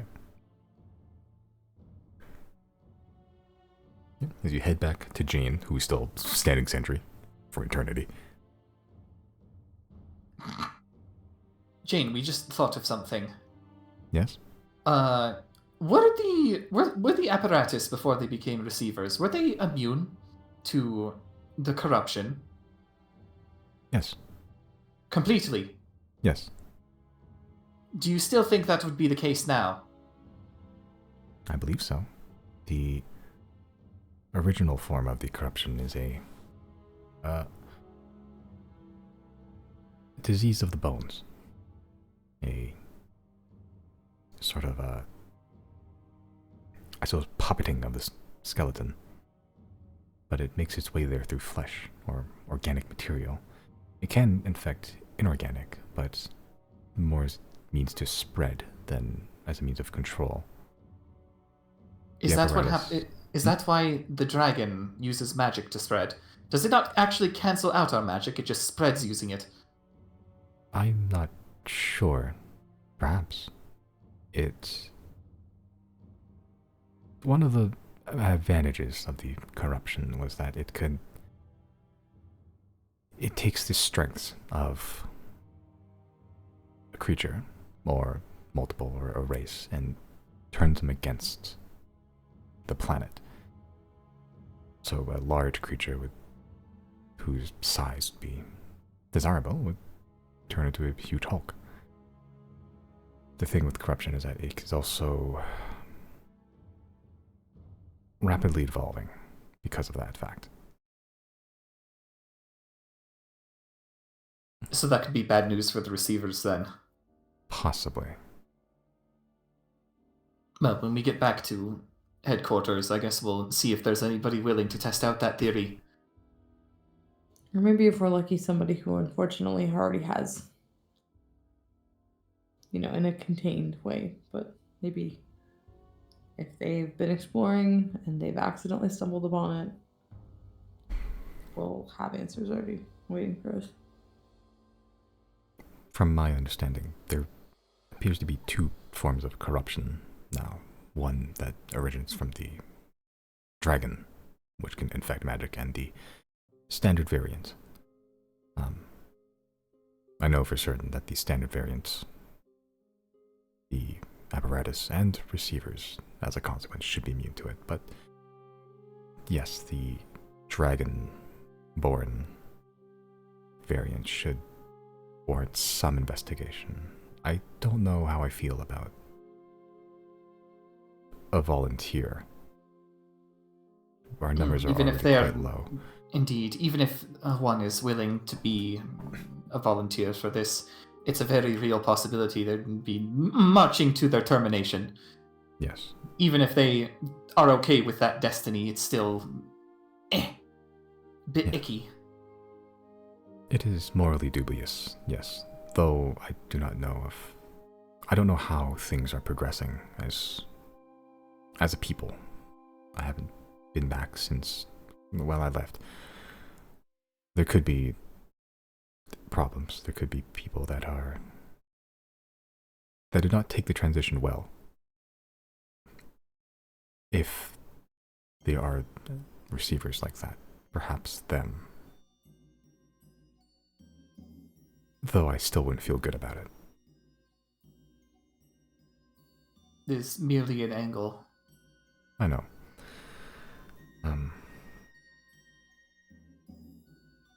I suppose there is no other way to know other than to do it.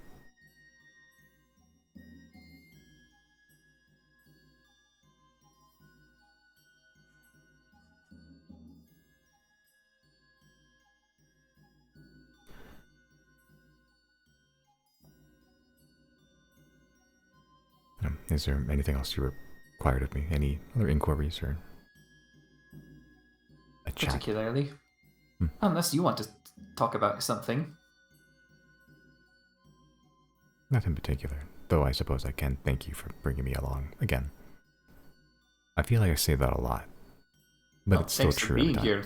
I don't know if we ever do that, but that much is true as well. I don't know how much assistance I've been able to offer. Just insight. And that's more than enough.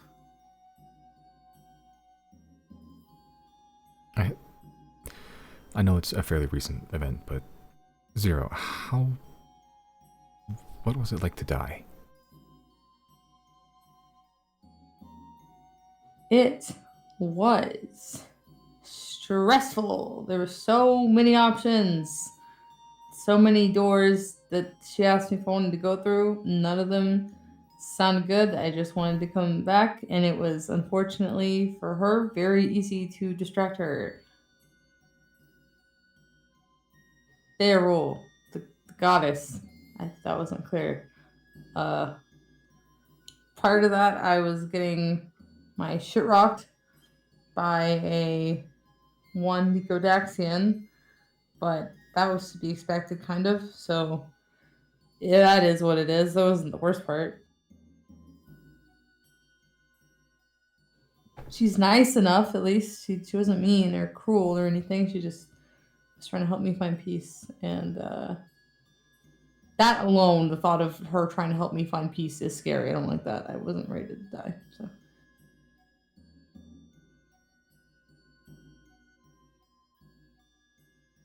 Perhaps, well, I don't know if I ascribe to any religion right now. I don't think I know much about religion, actually, or the 10. Just what whispers you brought to me. It does sound to me that if she's trying to help you find peace, perhaps that's why she spent so much time with you. Yeah, and I appreciate it, because I could have taken a very much longer time in there trying to decide where to go, and I don't know that she would have minded. I feel kind of bad for her, though, because once the invasion happens, she's going to be busy.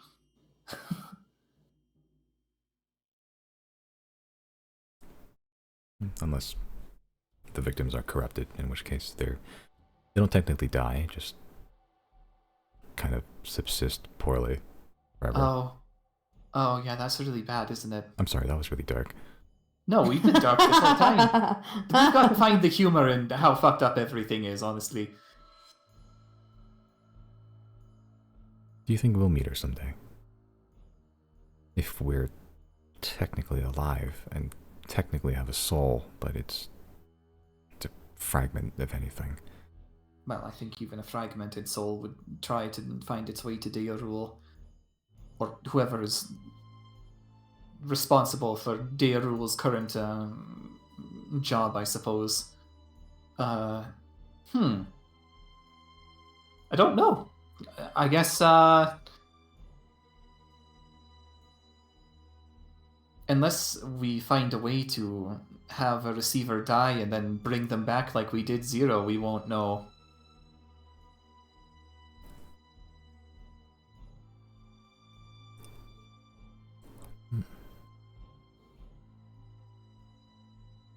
You think she would accept us? Or not? Like others? Well, Zero is, you know, we know where tieflings come from, so... And Zero was accepted. I suppose so.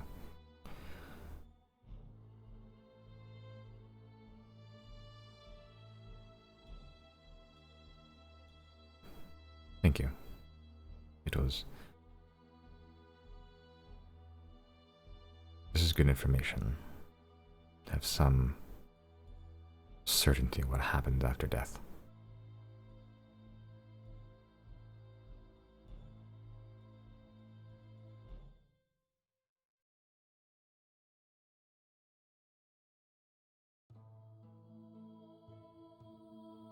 That said, what the hell? Deorul didn't come talk to me when I died. Maybe I got revived too quickly.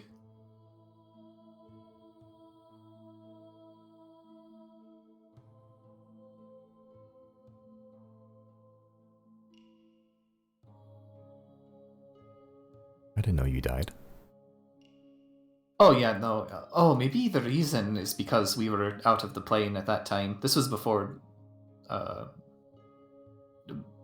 We were, it was what, a year ago? We were, fitsing about by the dog, I believe. The island. Looking for our ship captain.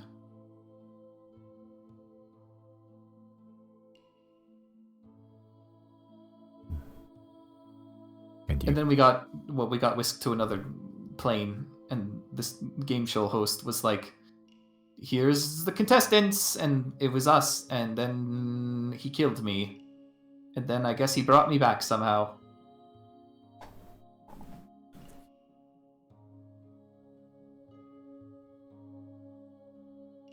Do you think this man was a god?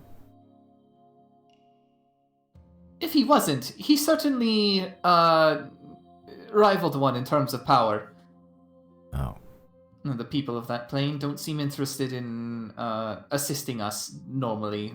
I'm sure if we had their backing, this entire debacle would have never happened to begin with. Some poor girl's missing her iPhone. I keep forgetting about that. Riley doesn't know about that. Wait, does he? Does Riley know about the phone? I think I tried to identify it at one point. Oh. Not a magical eye. Here, Zero, you have an artifact from one of the people there, right? Maybe Jane could make sense of it somehow? Oh no! Oh no! Oh no! It's out of character. Oh, it's out of character. We're gonna break Simon's game. Oh no! You go from swords, you know, to like steampunk stuff to cell phones. It's a clear, obvious technological jump. Not even just a cell phone, either a smartphone. True. They're going to be the dominant race by the end of this campaign if I give them the cell phone. Sorry, God, if this cell phone turns out to be like a plot important device, and then this campaign is gonna be fucking. It's on you, dog. You let me have it. I know, as a joke, I didn't realize anyone would actually be able to fucking use it for anything. But like, oh, look, we have a race of people whose entire thing is technology. I'm just gonna cast message to Riley real quick and be like, I am open to letting them have it, but we need to know that they are gonna be the only ones that have it because we cannot afford for anybody other than them to have it. Well, I'll do you one better. Just make sure Sylnia never gets it.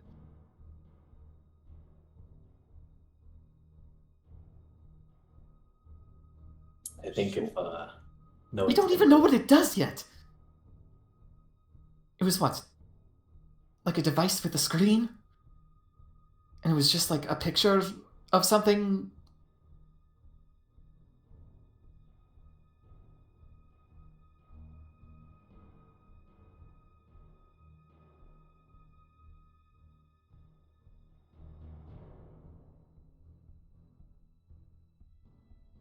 Is that what you're saying, Chris? I guess you're not here technically, but what you're saying anyway. Oh, it was saying if I don't see anyone in the throne room, I'll probably head back to the dragon. Okay. Yeah, and as you're having a conversation, eventually you hear the steps descend. Chris walk up as you're debating what to do with the cell phone. I mean, Chris even identified it, right? And it's not a magical object. It's just pure tech. I think maybe we should let Jane have a look at it.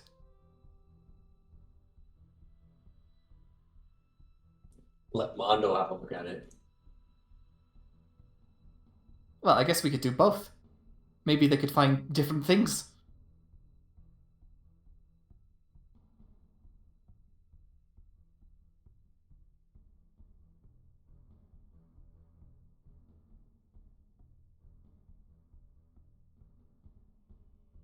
Okay, who are you gonna give it to first? Well, it's in Zero's possession. Zero has to okay it. No, it is in your possession. Because I said a long time ago that if it got snatched off me, I would not notice, and that's why I gave it to you. Oh. Somehow I forgot about that. Alright, Jane. Have a look-see. Okay, as she looks at it, as you see the central blue eye sort of zooms in out.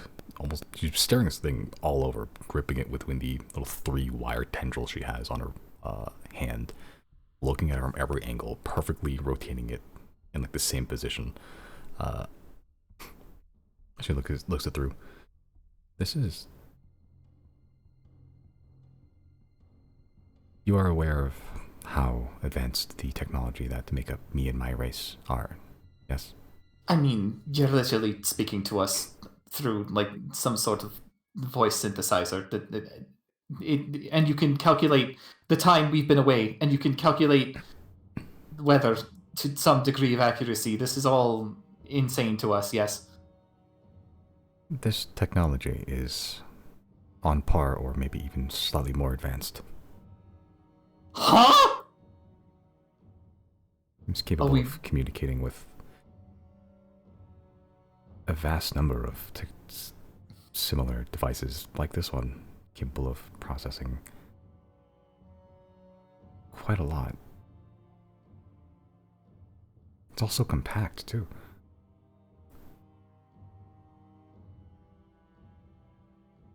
What is an apple?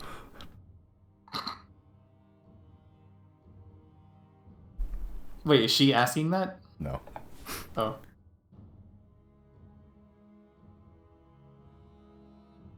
Yeah, what else does it do? No, without really having fully powered it up, it's difficult to say, but the capabilities seem near endless. Well, what does it run on? Arcanium? Just standard electricity. Really? Yes. Do we have a safe way of making electricity? I kind of don't want my lightning strike to destroy it. I got a wand and a dream. That seems like a really bad idea. Alright, Riley's gonna try and, I don't know, like low voltage bug zap this thing. Okay. You've been using Sanctuary for a while. You can try that.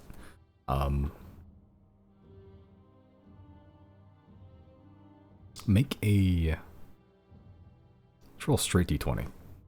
Alright. Straight up d20. You know what? Fuck it. I'm gonna roll it on my actual d20. Alright, pray for me.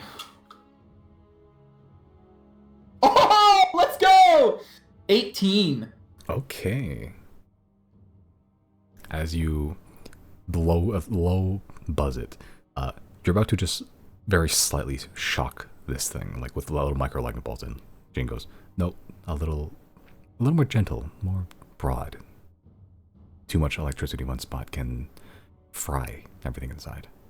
And as you make the adjustments, instead of making like a small amount of faux electricity, it is a kind of a larger amount over a wider area that is kind of gently massaging the thing, if anything, electricity. And over the next couple seconds, you see a little square icon show up with a little nubbin at the top.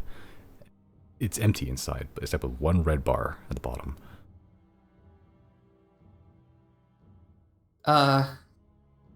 Something happened. I think it's working. This isn't the image we saw before, though. No. I think it might need more power before it can fully run at full capacity. So, what? Do I just have to keep the electric current slow and steady like this? Yes. That seems really inefficient, but okay. Well, there's a port, but I don't think we have any suitable slot here. A port? Like something to exchange the electricity with? No, it's like a little slot that you put things into to interface with. I believe you poured a couple of things down our heads. Oh, that! Yes, something similar.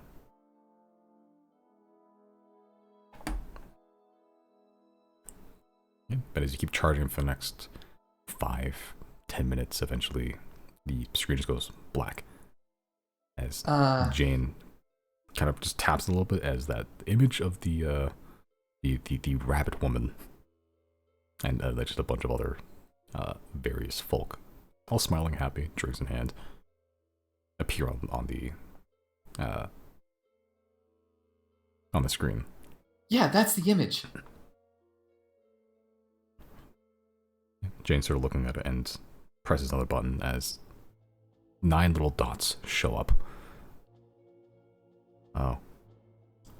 Some sort of code.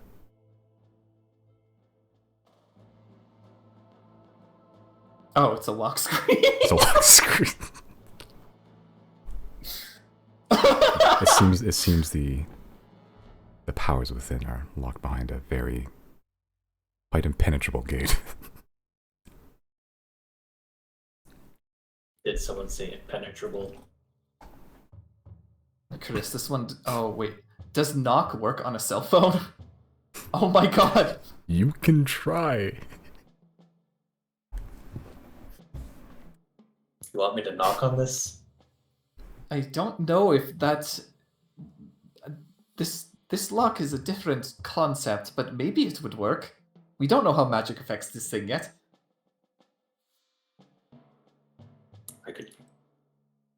I could attempt it. Are you going to cast knock on the lock screen? I will. Roll a d20. Simon, you have no one to blame but yourself.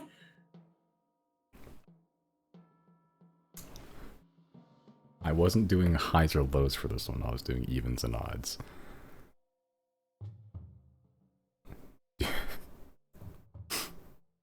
Do you know what evens was? It was me. It's unlocked. As you cast knock on the thing, you see a bunch of lines sort of show up in the 9 dots as the lock screen opens. Wait a minute, then what did I accomplish? You charged it. Oh. But okay, so this one was going to be evens and odds is what you mean. Yeah. Specifically Chris's. Yeah. Okay.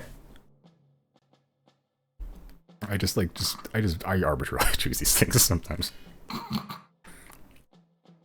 This is one of them. When I give a player a joke item and it somehow becomes like, here's an artifact from another realm that's like, give it to the one person does it actually affect on like a deep level. We accidentally invented the cell phone industry. Or at the very least, jump-started the evolution of the apparatus by a lot. The receivers. As Jane's sort of poking through the phone and going through all these little buttons and apps and screens, she eventually settles on one that kind of looks like a green, not a creature with like kind of like a tubular mouth, two little beady dots. She presses it and it just says "Doodle Jump."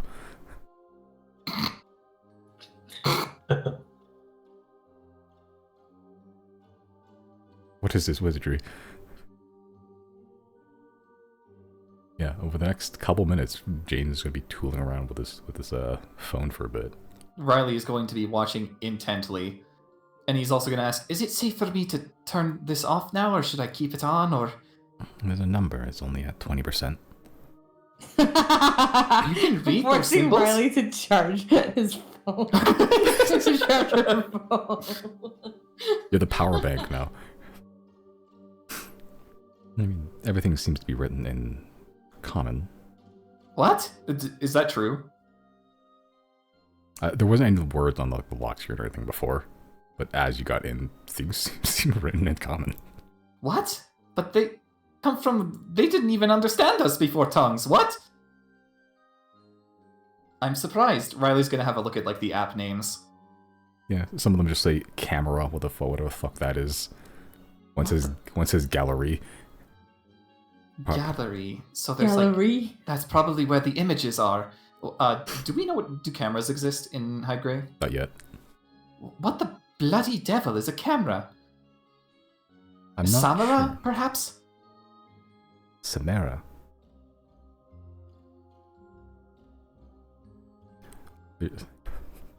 There's one that's just called, it looks misspelled. Like, it is some sort of like fire symbol. But it's missing the E. It's just his Tinder. That one's a strange one. Well, maybe don't click it. It might set the thing on fire. Right. might be dangerous, correct. Messaging... PH. Phone. What? Phone. What? Phone? Phone. What is that? Oh, perhaps it's it's like a lie detector perhaps to detect a phony.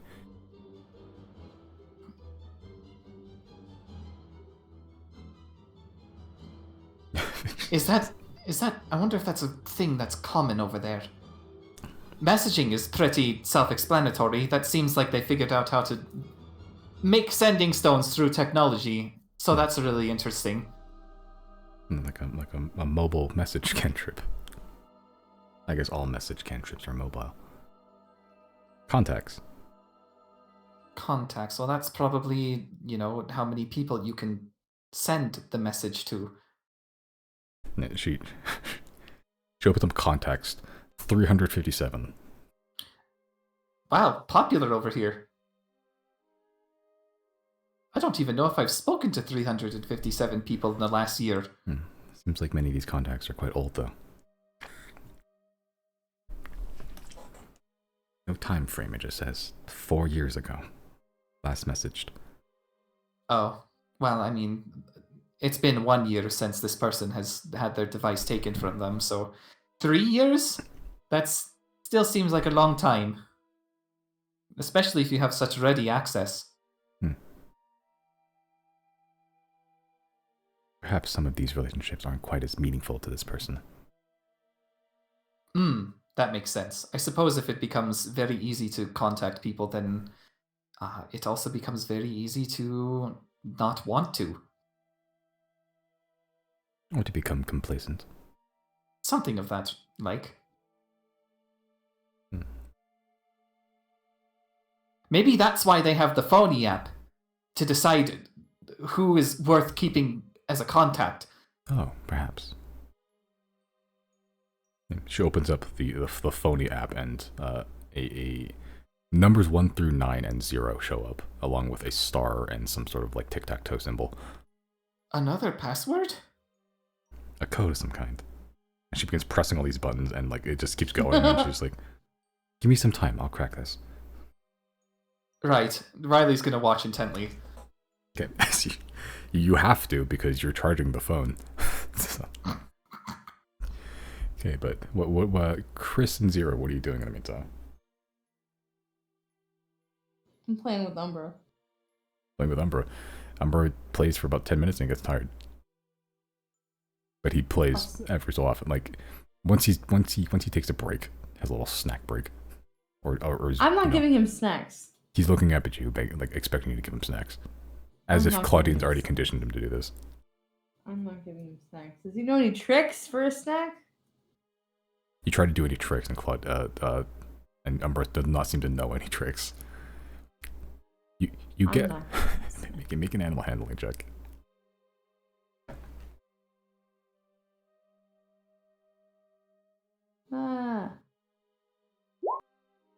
Okay, it's not difficult to tell. It requires the hardest choices require the strongest of wills. It is a hard choice to not feed a cute animal. Claudine does not have the strongest of wills. And Umbra has learned quite readily that if he sits in a very cute way, he gets food. He's doing it a lot. Claudine is a weak woman. Oh no. And Umbra is very smart. So I'm the less liked of the two parents. Correct. Cool. You may be the best for Umbra in terms of health, but Umbra will not like it. Okay,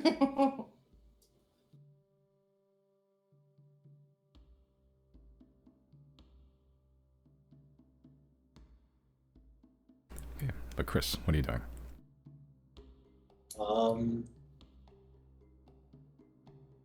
I guess just that's the group. So what's the plan? Well, Marin, he says, sparking all over the place, wants us to use the dragon to intercept their airships.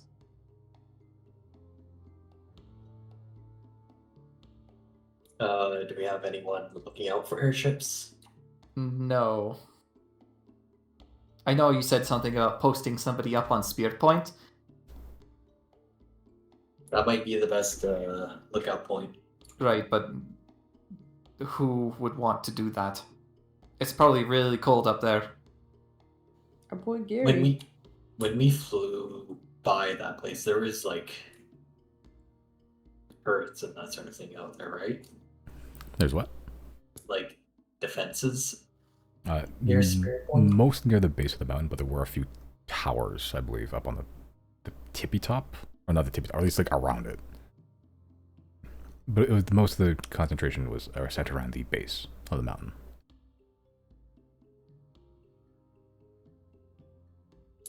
I guess there is a base up there. If we had some people of what's left, I guess, stationed there. And take away even more from city defense.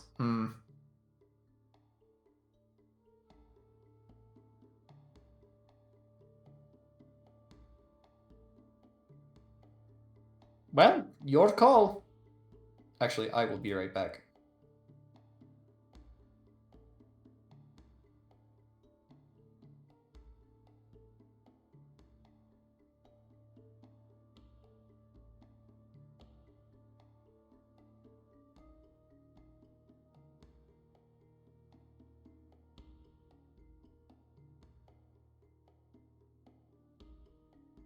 If you need lookouts, I have an idea. Jane says. Oh, what's the idea? If you want to have someone posted on Spearpoint Mountain, near the summit, but not to discount your abilities or posit the superiority of steel over flesh, but if we head back to my home, I can attempt to try to corral some receivers to keep an eye out. We do have quite good eyesight. And don't need food, and don't really care about the cold. That could be good too.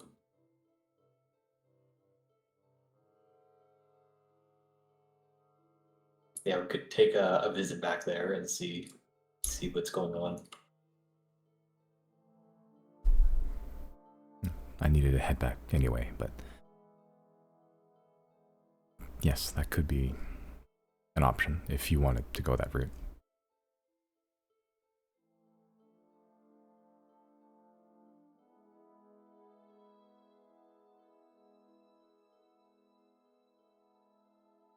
Yeah, I guess we could see if there's anyone who'd be willing or wanting to try that. That's assuming everything is as we left it. I'm sure they've gone through their own ordeals since.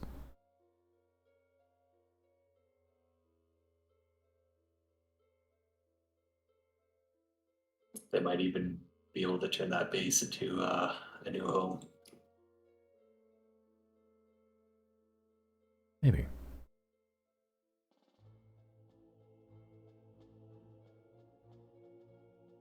I don't know how we feel about spreading out quite yet.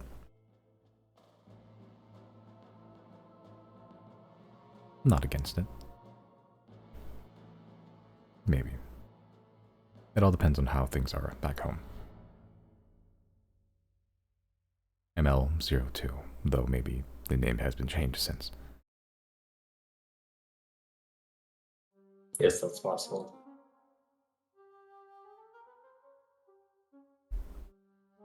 It seemed like George was in control at the point. As a de facto leader, perhaps. Who knows, maybe in their newfound independence, they've all torn each other to shreds, and I'm the last one. I hope that's not the case. I hope not too.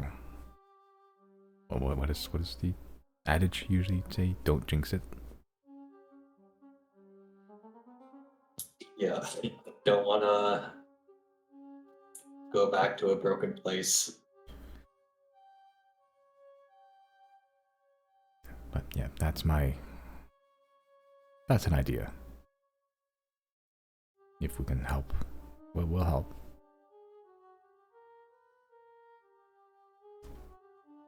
Was that Jane or Claudine? Jin, Okay. how much did you catch? Basically just the last thing you said. Jane is positing that if y'all want lookouts on Super One Mountain to look out for airships or, ironclads, she can probably corral some receivers from the big gun, the apparatus gun, and just post them up on the mountain, since they don't need to sleep and they don't need food. And they don't care about the food. And they don't care about the cold. Or the cold. That's not a bad idea. That's pretty intelligent, actually. Oh, well, thank you.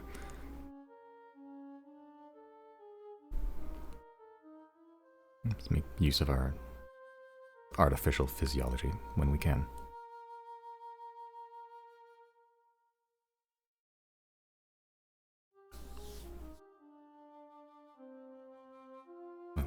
Either way, the ultimate decision is yours. I'm just a passenger.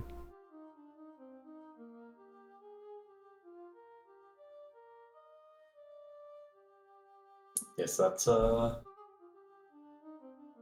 I think we could do that. We could head back to the apparatus and see what receivers would like to do or what has happened and progress there. Actually, if we're going to go there manually, why don't we set off now? Zero can rest on the way there. I'm down. And it's likely to take a couple of days anyway. Hey, Claudine, if you're still here, skulking about in the shadows or what, if you'd like to join the corners, you don't have long to remove yourself from Polaris.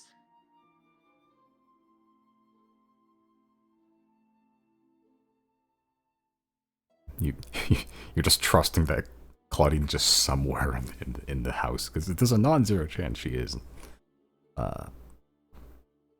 Yeah. As you say that, she sort of just appears from another corner. You're just guessing now, aren't you? I have no way of knowing. Even my sharp eyes don't know the shadows as well as you. Yeah. Claudine sort of looks at you, Zero. Well, do you think you could use the company, or?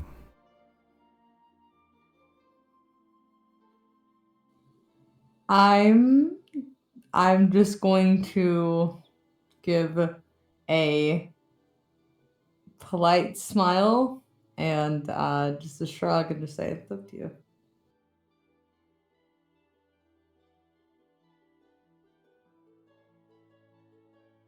I think I'm going to hide, and you can find out in a day. Okay. Yeah, she sort of smiles, literally phases into the shadows, and just where she was, she's no longer where she is. At least this time I won't catch her by surprise. Okay, so we are heading. I'm heading back home. Sorry for all the detours. I hope they were worth it. It was. Seeing the world was my goal, and I've seen quite a bit, the good and bad. The in-between. And the in-between. There's a lot of in-between. Alright, Polaris. Oh no, go on. That's the point, is to figure out what's going on so we can have a better foothold to interact with everyone else when the time comes. That being said, I feel fortunate and blessed that our first interactions, even before we were awake, were from you, for sort of, you guys are still in this teleportation room, but you sort of nudges towards the directions of the busts. Right. Well, keep in mind too, that was her decision to make this happen, so... And it won't be forgotten. Nor by us. Though, one day we shall decay. We probably won't. So, in a way, she's gained more immortality. Who was that guy who said, people only die when they are forgotten? I guess that makes Janna the longest lived of us all.